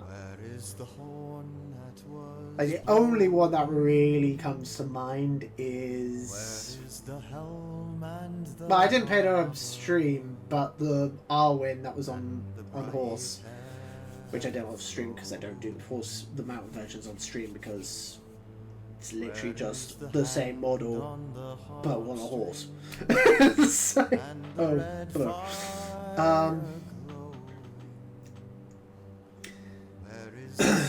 but yeah, I don't like the version of Arwen on a horse simply because I got a bad one.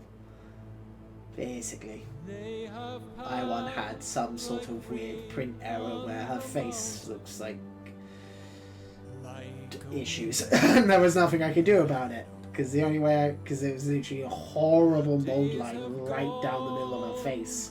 It looks like she's got just a giant scar down her face. And it's like, the only way I can get rid of that mold line is if I literally take off all the detail on her face. I have to take her nose off to get rid of that mold line. So it's like, that's a shame. But the actual on-foot version that we've done on stream is fine. Like, I look at that mini and I'm like, yeah, that's a decent mini. I did a decent job with that one. Though she will see, that model will see a lot more use in the Fantasy Fellowship version of the campaign when the girlfriend takes her Fantasy Fellowship through because Arvin's in her Fantasy Fellowship. Because of course she is.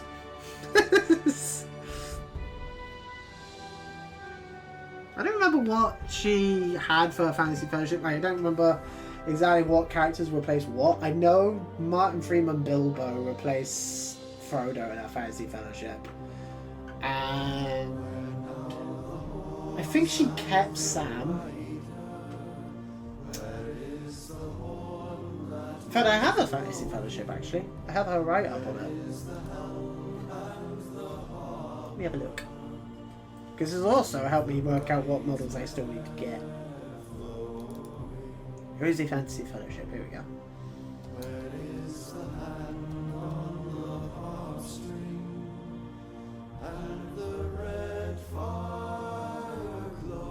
I can do this now because I'm basically done for the day. Right, so we have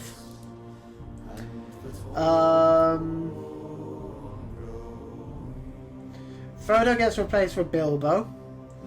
Oh, she replaced Sam with Farmer Maggot so she could have Gripfang and Wolf. That's right, because she was like, oh, will I get Gripfang and Wolf for all the scenarios? I just Frodo and Sam, and I was like, I mean, I guess, yeah, unless they die. She was like, cool, I'm gonna do that then. She kept Merry, because she likes Merry, and also the other like low cost characters. She was like, not overly fussed about them. Pippin she replaced with Rosie Cotton, because she was like, I like her, she's got my name. Gandalf becomes Radagast. Still need to get a Radagast model, but I will. Aragorn, she kept Aragorn and Legolas because she likes Aragorn and she likes Legolas. She replaced Gimli with Arwen, and she replaced Boromir with Faramir. Because she's like, well, I want to have Arwen. I'll tell you who I'm surprised isn't there, who I thought for sure was Eowyn. I thought she had Eowyn there somewhere. Oh no, I think I remember what the conversation was. She was like, well, if I have Eowyn, that means I can't have either Aragorn or Legolas because I don't want Eowyn to die. So if I have Eowyn, I'm gonna have Eowyn for the whole thing. And she was like, I don't want her to replace Boromir and get offed halfway through. I believe was our conversation. So she was like, well. And also, she was like, well, get Eowyn for a load of scenarios anyway, but I only get Arwen for one.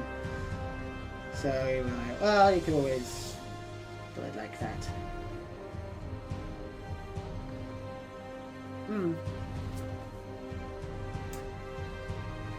I forgot she had Legolas in there. To be honest, I forgot she had Legolas and Farmer Maggot. I thought she kept Sam. Though I'm pretty sure it was the conversation of like, oh, I get the dogs for the ones with just Frodo, Sam, and Gollum. I do that. Right. I think only job left on these chappies. Oh, a little bit more tidy up.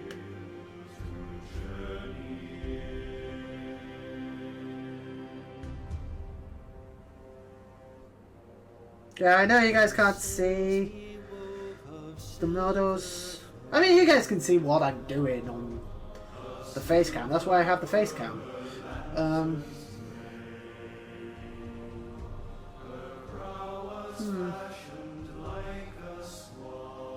Yeah. Right. We may as well, I guess, get started on doing shading and get crack-a-lacking on that. And then highlight-wise will be well, line highlights, highlighting back up some of the fur, highlighting up him. And adding the blood. Because I don't like the way that the blood effect paint I have looks after it's been shaded. It goes way too dark. Whereas it looks a little bit... It looks a bit better when it's fresh on the model and dried. Even if it is a little bit pink. Right. I mean, that's what it looks like normal. That's what it looks like when it's pre-shaded, just the bit inside his mouth there.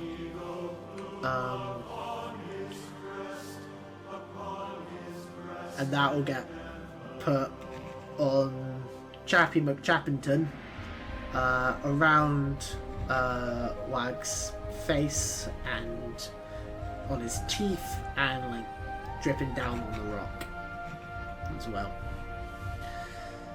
Because that be what blood do.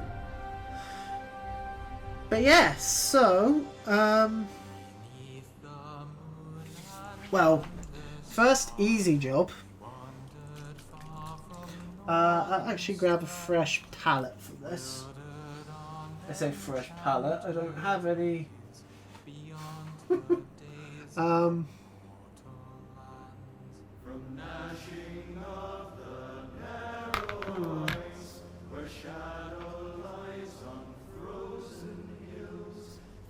I don't have any fresh empty palettes. Wait, yes I do! Yes I do! I will be back in a mo. Idea!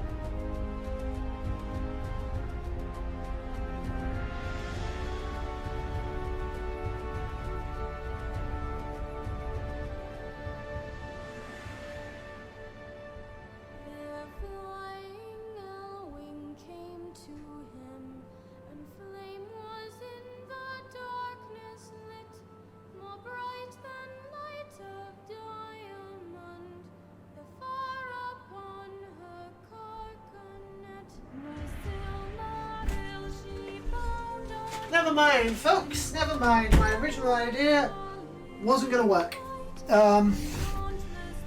My original idea was the tried and tested Pringle lid.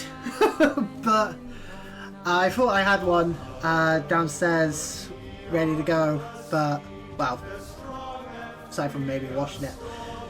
But I don't. I've obviously clearly already binned it.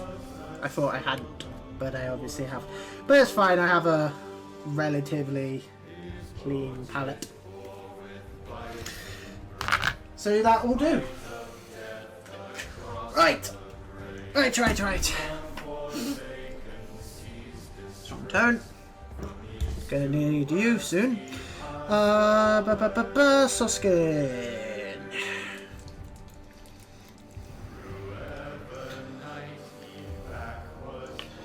Soft skin tone.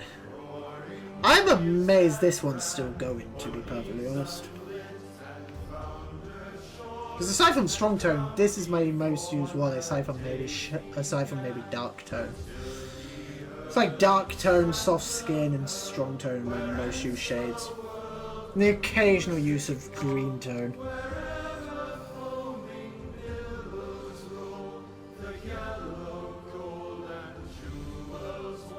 And this is just going on Chaffy McChappington's face.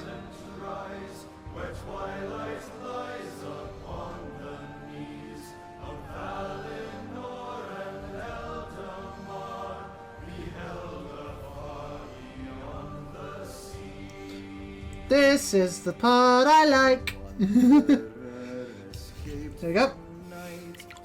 That's all the soft skin tone. Use. Right, so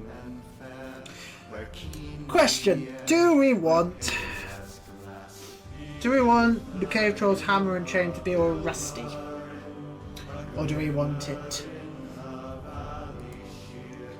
It is pretty rusty on like the actual artwork of him.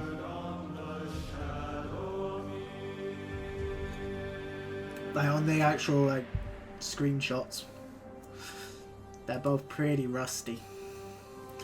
So yeah, strong turn.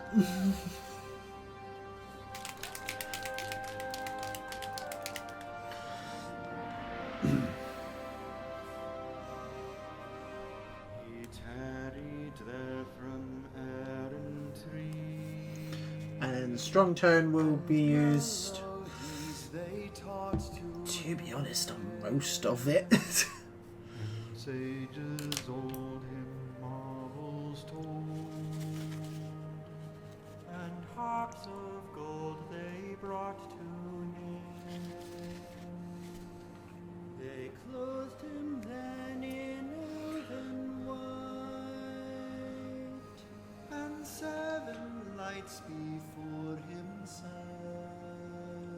I really like how strong tone goes with the metal stuff. To hidden land forlorn he went. He came unto You don't need rust effect paint, you just need a good metallic. It's a good gunmetal metallic. And a shit ton of strong tone.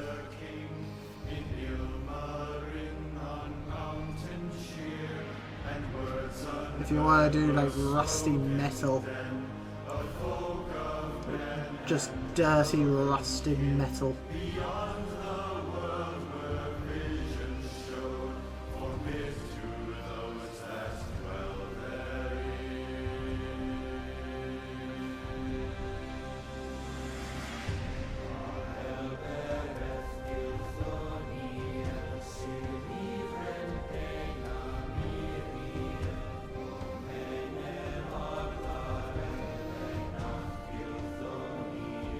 Of course, if you can do it with rust effect paint, I will admit I've never used it, so I can't judge, but this is how I do rust. If I want a bit of metal on a model to be rusty, very, very, very thick layer of strong tone. with shining crown, no shaven or sail she bore on silver mast. The Silmaril as lantern light and banner bright with living flame to gleam thereon by Elbereth herself was set who thither came, and wings immortal made for him, and laid on him undying doom, to sail the shoreless skies and come behind the sun and light of moon.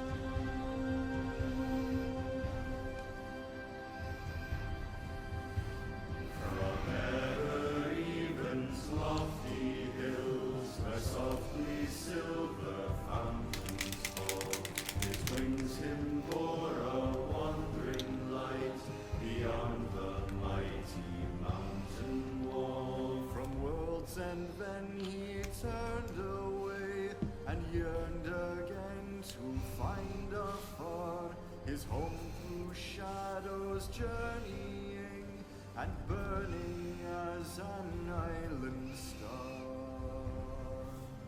On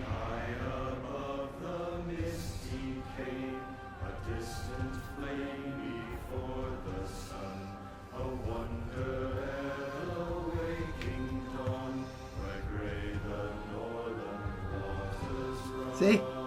You can see the effect on the train already.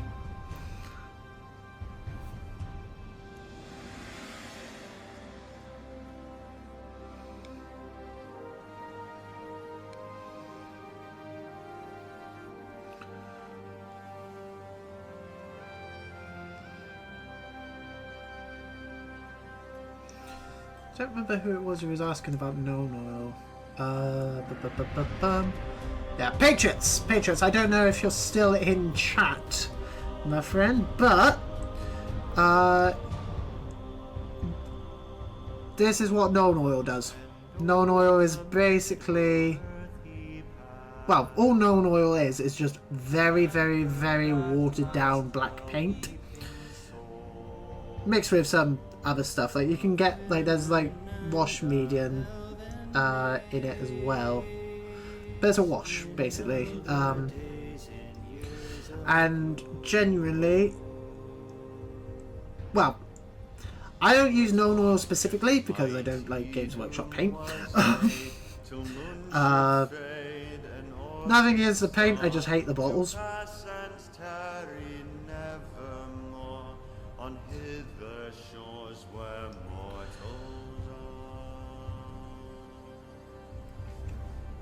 But yeah, basically what it does is it's watered down to the point where it soaks into the recesses and essentially gives you those lines back, gives you the lines and the detail back that you lose when just painted.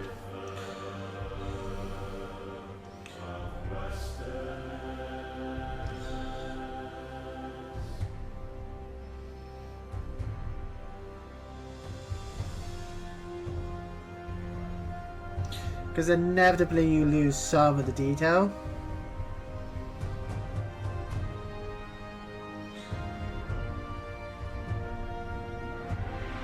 But it's magic, basically. It's just a quick coat of whatever shade you want to apply to your models. And then all of a sudden you get loads of detail back. And it just makes them look so much better. And to be perfectly honest, as I said before I started doing streams and stuff, and with most of my non-hero miniatures, this is the point where I'll stop. Like, I'll go in with the base coat colours, just where the, you know, adding on the very heavily watered down black or brown paint inevitably darkens it. I'll just go back in and just brighten up parts that I want a bit brighter, especially on my Marvel minis, where, you know, because it's Marvel stuff, I want it, like, because it's comic book characters, I want them a bit brighter.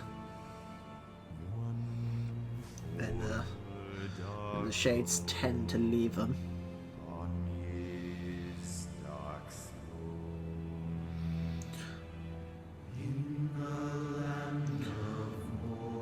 But in terms of, like, looking at them from a tabletop point of view, especially when you got like loads of the same model to do when you're army painting, base coat and a well done base coat and shade paint is a pretty fair place to leave it. But, like, particularly with, like, the rank and file troops, like, you've got a box of like 30 odd Space Marines or whatever, you don't need to go in with like the extreme amount of detail on them, because most of the time when they hit the table, they're not going to be on the table long enough to really appreciate it.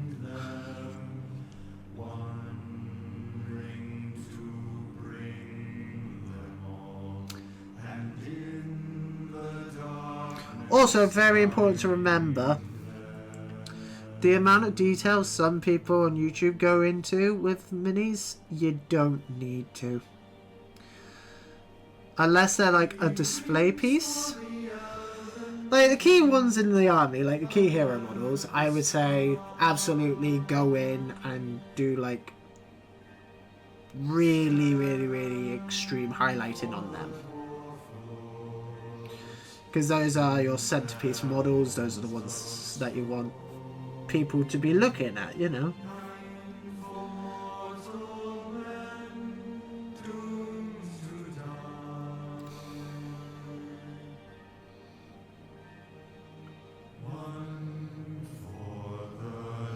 That's one of the things I really like about the Marvel Crisis Protocol boxes and Star Wars Shatterpoint.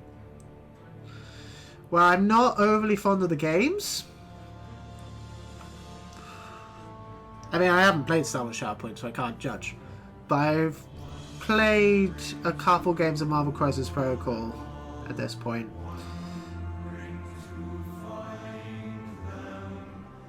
I don't know, it just doesn't really do it for me. I love the models. I do love the models for Marvel Crisis Protocol.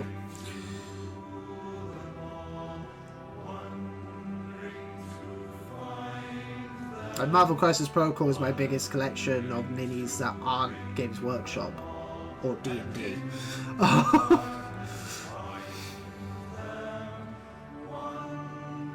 Like my largest collection of models. Though I don't know actually. Lord of the Rings might have taken over from D&D at this point. I don't know.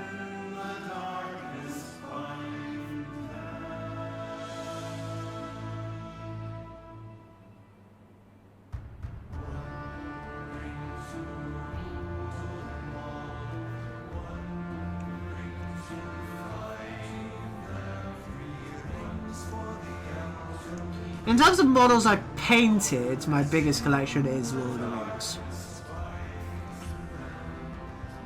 Well. Actually, yeah. Even though a lot of the models are sat waiting to be painted. Yeah, it's a pretty fair statement saying that Lord of the Rings is the one I painted the most models for.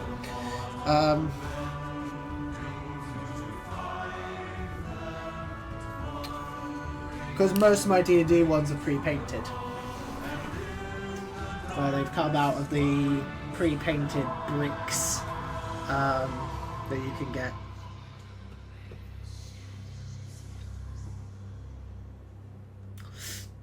Because that was before I discovered that I actually really fucking like painting minis.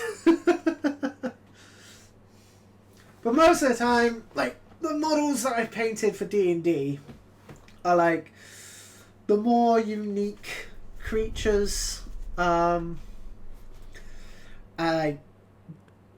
ones for player characters. And even then, most of the time when it comes to player character models, I don't paint them. I either do them on Hero Forge and then use them on digital tabletop for my main group, or they're ones that my players have painted. That's one of the reasons why I want to get a 3D printer. Is D&D. Because I'm not going to use 3D printing for Lord of the Rings because I want to support Lord of the Rings. I don't want it.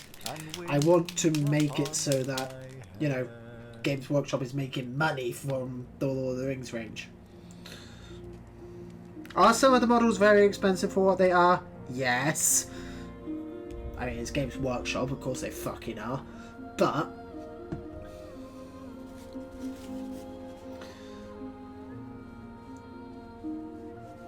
are they also really fucking good minis? Also, for the most part, yes.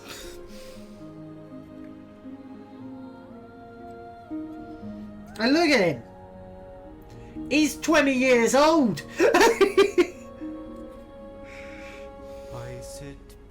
beside the fire and think He's almost as old as I am! the world will be when winter Give or take. comes without a spring that I shall ever see. For still there are so many things that I have never seen. In Okay, yeah. every wood, in This will work. every spring, there is a different green. Do...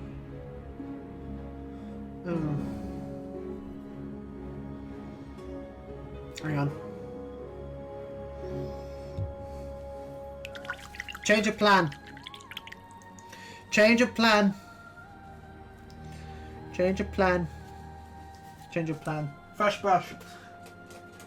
Fresh brush. Sit beside the fire and think of people long ago, and people who will see a world that I shall never know. But all the while I sit and think of times there were before, I listen for returning feet and voices at the door. Fresh brush, just to get rid of the strong tone that we just put on his body. For the most part. Keep some of it on there. Because I've just remembered I have a dark blue wash, which I think will work a lot better with him. Right. We will, however, use the strong tone on the bits that I was planning on using strong tone, not strong tone, dark tone, on the bits on this chap that I was planning on using it on the get-go, which is where we made the fur grey. Well, it's not grey yet, but it will be. Beech and leaf and sap is in the bough. When light is on the wildwood stream. Because again, just like with the Gandalf, this is how we do grey fur / hair. When stride is long and breath Paint it white. deep and keen, the mountain Paint it white. And then go in with dark tone, and it darkens it so that it's grey.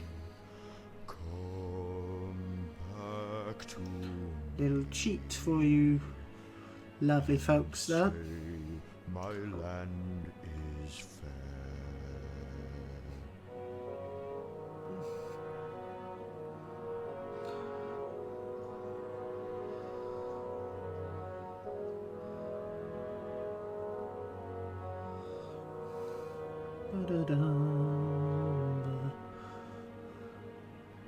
When spring is come to garth and field, and corn is in the blade. And then what you do with it is you just highlight it back up with various mixed levels of white and black. Not white, white and grey.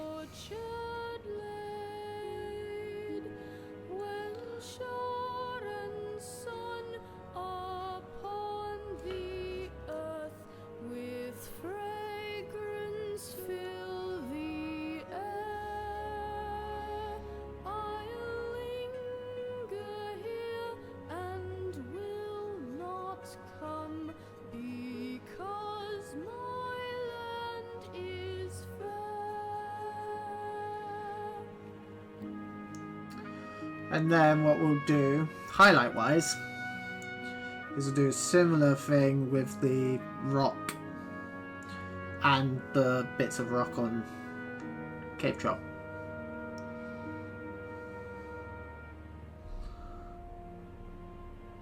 When summer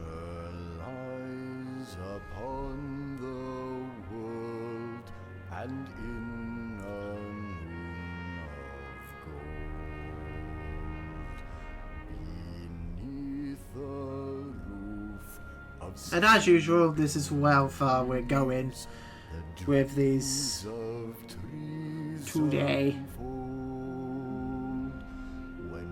Because time is getting on a bit.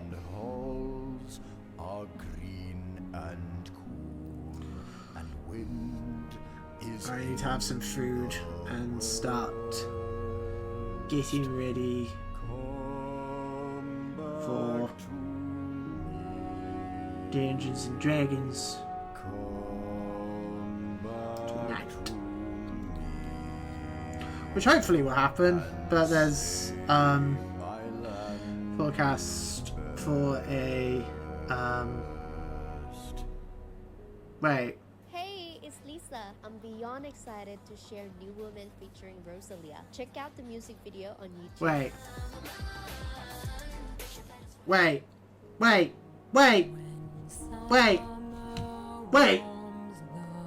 This isn't Darktone.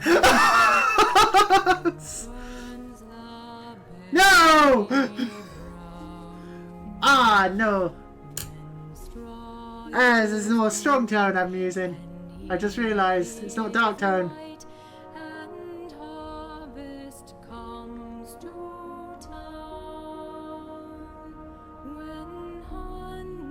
Shit! Oh, it's fine, to be fair. To be fair, it might work. It might work. You'll just need more. Oh, my shade paints then. They're over here. Alex! Guys, I cocked it up! Why did no one tell me? Chat, why didn't you tell me? Damn you, chat! You're supposed to tell me when I cock up like this.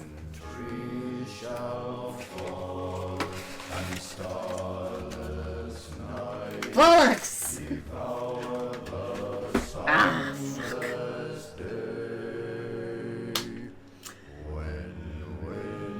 I may as well just cover the entire thing with Strong Tone originally. Bollocks! Oh well.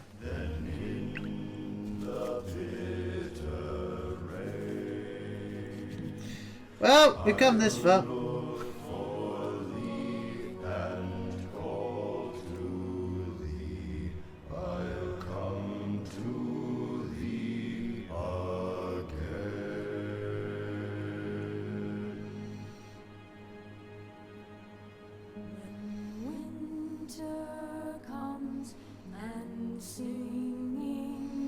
I thought it looked a bit brown than it normally does. I mean, to be fair, it should work.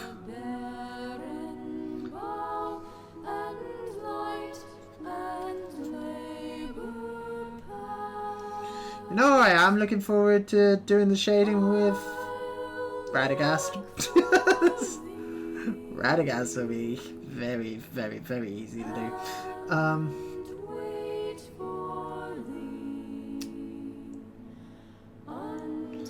Phagelos, hello, welcome on in. Am I dual streaming? I don't know. I don't know what that is. I know how Twitch works. I've been doing Twitch for several years now. I know how everything about it works. Totally. Nope.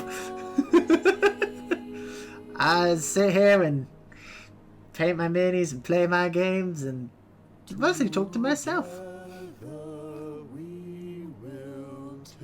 But, you know, I talk to chat. That's my excuse. I don't just... You were carrying on a convo with someone and no chat was showing up. Oh! Well, you know. Like I said, I talk to myself mostly. I use the talking to chat excuse. But no, just me. Just little old me. And my minis.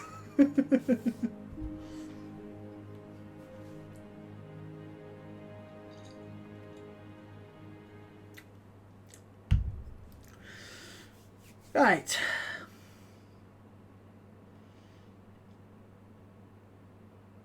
Okay. Back to what I was originally planning on doing. I'm well into these backcracking videos. God, I hate these Foxy Mobile ads. That's a good one. Can I do yours? No chance. The fun never ends with unlimited. What's the narrative looking like that I'm preparing for? Hey, come here, Buck! I'm doing me and the girlfriend are working our way through the narrative campaign in this book, Quest of the Ringbearer, coupled with the Warren Rohan and Gondor at War books, which basically just makes it a campaign that tells the whole story of Lord of the Rings. And then you got the option of doing Scouring of the Shire after the fact. But yeah, so we are just doing the prep for the Moria scenarios with the Warg Chieftain and the Cave Troll.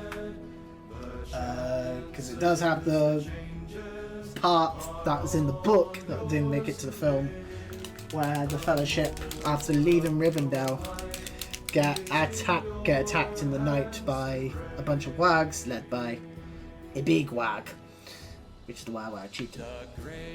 And that scene essentially became the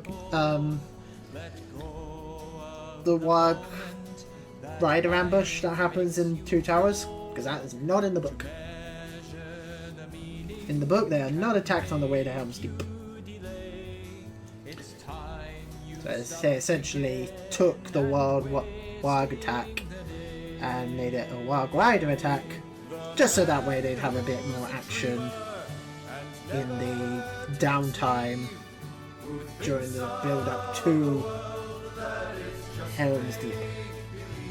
Nice, wish I could get my girlfriend into minis, but sadly she's not into minis unless it's D&D and it's just tolerated. I mean, yeah. That's how I got into it. To be honest, I got into it through D&D, like looking up paint tutorials just for minis in general on YouTube, and then D&D, watching people paint D&D models, and like building terrain and stuff for D&D, and then that led me down the line of looking up terrain building tutorials, which inevitably led me to finding Zorbazorp's Middle Stirrup Megaboard.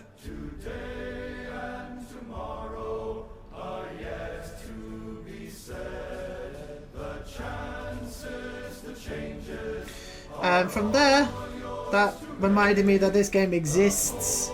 So, do you guys just collect Middle-earth strategy battle game, or do I dabble across Games Workshop IPs? So she only does Middle-earth at the moment. Like in terms of playing it, I'm the one with the model collection, with the mini collection. She just plays it. She has a couple minis here and there, mostly D&D ones. 40k doesn't really interest her from an aesthetic point of view. I do have some 40k stuff, but my main interest when it comes to Warhammer stuff is Sigmar. And then I also have some from other companies, mainly Atomic Mass games with the Marvel Crisis Protocol and Star Wars stuff. Again, because I just like those franchises. I like 40k models. I don't like 40k the game. Is my problem. I think the rule system for 40k is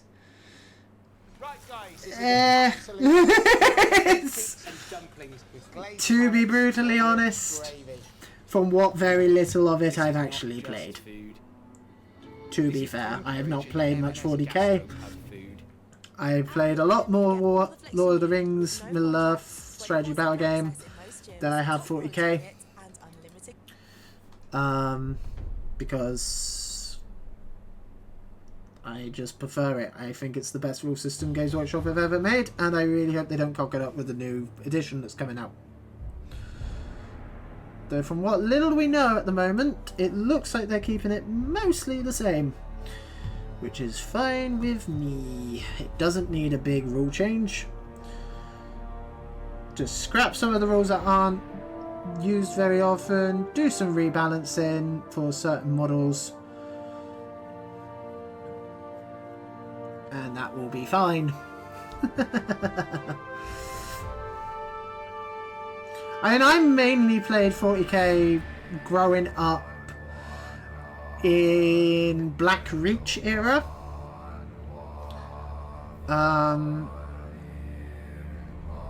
I played a few games of 10th here and there, just online.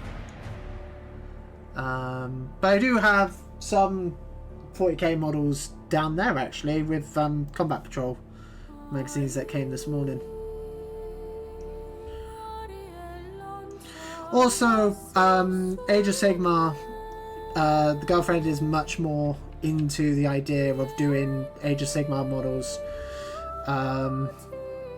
for like an actual like collecting point of view, because I showed her the spearhead boxes the other day with the intention of being like, hey, maybe I buy you a spearhead box for Christmas, because I have Scaventide, so if you have a spearhead you could have your own thing, because you're not going to be interested in the fucking gold fuckers. You know, the Space Marines. The Sigmarines. Whatever the fuck they're called. Stormcast. That's it. Stormcast Eternals. I know she wouldn't be interested in them. Though she is a lot more interested in them than Space Marines. To be fair, like I showed her some of the Stormcast Eternal minis from Scaventide, especially the guy on the captain dude, like the dude on the big fucking griffin, and she was immediately like, ooh, I much prefer this aesthetic. Because she likes fantasy stuff. She's much more into her fantasy stuff than she is sci-fi.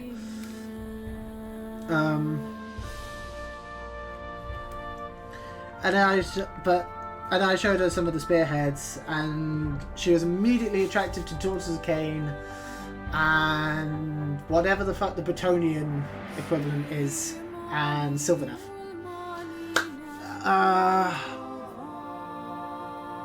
40k fan for 19 years, and past years have been all Sigmar, mainly because it's just more fun. 10th edition was a mistake. Oh, I've had like nothing but good things for 10th edition from most people. So that's interesting. 9th was kind of iffy. 8th was good. Yes, I have the rulebook for 9th up there. I've had a quick look through that, and I've seen some gameplay of 9th on YouTube. I can see why that was a problem edition.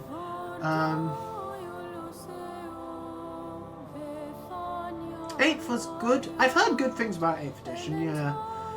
The main issue I've heard that 8th edition had was just certain factions didn't get much love.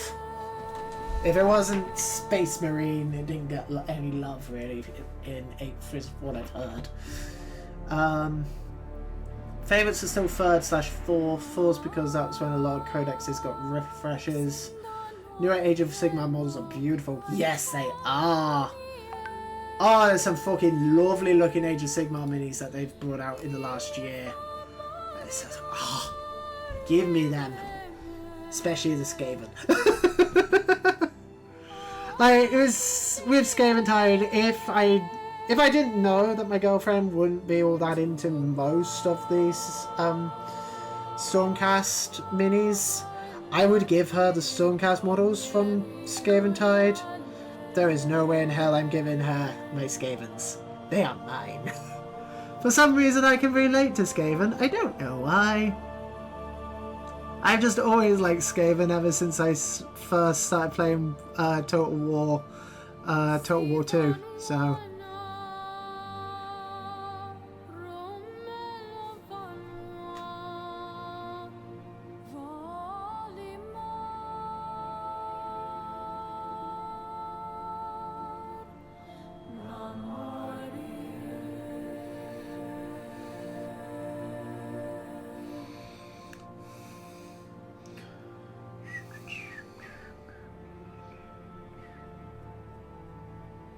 But these chaps are almost done for the day.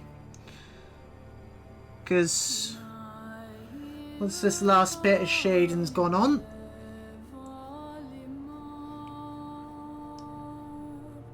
we relieve them to dry.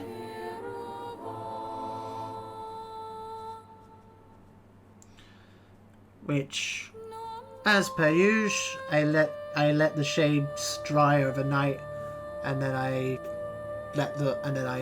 do the highlights over the course of the next couple of days off stream, because that way I don't have to worry about having the model on camera, and I can actually, you know, do that with it and actually get all the detail that I need to with the highlights. And then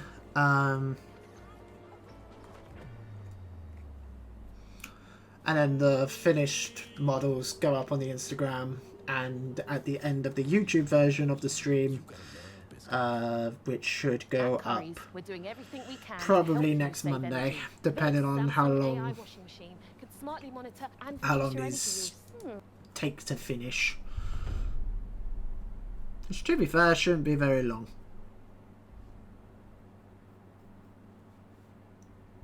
I'll probably do the highlights tomorrow, let them dry, do the bases and everything, let them dry off, and then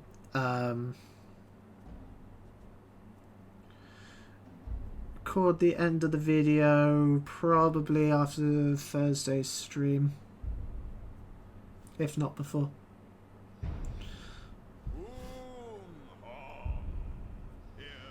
Yeah, I'll probably record it Thursday morning before I do stream, edit this and that tomorrow, not tomorrow, or after the Thursday stream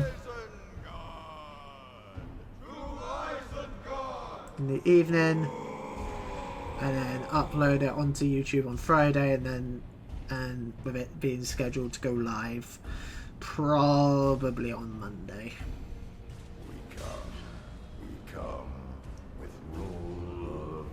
And if it doesn't go live on Monday, it will go live on Tuesday. Again, unless something happens in the meantime.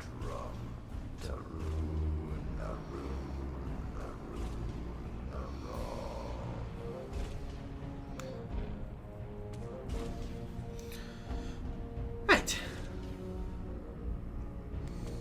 There we go. Ugh. I'm starting to think the dark tone on the stomach was a mistake. But it's fine, that can be fixed in the highlights.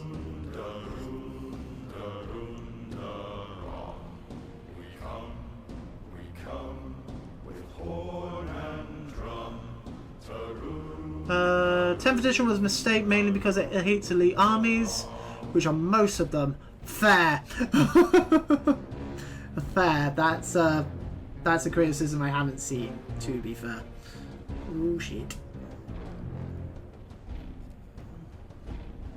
To Isengard, though Isengard be ringed, and barred with doors of stone, though Isengard be strong, I'm happy with him. I would actually say, probably, once he's dry, aside from that bit of highlighting on his stomach, I would quite happily look at him and be like, yep, that's ready. That's tabletop ready, in my opinion. I think he's worked pretty bloody well. I really like him. I'm really, really, really pleased with him.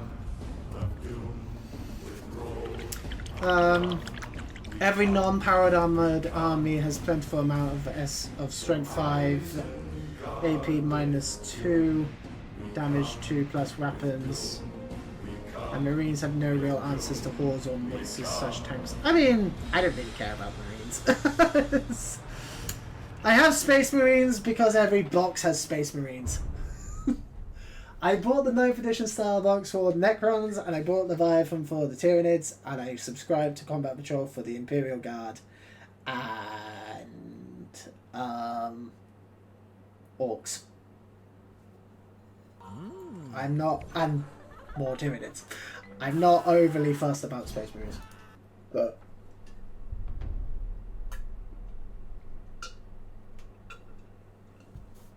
obviously issues with Space Marines affect the entire game because Space Marines are 40k. Unfortunately. I just find Space Marines really boring. Every army hard counters Marines, which I guess is to be expected. Marine players are still paying for the crimes of Matt Ward. And yes, Ratkin, we will rise up and kill, slay all things and eat their meat. Ah, you play Skaven, good lad. I assume, lad. You play Warhammer, it's a fair assumption.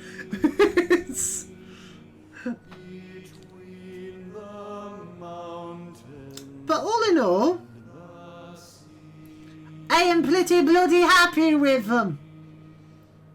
For what is, all in all, in terms of like not counting the dry time and when I've just been sat here chatting, just talking bollocks with chat. Like 3 hours? Like 3.5 hours of actual work? Like brush on model work? I don't think that's not too bad, personally. Holy shit, it's 6:30. I was going to finish this an hour and a half ago. I got distracted talking about just bollocks. Is to be expected. It's paint and stream. Speaking of our glorious, lovable rat boys, took mine out for a walkabout on Saturday, and the bloodthirsty bloodhound of Blaze of Corn. We slaughtered most of them and did the objective things and denied them theirs. Final score was 44-24. Very good. Very good. I'm going to be honest, haven't actually played any of Sigmar yet. Just simply because I haven't built Skaven yet. Is the main problem. I don't technically own it yet. I have it. I own it, but I don't have it. If that makes sense. Because it's because it was bought. Basically, it was bought when it came out as a Christmas present. Bought it when it came out just in case it sold out, which, to be honest, was a bit of a mistake because my local non-Games Workshop game store still has like 5 of them.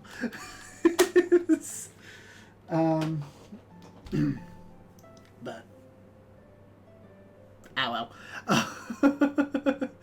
I didn't know. I wasn't one to know that it wouldn't sell all that spectacularly. But basically, deal is just Christmas present was bought back in July or whenever the fuck that box came out. I'm not allowed it till Christmas. So that's my job. After Christmas, I'll stream. Because I might paint up Skaven Tide on stream. I don't know. Undecided. But we'll have Battle for Edoras box at that point, hopefully. Unless that gets delayed. So that's going to take up a fair bit. Although, having said that, probably won't be able to get those on stream until about March time, because I don't have an airbrush. So I am at the mercy of lovely British winter. That awkward moment for my opponent who did not listen to my pre-game spiel when my Vermin Lord General rolled a 3+ and retreated from combat and denied him battle tactics. Scurry away is a great heroic trait to give your general. Again, I haven't even read the rules. Anything. Most I've seen of Age of Sigmar 4th edition is what videos I've watched online of it, which to be fair is a fair bit, and even then most of that spearhead stuff. I will say though, I will be seeing an awful lot of what is that army called? the thing that is basically New Bretonia. What is that called? It is Luminef. Yes, I was right. I was right. Yeah, I'll probably be seeing an awful lot of Luminef stuff because that's the combat. That's the spearhead that the girlfriend was very much like, ooh, I like them. I'll be doing a lot of spearhead. Like, spearhead will be the main way I play Sigma. Because money! Also, I just prefer skirmish. I prefer skirmish games as opposed to, like, the big war games. Luminef is on top of competitive meta right now, so expect a hard fight. Oh, I'm sure. I'm sure. Like, the main factions that she liked the look of were Luminef. She liked Luminef. She likes the look of Sylvanef, because elves and trees and shit. That speaks to her inner hippie.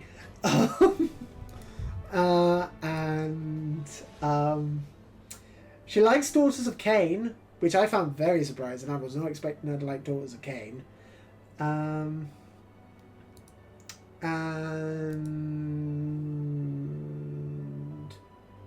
oh, Seraphim. Seraphim was the other one. She liked Lizard Folk, because that's the one. But that is where it's like, no, that is my faction. Because the ones I play on Total War are Skaven, Lizard Folk, and High Elves. Nighthaunt were completely broken, but they toned them down, thankfully. Which ones are Nighthaunts? Nighthaunts are the ghosts, right? I have the website open. Yeah, they're the ghosty boys. Lizards riding dinosaurs. Yes, exactly. Exactly. The Seraphim is such a cool thing, because there's a little dinosaur riding a big dinosaur. It's like, yes, I can get on board with that. That shit is cool. Yeah, there's gonna be a lot of highlighting work that needs to be done on my cave troll. I regret painting the tummy with dark tone. It's sort of kept like the different shade work I did, but it's dry enough to be picked up and held.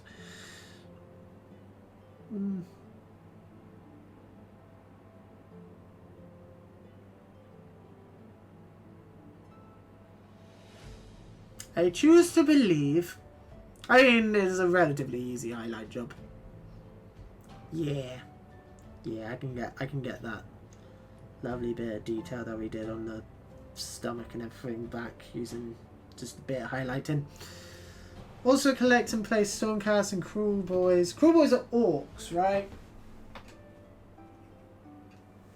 Again, I don't know Sigmar names. I know some Sigmar names, but my main point of reference is through is coming at it as someone who plays, like, my knowledge of Warhammer Fantasy stuff primarily comes through Total War. So Tolkien-esque orcs. Okay. They're the more cunning than brutal ones. Oh, they're two different types of orc. Orc would be chaos, wouldn't they? No? Are orcs not chaos? Are they destruction? They are destruction. Orc war clans. What's Gloomspite? Oh, right, Gloomspite goblins. That's one she did kinda like the look of, because they're like all weird magic-y goblin people. They are destruction. Iron Jaws are the GW cartoony orcs that are brutal and cunning. I don't see them on here. I see Auric War Clans. Are they just like included in here, sort of thing, on the website? Is that how they've done it?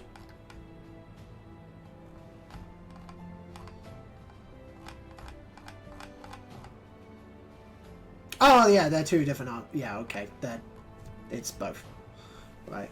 I will say, because this model has piqued my interest for a while. Every time I go into my local games workshop, I see this model, and I look at it, and I'm like, oh, you look cool. And that is this fucker. I really like the look of this guy. Just like the Gloomspite as Moonclan Goblins and the Trogs. Oh, okay, so they're two separate armies but same faction kind of thing. Like, I mean, I know Caesar Sigmar is like 4 different factions but one army kind of deal. But I like this dude. This guy and who's the other one? You are chaos, cause you're from Total War. You would be... I don't think you're under... I think you're just Chaos Undivided, aren't you? Where are you? There you are. There you are. Fuck! You've gone up in price! Oh, because for some reason it thinks I'm in America. Why do you think I'm in America? I want the British.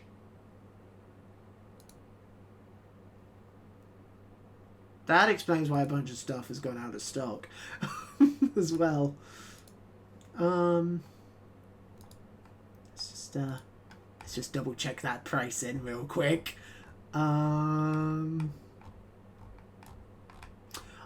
tell you why it thinks I'm in America. It's because I came here through Google.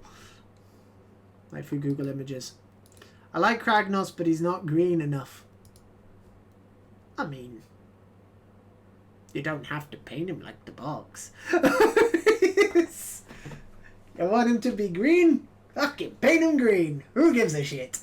People who say you can't paint your little toy plastic things, like you have to paint them exactly like the lore and you have to paint them exactly like the box, can fuck off. I mean, I do my best to keep like the Lord of the Rings stuff as close to the films because it's Lord of the Rings. I have it's characters from a film, but it's Warhammer. Who gives a shit? Yeah, but he's not orky enough. Now Gordak I can get behind. Oh, fair enough. Fair enough. Yeah, like I look at this guy, I don't think, oh, he's clearly a part of the orc army. Like I look at this fucker and I think, oh well, he a demon. Oh, able to lead all forces of destruction. So he's not orc specific then. He's just any army of destruction can take this asshole. Alright, I suppose that make a bit of sense. Right, let's fix it. There we go. Now we're in Britain. Now we're in the British side of things. Gordrak.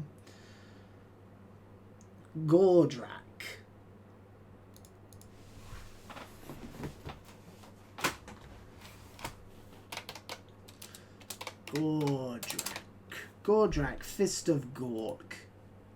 Oh, I've seen this guy. The dude with the cabbage dragon. As, I believe it was Poorhammer described it as cabbage dragon, and since that's all I can see. He's just a ball of cabbage. I do like him. They actually have a in my local games workshop. They have a painted one of him in the window because the guy who runs the store plays orcs in Age of Sigmar.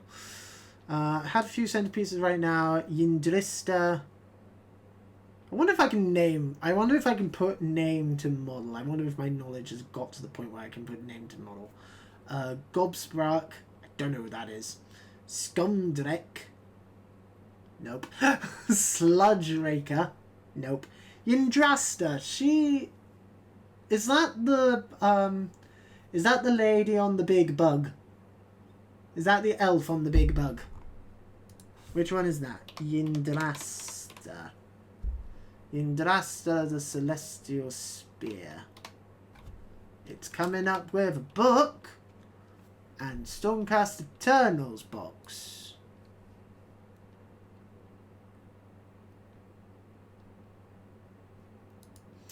Oh, it's this chick.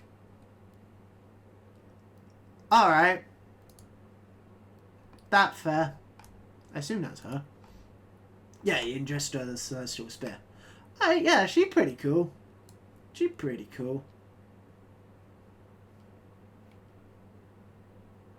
I'd probably take her off the base and just put her, like, take her off the scenic base and just have her normal.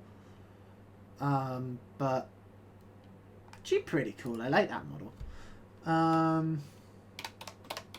I will find someone to raid in a bit as well, by the way. We are finishing up in a bit because I need to have some food and do some last minute prep for D&D. Gobsprack. That's fucking cool! Oh, I like the big pigeon. I know it's not a pigeon, it's a vulture, but fuck you. Oh, that's really cool. See, this is why I like Age of Sigmar. Because again, like... Again, it's that thing of like... Whenever we go into... Whenever I drag my girlfriend into either the Warhammer or other local friendly game store, she'll have a look at the Warhammer 40k stuff. Like, she'll look at like the Sisters of Battle stuff.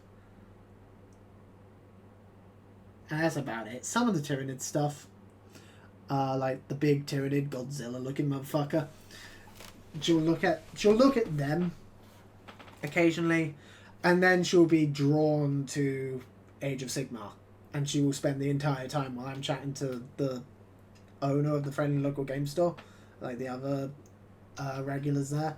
She'll just be stood there looking at the Age of Sigmar stuff. She'll be like, God, that looks cool. And that's the sort of thing I'm talking about. Like that and the big dragon. You, like, the big, like, blue dragon guy. Him. I don't know names. Scumdrek.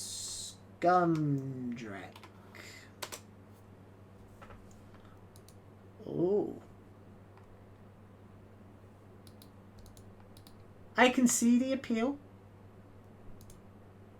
I mean, of the centerpiece models, he's a fair price. He's not 100 fucking quid, Bellacore. I almost owned a Bellacore. My plan was, if I couldn't get my hands on a Balrog, I was going to use this fucker. So I was like, I like you. You look cool. But I have a Balrog. I haven't painted my Balrog. My Balrog is about 90% painted because it's black. It's just... Yep. Again, it's like the Warg Chieftain. If a model is 90% one colour, just fucking prime it in that colour. Fuck it. Go away, Robot. Ban at.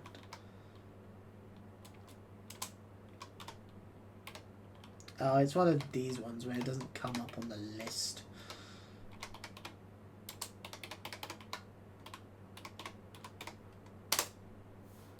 Goodbye. What was the other one? Sludge Raker.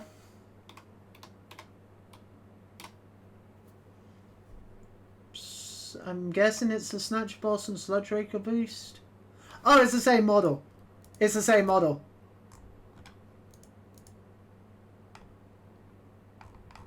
Yeah, it's the same model. It's just you can either build it as this chap or you can build it as generic-y dude. Vermin Lord. That's the one from... Oh, which one? There are several. Which Vermin Lord are we talking here? Phaedros, if you're still in chat. Or is it just the case where it's just the same box? Looking at the models, actually, that's the same model, just with a different head, isn't it? Yeah, it's the same model, it just has a different head on it. Alright. That fair. Built mine as Screech.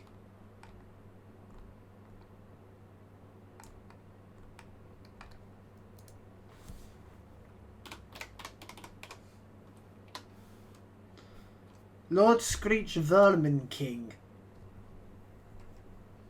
What do you look like, my friend?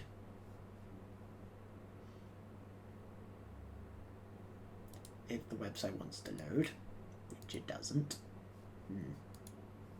That's concerning. Okay, it's fine. It's fixed it now. It's fixed itself. That's very cool. I'm not gonna lie. That's very fucking cool. I like him. I really like him.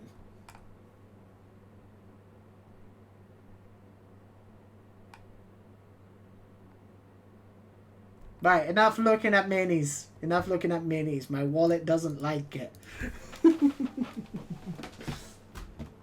Yeah, I'll probably eventually start doing some 40 Age of Sigmar stuff and 40k stuff on stream when...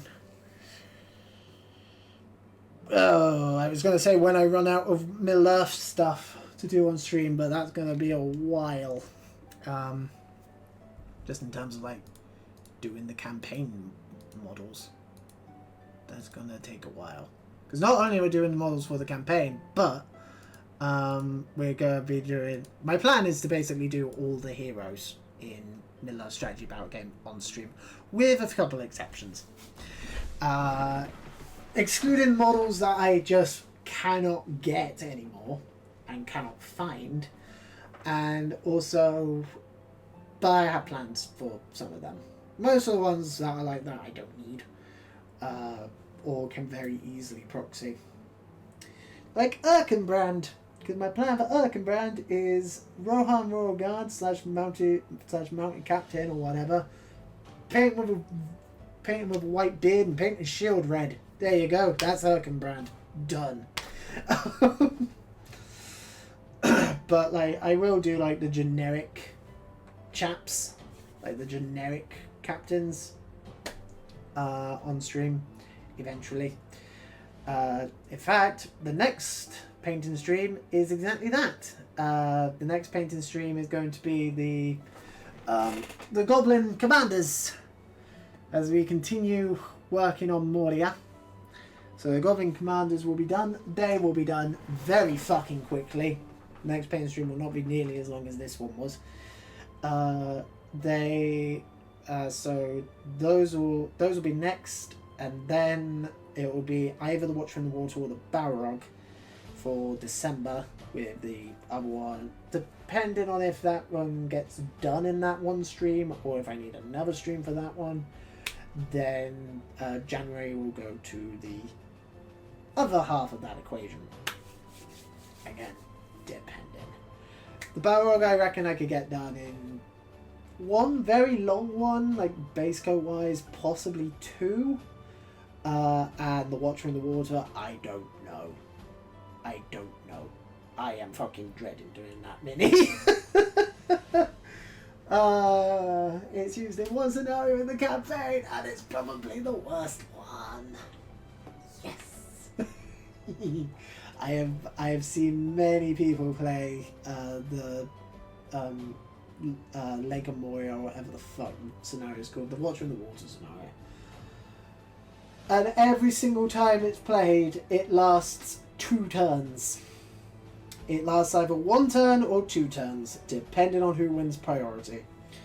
because that scenario, the victory conditions for that scenario is either Frodo dies, or Frodo it's at least 5 members of the Fellowship go off the board edge, I believe. Otherwise, it's a draw if Frodo makes it off the board edge, but not enough others make it off. I don't remember what the exact good condition is. I just know that evil wins if Frodo dies. And it's the Fellowship versus the Watcher in the Water. And the scenario goes one of 2 ways. Either good player wins priority first turn, Frodo puts on the ring because there is no negative to having the ring on because it's a Watcher in the Water, and then Frodo just runs out of the water and the next turn gets into the mine, and the rest of the Fellowship just go in the first turn. At most, it takes 3 turns. Or, evil player wins priority, immediately charges Frodo and kills him because of the Watcher in the Water, and it gets like 12 attacks. Against Frodo. That's how that scenario goes!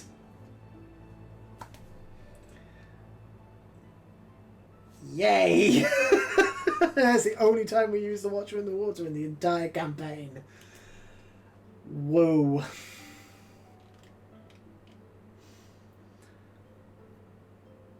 Oh well.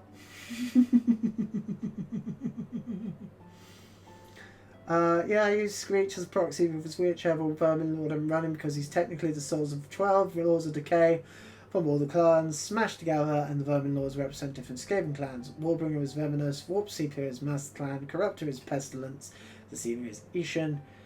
Guessing since Scryer and Mulder are very science-based, they don't worship the Great Horned Rat enough to get their own Vermin Lords. I mean,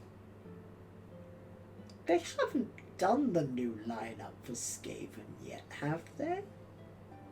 But they have shown us what's in it, never mind. I just remembered they did the reveal trailer and showed us all the new models. I'm not gonna lie, some of those new Skaven minis from the new range that's coming out, oh, they look pretty fucking nice. Anyway, it's 7 o'clock now. I've been going for almost 6 hours. This has been a very long stream and my throat is killing me. I need to have some food and get ready for hopefully D&D in 2 hours. But we'll see. It depends how badly my players have been hit by the hurricane in Florida. So we will see. Alright, hello YouTube. Hello. It's me again. What is it? 5 days in the future. Yeah, just very quick because I don't have any other opportunity to record this because I got minis done yesterday. They're dry. I've just done all of the social media posts about them and everything. But yes, they are done. Mostly, I might change a little bit on the Warg Chieftain, but I'll go into that in a moment. But yes, let's not waste any more time. The hair's still a bit wet, but because I've just had a shower. But as I said, this is the only opportunity I have to do this if I'm going to get this up in time for Monday. Because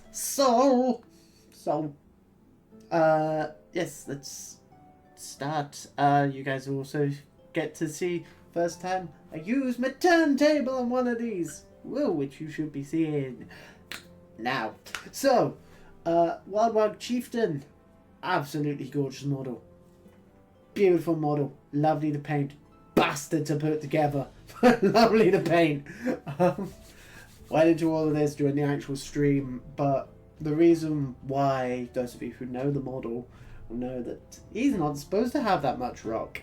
Well, the reason why I build him like that is because firstly, he wouldn't go into the little hole where his foot's supposed to be. Like, there's supposed to be a little peg on his foot, which goes into a hole in the dude's chest.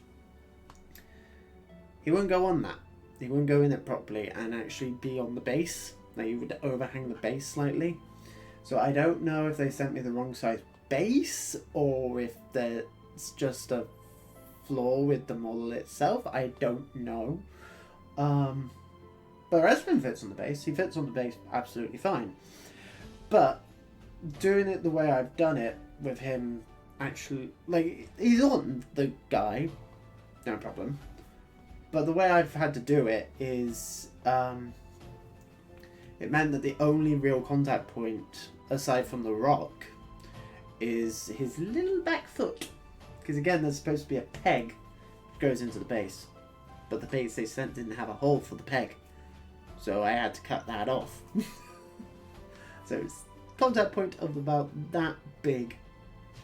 And all the weight is over there. So like, he'd sit and then inevitably about like a minute later he'd just be like, and I'm like that now. So yeah. So I basically had to cut the peg off, shear his foot off as well, and build him a little nest for his foot to be in, so it wasn't just a stub all out of my spare rocks and stuff. But I think I did a pretty good job of it. I think he looks quite decent. In terms of highlight work, mainly just bringing in the greys and everything on the main, adding some more brown around the fur and everything, and just doing a little bit of highlight on the guy, who I also noticed is supposed to have a beard once the shade paint dried. I noticed a beard is actually sculpted into him, so I added that, and then I covered him in blood. Which is the only thing that I might change. I might add a little bit more blood around the Warg's mouth. I don't know. Undecided. But yes, he is an absolutely lovely model. I love him. As for the cave troll, he's the reason why the highlights took about 4 hours yesterday. Whoa, a lot of work went into him, particularly on around the torso area. Most of it was, aside from that, it was mostly simple, just a bit of line highlighting, bit of highlighting on the rocks on his back and his legs, just to bring them back up a little bit. Adding a little bit more metal to his chain and his hammer, just sponging away a little bit of the rust effect, but yeah, most of the work was on the body, getting that looking nice and decent, various different shades of grey over different parts of him. Yeah, just skin highlighting just across an entire model, always fun. And then doing recoloring the teeth, adding a shade of yellow to it, just a very thin mix of off yellowy white and white to make even more off white, and then dotting and then doing the eyes, which I actually did on these models. I think they turned out quite well, personally. But yes, that's them done. That is them done. Very happy with them. Very, very, very happy with them.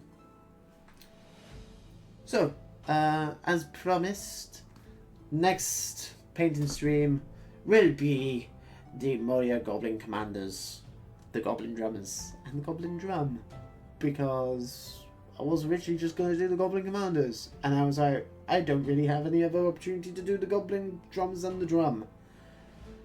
And to be honest, my Goblin paint scheme is very, very, very simple, so brr. Obviously, I do more on the heroes, but they're not named heroes. Like, when we eventually come to do, what is it, Durblers and Gorbag, or whatever the fuck they're called, I will, like, the named goblins that Games Workshop made for Shadow and Flame back in the day, I will go a lot more into them, but for just the generic commanders, it's just like, let's just get them done. My original plan was actually to do Durbers and go back because I couldn't get these models for a while. So I was like, am I just going to get Durbers and go back and just proxy them? Just say, yeah, they're Goblin Commanders, but these are the Goblin Commanders I have. Anyway, I'm going to get this edited, get this up, and yeah. So I will see you. So for those waiting for that painting stream, that will be on the 5th of November. Should be, providing nothing happens in the meantime. If not, it'll be the following week. I believe I don't have anything going on that week, so it should be that week. But yes, hope you guys enjoyed watching this 7-hour-long painting stream. Yay! Enjoy. Have a lovely rest of your evening, folks, or day, whatever it is that you're watching this. Probably evening if you've watched all of this in one sitting, in which case, why? How can you put up with me for 7 hours? Anyway, have a good evening, folks. I promise the next one won't be as long. He says. We probably won't be having another one as long as this for at least 2 months until we get to either the Balrog or the Watcher in the Water, because still haven't decided which one will be first. Yay! I'll let you guys know of that next month. Bye, everyone. Bye-bye. Bye.